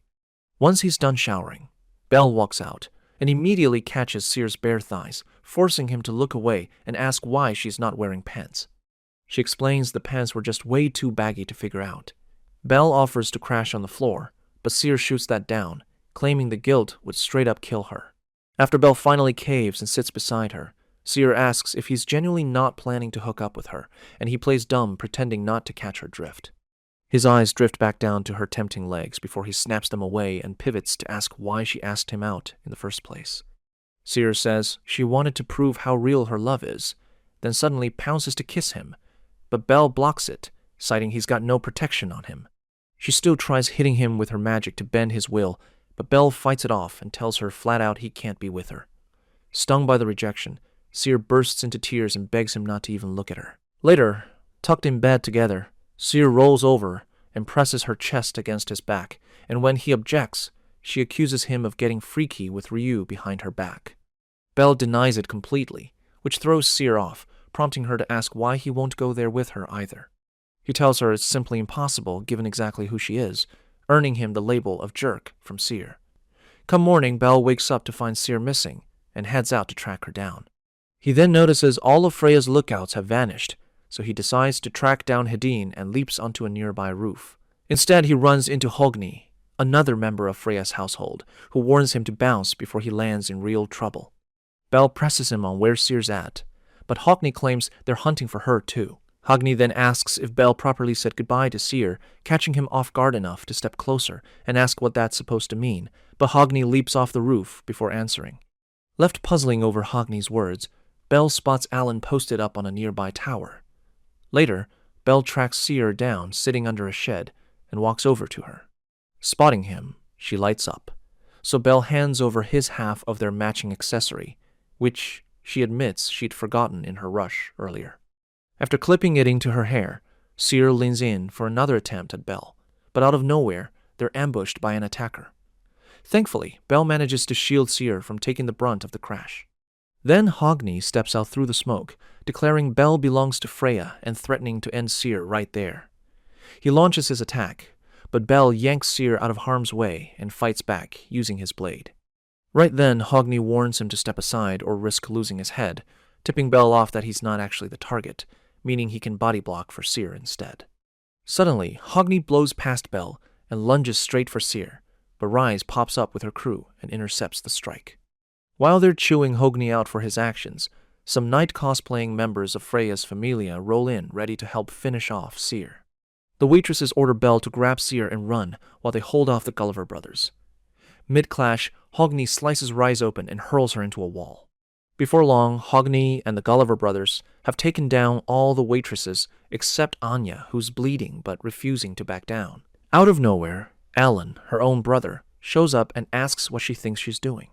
She explains she and her crew were protecting Seer, begging Alan to spare her, but he shrugs her off and joins the squad hunting for Seer anyway. Elsewhere, Belle and Seer cross paths with Hermes, who asks Seer why Freya's crew wants her dead. She explains Freya's trying to keep Belle all to herself, and afterward, the two duck into an empty building. Right then, Seer wraps Belle in a hug and tells him all she wants is for him to accept how she feels. Just as she leans in to kiss him, Belle catches her wrist, stopping her from stabbing him from behind, revealing he already knows she isn't really Seer. When she asks why he still protected her earlier, he says he had zero clue what was happening and just didn't want anyone dying, no matter who she actually was. Then Belle reveals the accessory half he gave her is his own piece, meaning the real Seer must be holding the matching other half. Realizing her disguise is blown, the imposter tosses the accessory aside and admits Belle would have died if he hadn't figured it out. She then spills that the real Seer is over in the South Gardens, so Belle takes off to find her. Right after, the imposter takes a spear straight to the head as more Freya Familia members arrive, chewing her out for stirring up trouble for Freya. Turns out, it was Horn disguised as Seer the whole time, and she shifts back into her true form, confessing she tried to kill Belle out of fear he'll permanently change Freya. Meanwhile, Belle locates the actual Seer, who confesses her real feelings for him, but Belle rejects her again anyway. Later, walking home through the rain, Seer tells Otterl, who's been trailing her, that she's claiming Belle for herself as she morphs into Freya. Turns out, Freya had been posing as the real Seer this entire time. Freya had reshaped her whole personality to play an average civilian named Seer, while Horn swapped places to impersonate the real seer in her stead. Thanks to that swap, Freya got to experience mortal life through seer, soaking in the simplicity, right up until Bel entered the picture and flipped her entire world upside down. But after getting shut down by him, she killed off the seer persona for good, deciding instead to claim Bel as her true self. Later, Bel tells Ryu that the seer they went to bat for was actually a fake, meaning Freya's crew was never actually hunting the real one. Rise asks about the actual seer's whereabouts, and Bel says he tracked her down, but after she confessed her love, he had to turn her down. Shocked, Rise asks why he'd crush Seer like that, and Bel admits his heart's set on someone else, meaning he can't give Seer the love she deserves. Hearing that, Rise apologizes for not thinking about how he felt in all this, and the two of them team up to search for Seer, since she never made it back to the tavern. Somewhere else, Hestia's stuck turning over Hermes' theory that Seer might just be a hollow shell Freya's been using as her stand-in. On top of that, she starts questioning whether the Seer who's been glued to Bel was secretly Freya this whole time, so she decides to run it by Hermes for confirmation. Right then, Freya materializes and demands Hestia hand Bel over. When Hestia refuses, Freya snaps her fingers, summoning lightning across the sky, as she declares she'll just take him by force instead. Suddenly, Freya's familia starts steamrolling through the Hestia familia, one by one. Thankfully, Aisha, stationed with Haruhime, puts up a fierce fight to shield her, though one of the Gulliver brothers crushes her skull anyway. Meanwhile, Welf and Lily both get demolished by Freya's fighters too. Elsewhere, Ottar orders Rise and Bel to give up, but Rise rushes him head-on instead. She gets launched clean into a wall for her trouble, while Otterl grabs Bel's skull and drives it straight into the ground. He then strolls off, carrying Bel's limp body, as onlookers watch in stunned horror. Hestia demands to know what Freya's done, and Freya reveals she's officially declared war on the Hestia familia, wiping them all out completely. To back it up, Freya's men dump their weapons, plus Bel's unconscious body right in front of Hestia. Horrified, Hestia lunges to touch him but gets blocked by Ottarl, while Freya reminds her Bel's no longer hers to touch whenever she pleases. She then announces she's officially claimed Bel by force, confirming her run as Seer has come to an end. Hestia snaps back, branding her pathetic for turning to violence just because she got turned down. Right then, Freya yanks Hestia by the hair, demanding she cancel her vow with Bel, while threatening to wipe out the rest of her familia too. Moments later, Hermes shows up and instantly clocks the situation. When Freya warns she'll send him packing to the afterlife first if he steps in, Hermes tells her, fine, take Bel, but she'll need to wait since he's only been in Hestia's familia 6 months, and conversions require a full year of active membership to actually take. He tells her to grab Bel anyway, and offers to handle the guild paperwork on her behalf. When Hestia calls him out for caving so easily, Hermes tells her to accept the loss and move forward. Freya agrees to the terms, adding she'll be taking some proactive measures to make sure the conversion goes through smoothly. Once everyone clears out, Hermes tells Hestia they've got half a year to cook up a plan. Curious, Hestia asks what exactly Freya meant by proactive measures, and Hermes admits he has no clue, only noting Freya's capable of pretty much anything once she's locked onto a goal. Suddenly, Asfi, from Hermes' familia, shows up hauling Rise's unconscious body and reports that the whole city's been summoned to the central park by guild orders. Turns out the guild officials are all under Freya's hypnotic spell, and she's gearing up to make an announcement over the megaphones. Hearing this, Hermes urgently tells Hestia to pump up her divine power, and when she asks why he's suddenly this rattled, he says Freya's more unhinged than he expected, since she's about to shatter her own established rules. Turning to Asfi, Hermes orders her to flee with Ryu, and put as much distance as possible between them and Orario. Once Asfi disappears, Hermes scribbles a note and passes it to Hestia, instructing her to deliver it to him at the right moment and warning her not to jump the gun. Then Freya's voice booms through the megaphones, hypnotizing the entire city. Later, Bel wakes up in some unfamiliar room, his last memory being Ottarl's attack. First thing he clocks is his knives missing, so he heads out, hoping to find Ryu before anyone else spots him. Right then, he bumps into Hedin, who tells him to clean up for breakfast and boots him along. Bel makes his way to the dining hall, stunned to discover everyone there belongs to Freya's familia. Making things worse, they all talk to him like he's already one of their own, prompting Belle to ask about Ryu and why he got jumped. But Hedin acts like he's not making any sense. When Hedin adds that Freya fell for him and he now belongs to her familia, Belle panics and insists he belongs to Hestia's familia instead. Everyone shoots him strange looks, and when they try nudging his memory, Belle bolts out the door. Right as he's plotting to find his actual crew, he runs into random adventurers around the city who peg him as Freya familia and try bribing him to go along with it. While he's desperately trying to jog their memories, Aina shows up, so he sprints toward her, only for her to claim they've never met before, crushing him. Refusing to accept it, Belle takes off running and stumbles onto the Hestia familia crew. But since they've all bought into the same false memory, Belle turns to Hestia, hoping for backup, only for her to play along too, leaving him completely blindsided. Afterward, Belle swings by Hythe, Freya's resident healer, who diagnoses him as trapped under some heavy-duty curse, leaving Belle questioning his own grip on reality. She then offers to erase his memories using her rather intimate technique, but he swats her hand away instead. At this, Hedin shuts Belle inside a room before his panic spirals completely out of control. Meanwhile, elsewhere, Freya warns Horn she's banned from ever seeing Belle and orders her to patch up any spots her hypnosis can't reach, like the dungeon or anyone visiting from outside town. She also tells Horn to keep the Hestia familia in check too, since their bond with Belle runs deep. Anxious, Horn asks if she'll face punishment for trying to kill Belle, but Freya assures her she won't, mainly because she's about to spend her whole existence serving Freya instead.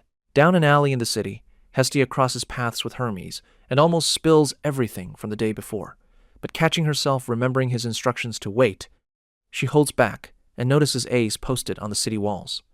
She walks over, asking what she's doing up there, and Ace admits she feels like she's waiting on someone. Hestia asks if she knows Belle, and when Ace identifies him as Freya Familia's newbie, Hestia tells her to keep her distance from him. Puzzled, Ace asks why, but Hestia refuses to explain. Later, Freya pays Uranus a visit in the dungeon, noting she's aware her hypnosis fails on him thanks to the altar's protection.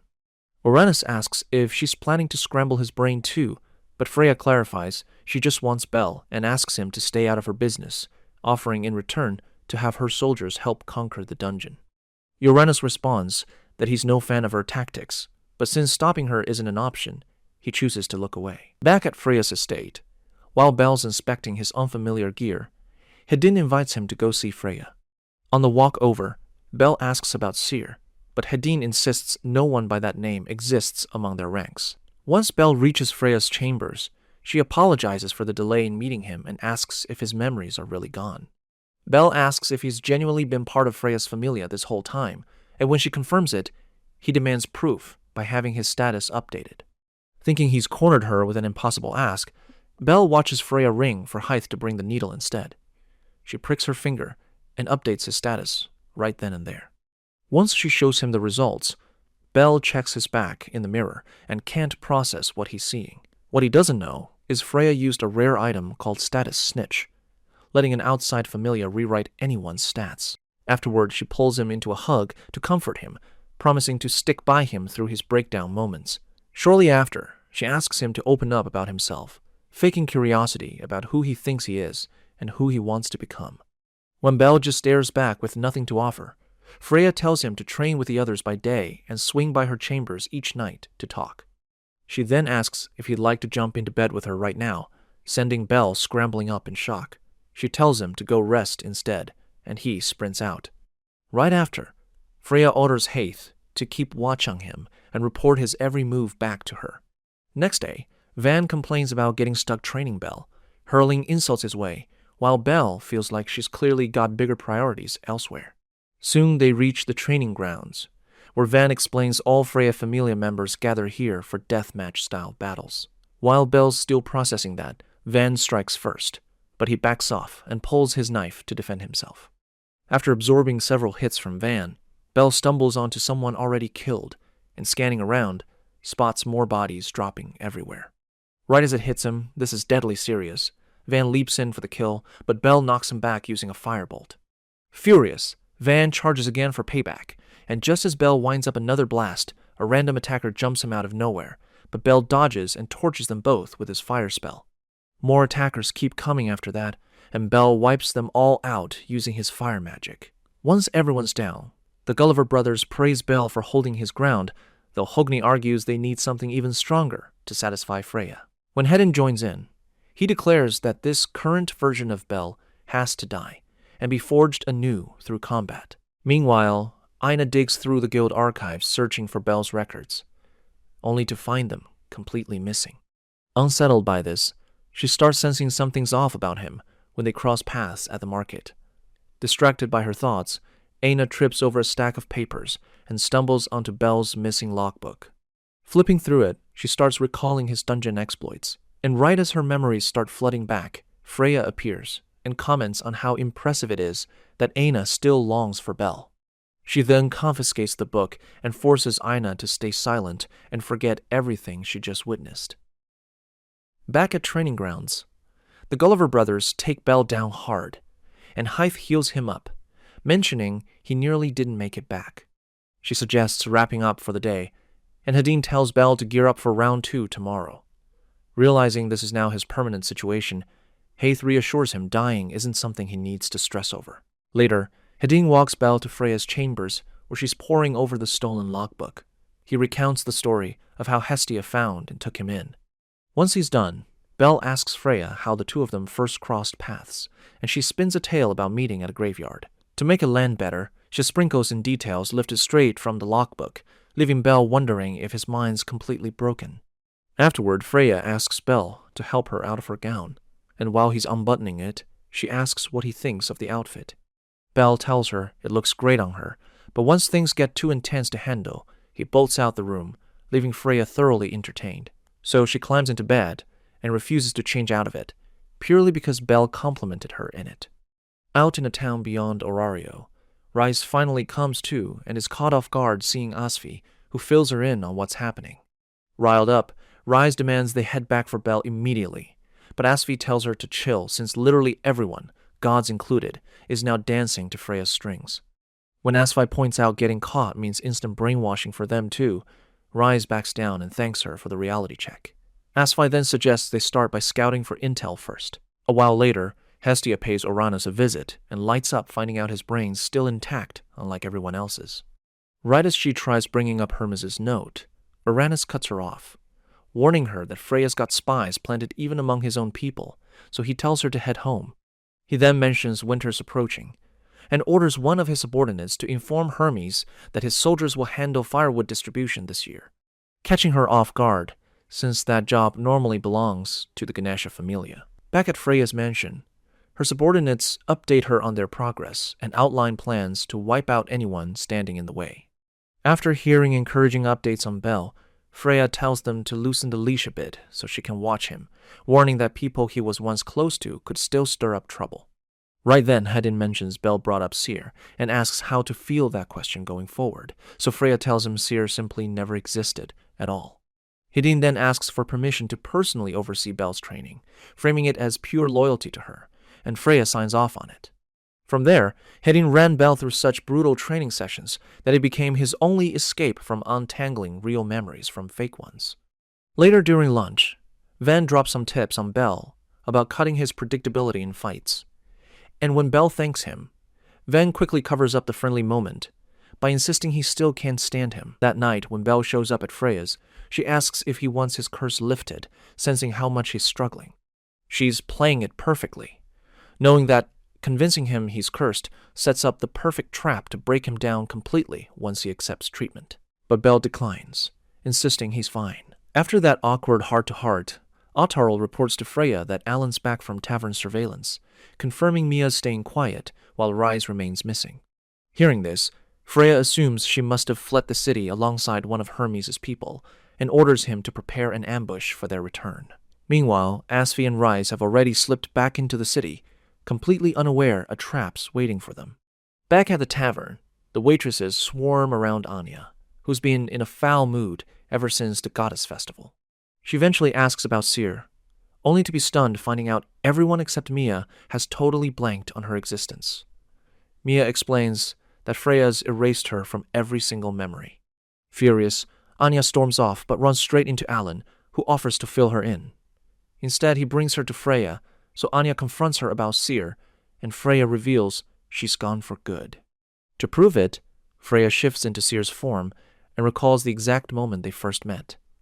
Wounded, Anya asks why she'd do such a thing, and Freya shrugs it off as pure entertainment for herself.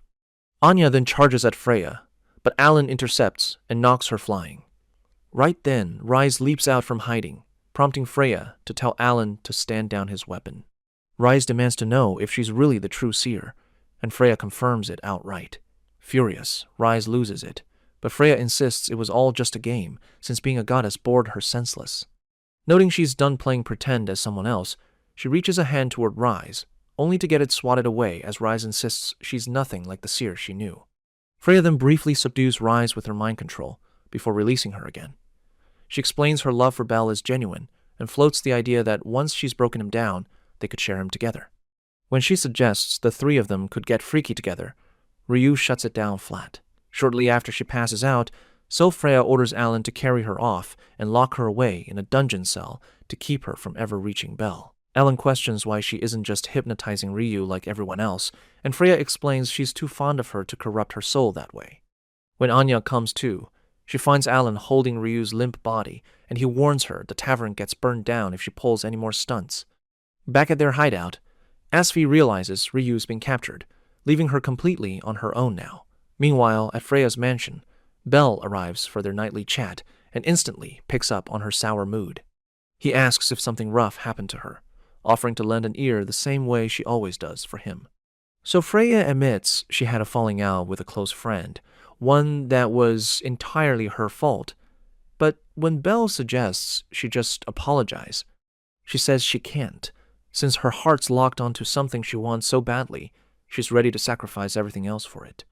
Bel points out she can always circle back and reclaim whatever she gave up, adding she'll end up cherishing it even more the second time around, and the comment suddenly hits Freya with a flash of exactly why she fell for him. But the moment she says it out loud, Bel starts glitching again and accidentally calls her Seer. For that slip, Freya pinches his cheek hard and kicks him out for daring to say another woman's name in front of her.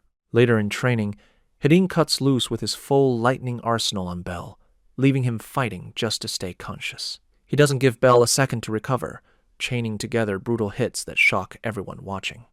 But when he carves Bel open with his lance, Hockney jumps in to heal him, questioning if Hayden's trying to isekai the kid and steal his whole life.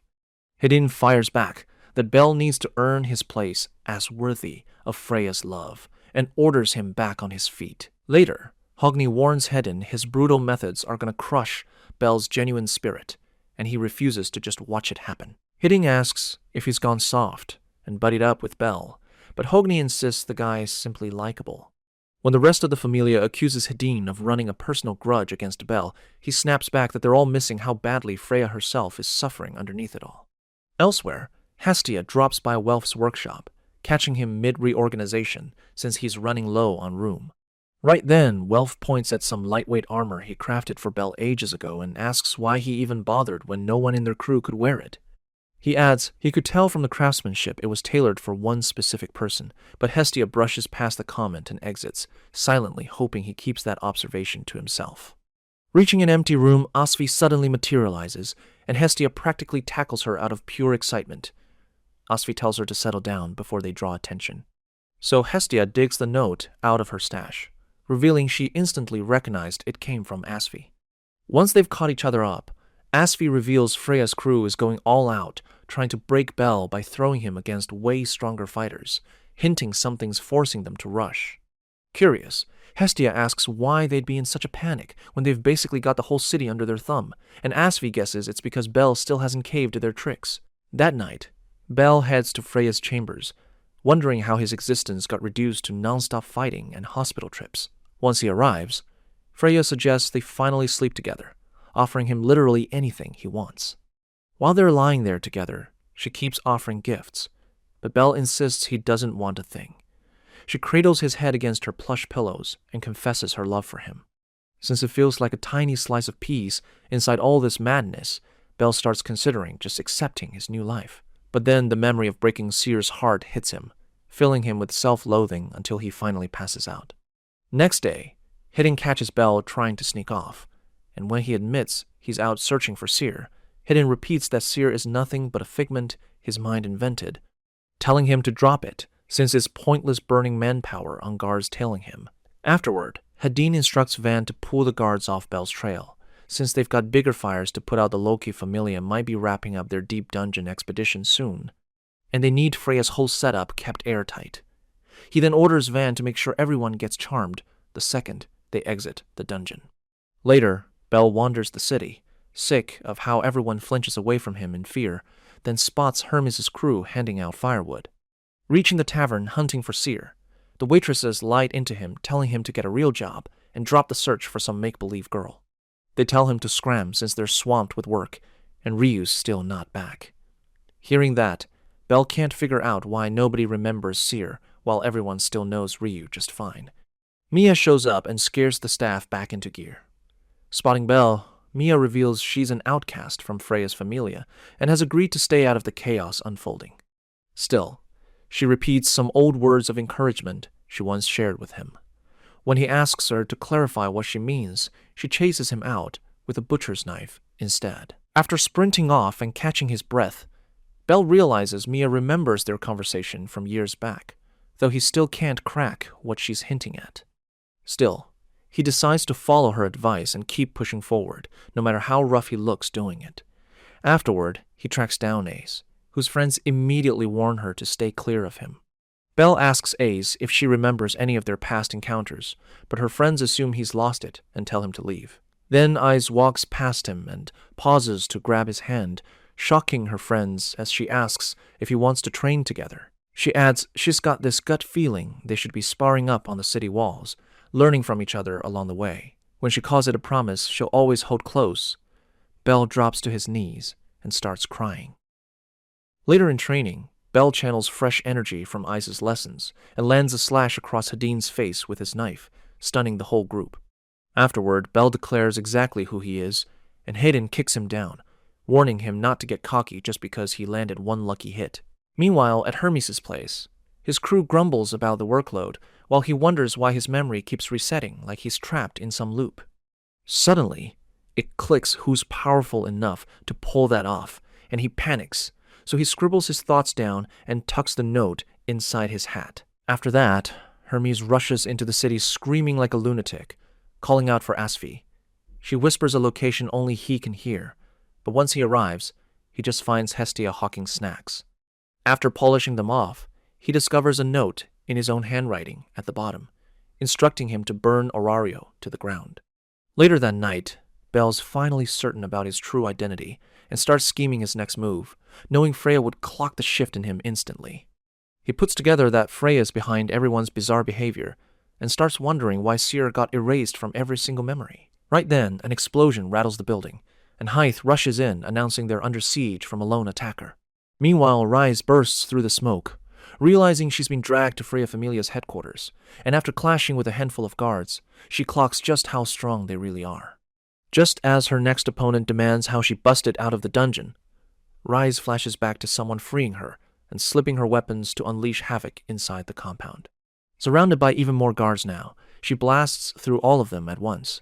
At the same time, Hayth orders Bell to stay put in his room and posts guards to watch him before leaving.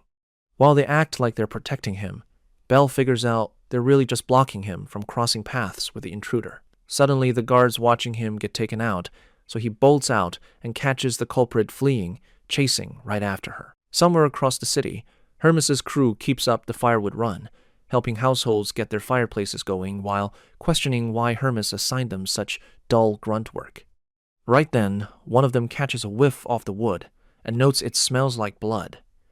Aisha figures it was probably used to beat someone half to death. Back at Freya's compound, Bell tracks the culprit down to a hallway, and Horn steps out of the shadows asking how much he's already pieced together. Bell responds that he knows he's actually Hestia Familia, and that the whole city's under hypnosis. Furious, Horn completely loses it and blames Bell for causing Freya so much agony. She pulls her blade and lunges to slash him, ranting that Freya's sacrifices would have meant something if he'd just accepted her. Right then, Bell blocks the stab and pins her down, and she starts sobbing while screaming that she hates him. Through tears, she admits she's attacking him because she can feel Freya's pain and hears her crying every single night. She then begs him to wake up to the truth, and it triggers Belle's memory of every single thing Freya's done to win him over. Suddenly, Horn rises, hands him back the knife Hestia originally gave him, and the moment he takes it, she plunges it straight into her own chest. Horrified, Belle demands to know why, and Horn explains this marks her second betrayal of Freya over getting tangled up with him.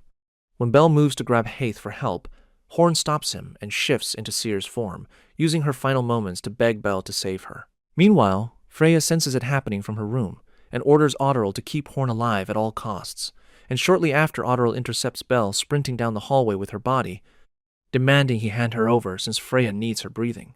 After this, Belle confronts Freya, who points out Horn wrecked everything right as he was about to accept a life by her side. Belle asks if she'd been Seer this whole time, and Freya confirms it, admitting Seer was purely a character she invented. When she adds that the whole thing was just performance, Belle asks why she'd cried the day he turned her down, and Freya claims it was simply part of playing the role. But Belle pushes back, insisting Seer is a genuine piece of who she is. To disprove him, Freya pulls out their matching accessory and snaps it in half, insisting Seer is dead and gone. Belle still won't buy it, so Freya reminds him that he's the one who hurt Seer in the first place. When Belle owns up to that, Freya flushes, hearing him say it's exactly why he has to save her now. Freya erupts in rage and slaps him, demanding to know what exactly he thinks he can do to save her. She goes on to remind him she's got the whole city wrapped around her finger and can turn every last person against him whenever she wants. Right then, Belle feels a burning sensation on his back, and the Freya Familia mark seared onto his skin suddenly burns away, leaving Freya baffled at what's happening. Meanwhile, down in the dungeon, Arnus' subordinate feels the same burn. Prompting Arnus to explain, he ordered Hermes' Familia to hand out firewood as part of a scheme to lace the wood with Hestia's blood. So across the whole city, people start feeling that same burning sensation, and even Hermes feels it hit him too, hoping Asvi's pulling off her end of the plan.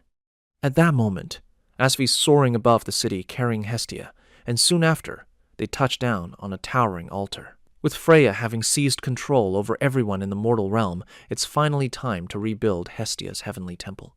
Right then, Hestia extends her hand out over the city, channeling her blood's power through every burning flame across town. Suddenly, she wipes out Freya's hypnotic hold on everyone, and the whole city snaps back to reality all at once.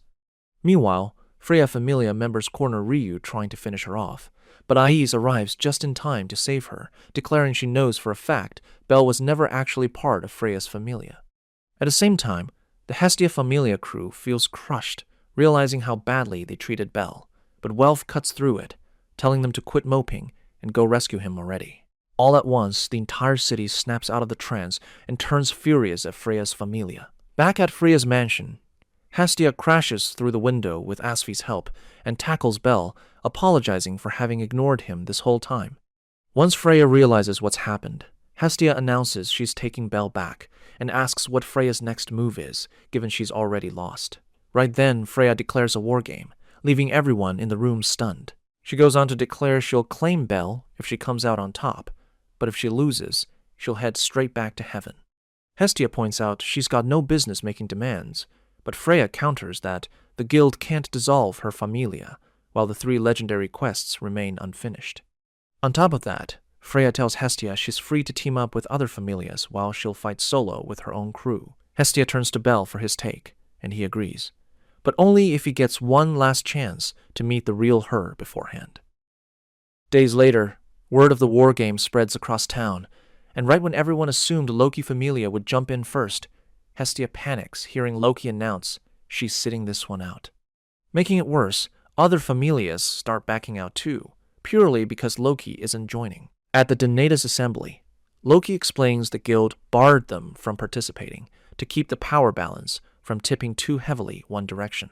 Hestia's fuming over this, but the other gods pledge their backing regardless. She then asks Loki if she can borrow AIs before things kick off, but Loki refuses, explaining AIs is already stuck in a difficult spot. Afterward, Royman from the guild meets up with Finn from Loki Familia and pushes for them to withdraw from the wargame entirely. When Finn warns his crew won't take that well, Royman offers a payoff to keep them sidelined. Once Royman's gone, Finn tells Hedin, who'd been listening in, that this reeks of another Freya scheme. Hedin confirms it, revealing Freya's actual goal is crushing every familia across Orario, Loki Familia included. Hearing this, Finn commits to backing Hestia Familia, since nothing bars them from lending support. Back at the Hestia household, Bel's crew apologizes for how they treated him, but he brushes it off, saying they've got the wargame to focus on, and asks for their backup. They all agree without hesitation, feeling like they owe him one anyway. Right then, Hestia walks in with the wargame rules, revealing it'll play out as a giant hide-and-seek match. She lays out that the gods will hide while opposing Familia members hunt for them, and whichever side locates the other's gods first claims victory. This format got picked specifically to level the playing field given the massive gap in raw strength. On top of that, Hestia reveals harming the gods themselves is off-limits, though their Familia members can freely fight and sabotage each other. Hestia asks the group to brainstorm a game plan, but despite digging through books, Lily comes up empty-handed. Right then, Finn walks in offering to hand over everything he knows, having clashed with Freya Familia countless times before. Caught off guard, Lily asks why he'd help, but Finn tells her to focus more on winning this near-impossible fight and offers to coach her strategy skills directly. Thrilled, Lily thanks him, and Finn mentions he isn't the only ally willing to pitch in. Over the following days, more Familia step up to back Hestia Familia, though the Ganesha Familia opts to referee the battlefield instead of joining outright, making sure everyone plays fair. Elsewhere, Asfi predicts Hestia Familia and their allies will pull off the win. But Hermes says they're doomed without Loki Familia backing them. Puzzled, Asfi asks why they're staying out, and Hermes questions if she's taking it personally. Asfi clarifies he made the smartest call given the circumstances, but promises to arm Lily with every resource in their stockpile. Meanwhile, at Hestia's house, she informs Bel he's now hit level 5 and picked up a skill granting him immunity to hypnosis. She adds his escape abilities leveled up too, boosting his speed anytime he's fleeing danger. Afterward, Bel asks Hestia if he's even got a shot against Freya Familia's monsters, and even she can't promise he'll hold his own. Still, Bel insists he has to at least try. Meanwhile, at Freya's mansion, Alan briefs her on battle logistics and questions why she kept Bel away from Ace. Freya claims training with Ace would have strengthened him, though really she was just jealous underneath it all.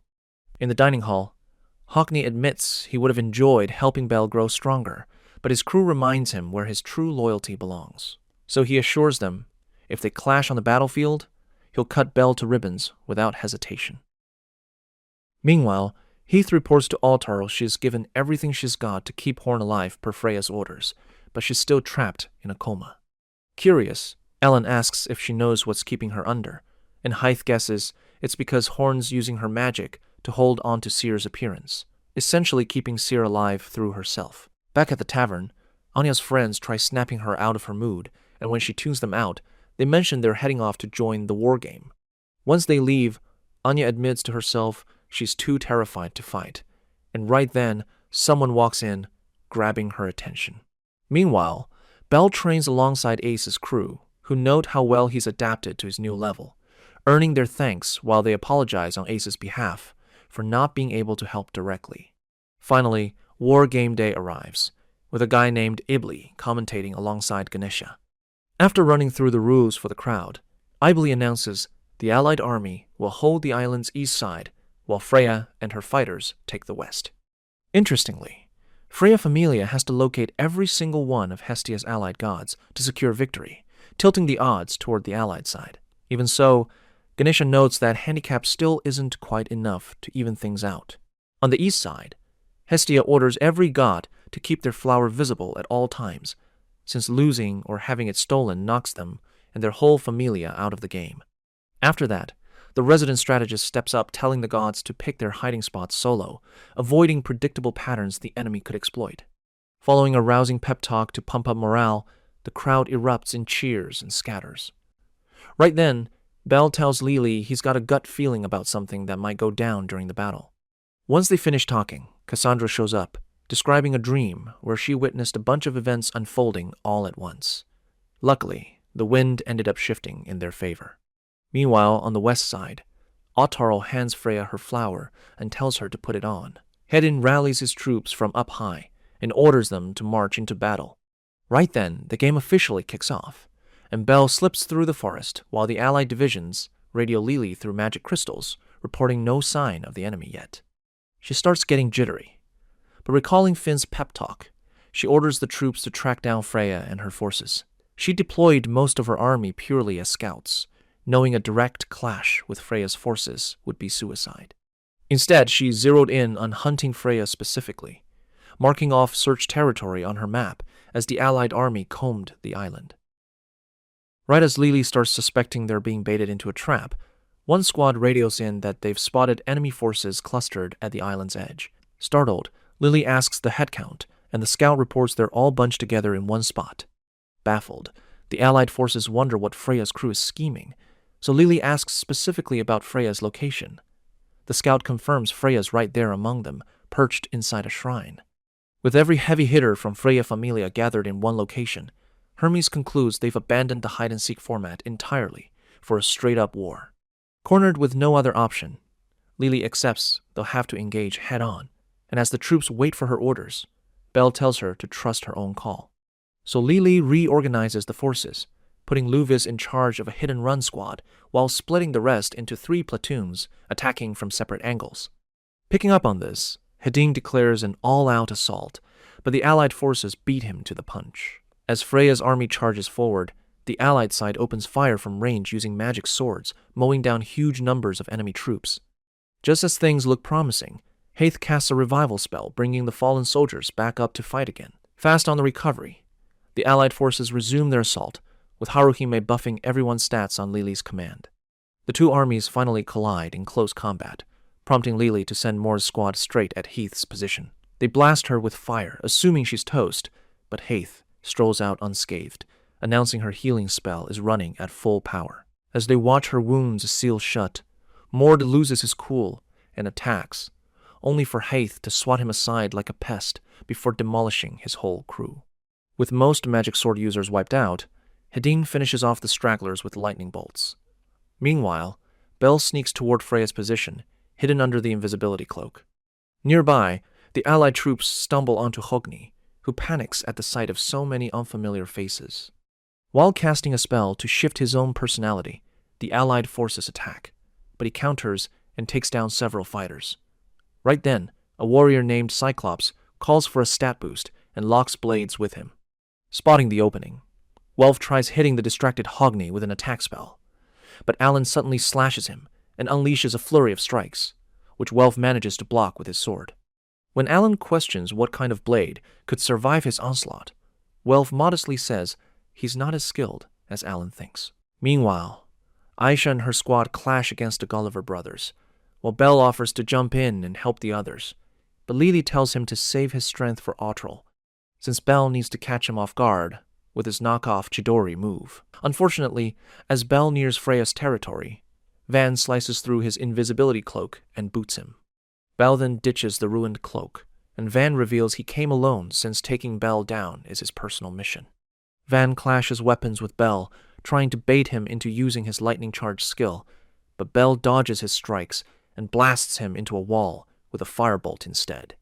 Just then, Ottarl arrives and chews Van out for going rogue.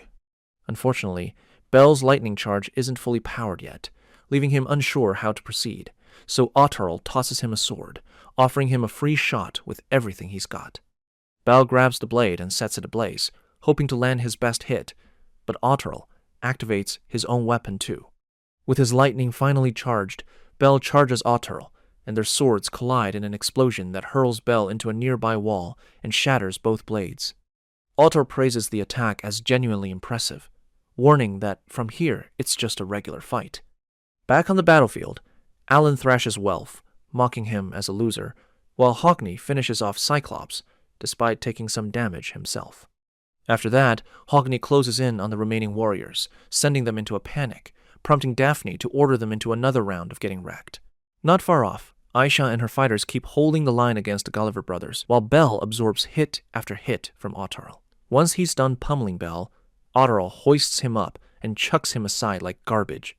Watching this, Asfi feels the urge to intervene, and when Hermes asks where she's headed, she tells him not to talk her out of it. Back in the fight, Otterl tells Bell he'll need to surpass him if he wants to be the one deserving Freya's love. When Bell staggers back up, he's stuck deflecting hit after hit from Otterl, who eventually grabs him and smashes them both clean through the crumbling walls. Meanwhile, Freya's warriors are slaughtering the allied forces across the battlefield as the crowd watches in horror. At the same time, Freya rips into Horn for constantly echoing her own emotions, then orders Hedin to wrap up the wargame fast. Right then, Alan leads a charge of Freya's fighters storming the east side where the gods are hiding. Spotting this, Lily tells Hestia to bolt, while a few spineless gods just surrender themselves, hoping to be spared. Alan shows zero mercy, taking them out anyway, and within minutes he and his men have dragged out plenty more gods. Adding insult to injury, every captured god instantly eliminates their entire familia from the game, gutting the allied army's numbers fast.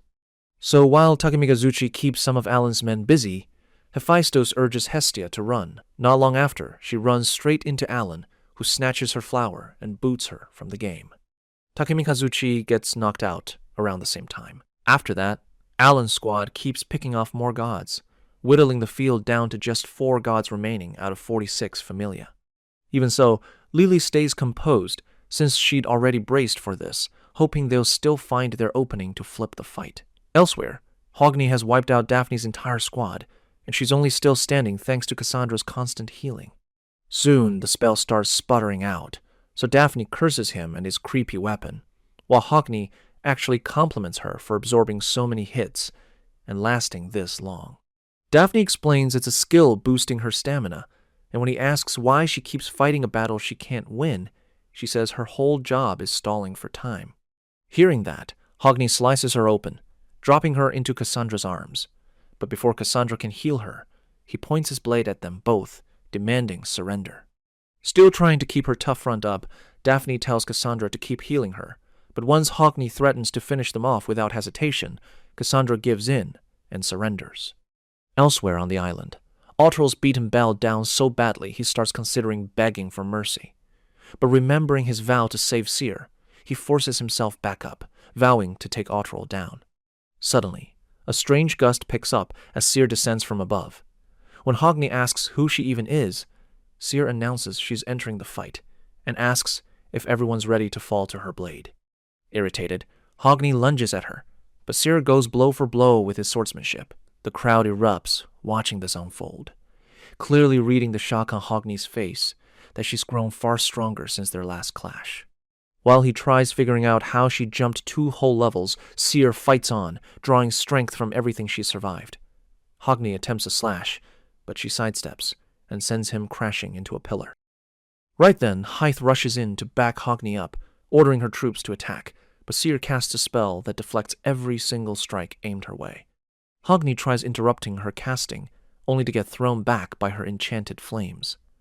Since that ability isn't naturally hers, her enemies start questioning how she's wielding it. Seer explains she's channeling the spirits of her fallen friends and hovers above the flames. As she cuts through Hythe's squad, spectators marvel watching her tap into her deceased comrades' powers. While the crowd speculates whether she's literally summoned her old friends back, they start recognizing the distinct fighting styles of Ryu's fallen crew mirrored in her movements, and the cheers start pouring in. Suddenly, she unleashes a wide-range spell, wiping out several opponents simultaneously. Somehow, Hogni survives and keeps fighting, but Ryu completely overwhelms him with her flame assault. Hogni insists he can't afford to lose, but Ryu points out Daphne's squad sacrificed themselves purely to wear him down first. She then slashes him open and drives her sword straight through him. Witnessing Freya Familia's first real defeat, the crowd erupts in celebration. As Hythe's remaining squad starts to panic, she rallies their spirits and orders them to attack while she tends to Hogni.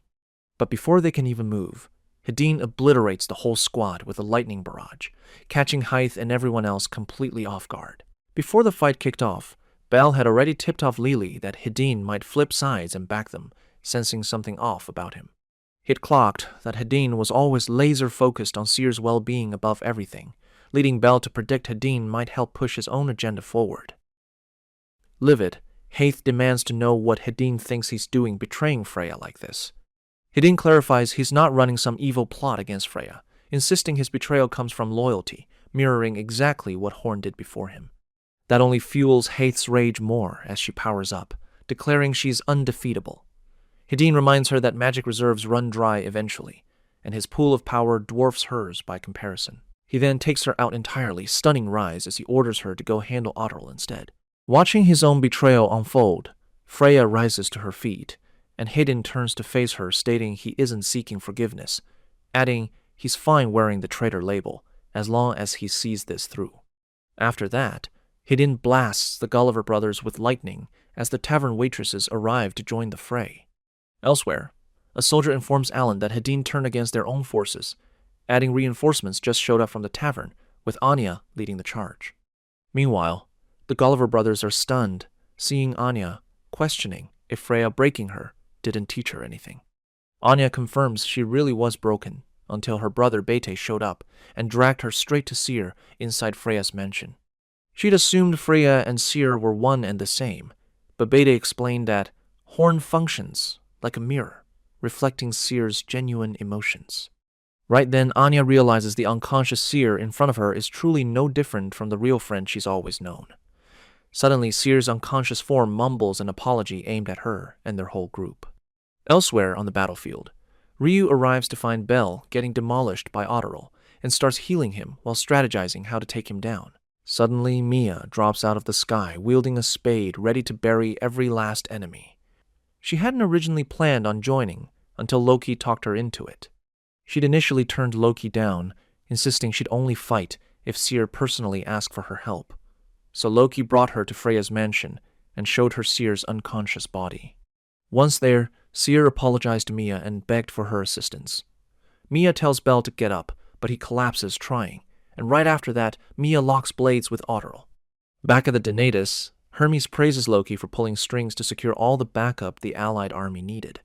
Loki fires back, accusing Hermes of secretly maneuvering things to get Ryu combat ready. Meanwhile, Hestia's hiding far off from the fighting, when Miak suddenly appears beside her, making her jump. She asks how they're supposed to stay concealed, and Miak suggests pushing toward the front lines, since they need to update their soldiers' stats mid-fight. Back in the battle, Otterl's matching Mia blow for blow, and she points out he's gotten noticeably stronger, while he counters that she's gotten weaker. Right then, Bell tries jumping back into the fight, but Ryu warns he hasn't fully healed yet. She then asks what he plans to do with Seer once this is over, since she and the other waitresses intend to knock some sense into her and drag her home. Bell explains he'd met Horn transformed into Seer, who'd begged him to save her, and he vows to save her even if it means causing her pain. Shortly after, Ryu finishes healing him, and just as Bell grabs his knife to rejoin the fight, Ryu confesses her love for him, leaving him completely stunned. While he stands there frozen like a deer in headlights, Ryu charges straight into battle. Elsewhere, Anya realizes they need to take down the Gulliver brothers before Alan makes it back. She casts a spell, letting out a scream that saps her enemy's strength while Haruhime buffs the rest of the girls. Anya then tosses a smoke bomb to split up the Gulliver brothers and pins them down using a gravity spell. Together, the group swarms them, separating and picking them off one by one. After that, Lily updates the allied troops that only Otterl and Alan remain as obstacles, telling them whoever's still mobile should push toward Freya and snag her flower while the two heavy hitters stay occupied. Hearing this, Welf gets up and heads west, while Hogni tears into Hedin over betraying Freya.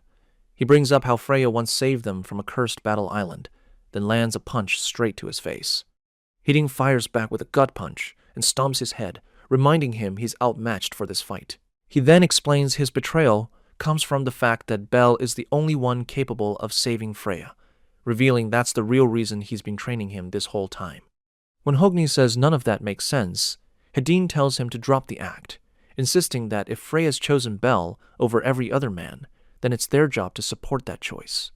Hogni asks why they can't just back Freya directly instead, and Hedin calls him out for pretending, saying deep down he just can't stomach another man claiming her. Hedin admits he feels exactly the same way, arguing they need to free Freya from the weight of being a goddess. Hogni caves and agrees, adding he noticed how genuinely happy Seer looked smiling, and he can't stand watching her lose that.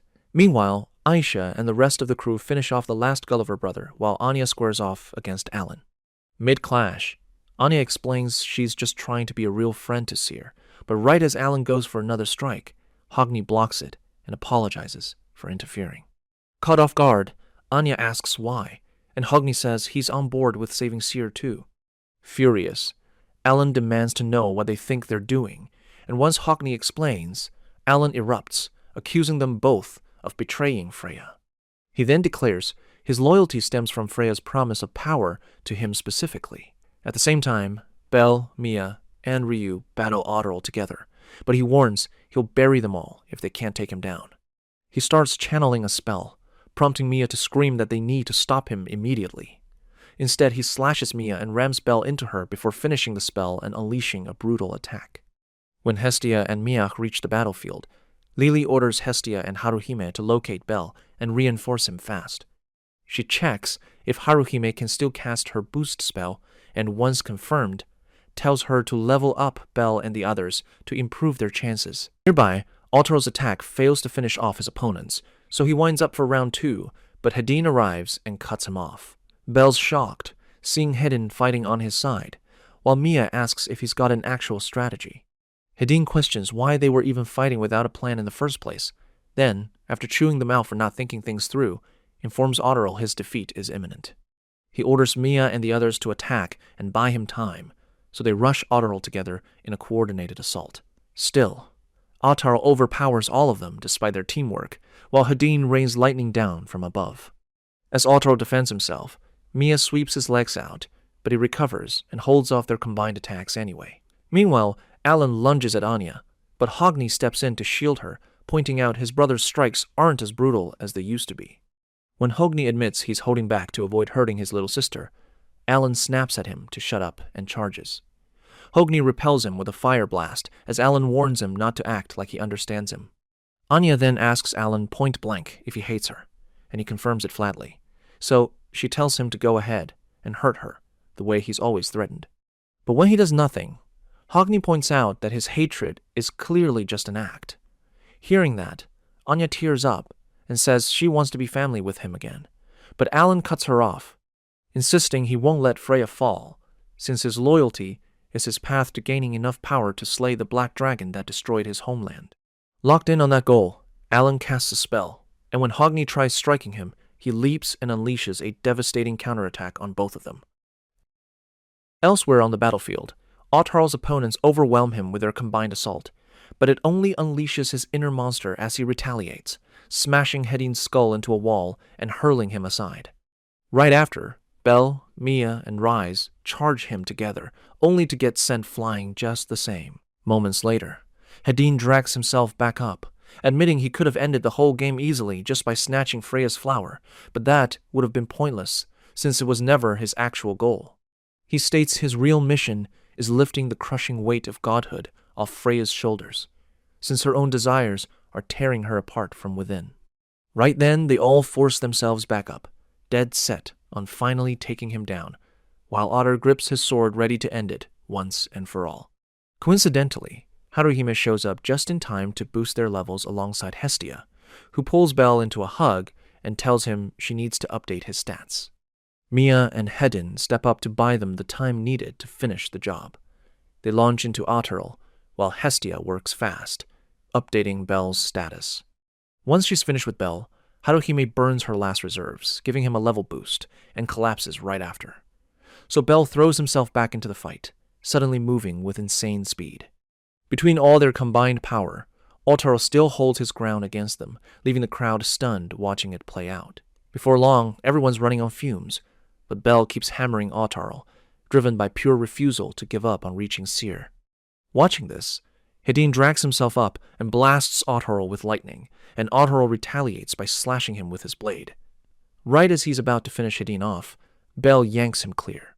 Bleeding out, Hedin tells Belle he has to save Seer no matter what, and channels his remaining magic straight into him.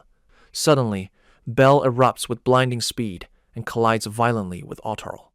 The moment flashes him back to his fight against the Minotaur, and that first spark of wanting to win, fueling him to fight even harder. Right then, Mia and Ryu jump in to help, and while they keep Otterl distracted, Bell charges up both his fire and lightning abilities. He rushes Otterl, but Mia warns he'll see the attack coming from a mile away. Unbeknownst to her, Bell's using the charge purely as bait, tripping Otterl mid-move. Mia then knocks him flat with her spade and lets loose a flurry of punches on him. After that, Ryu strips him of his weapon using her magic, while Bell finishes it off with a massive firebolt.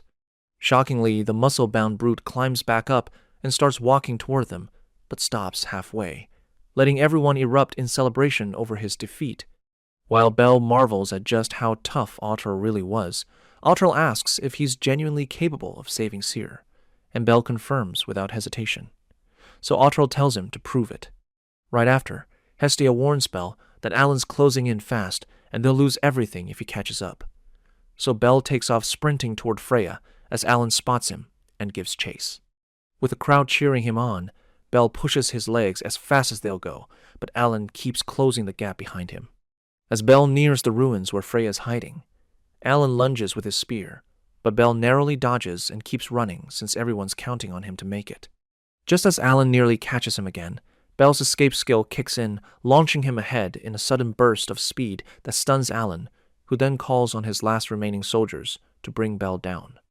Right as he leaps in for the strike, Welf wipes out both the guards and Alan with a fire spell. Shortly after, Bell locates Freya, and she tries using her charm on him, but it fails completely, leading her to ask why he rejected her love, despite her being the actual goddess of love.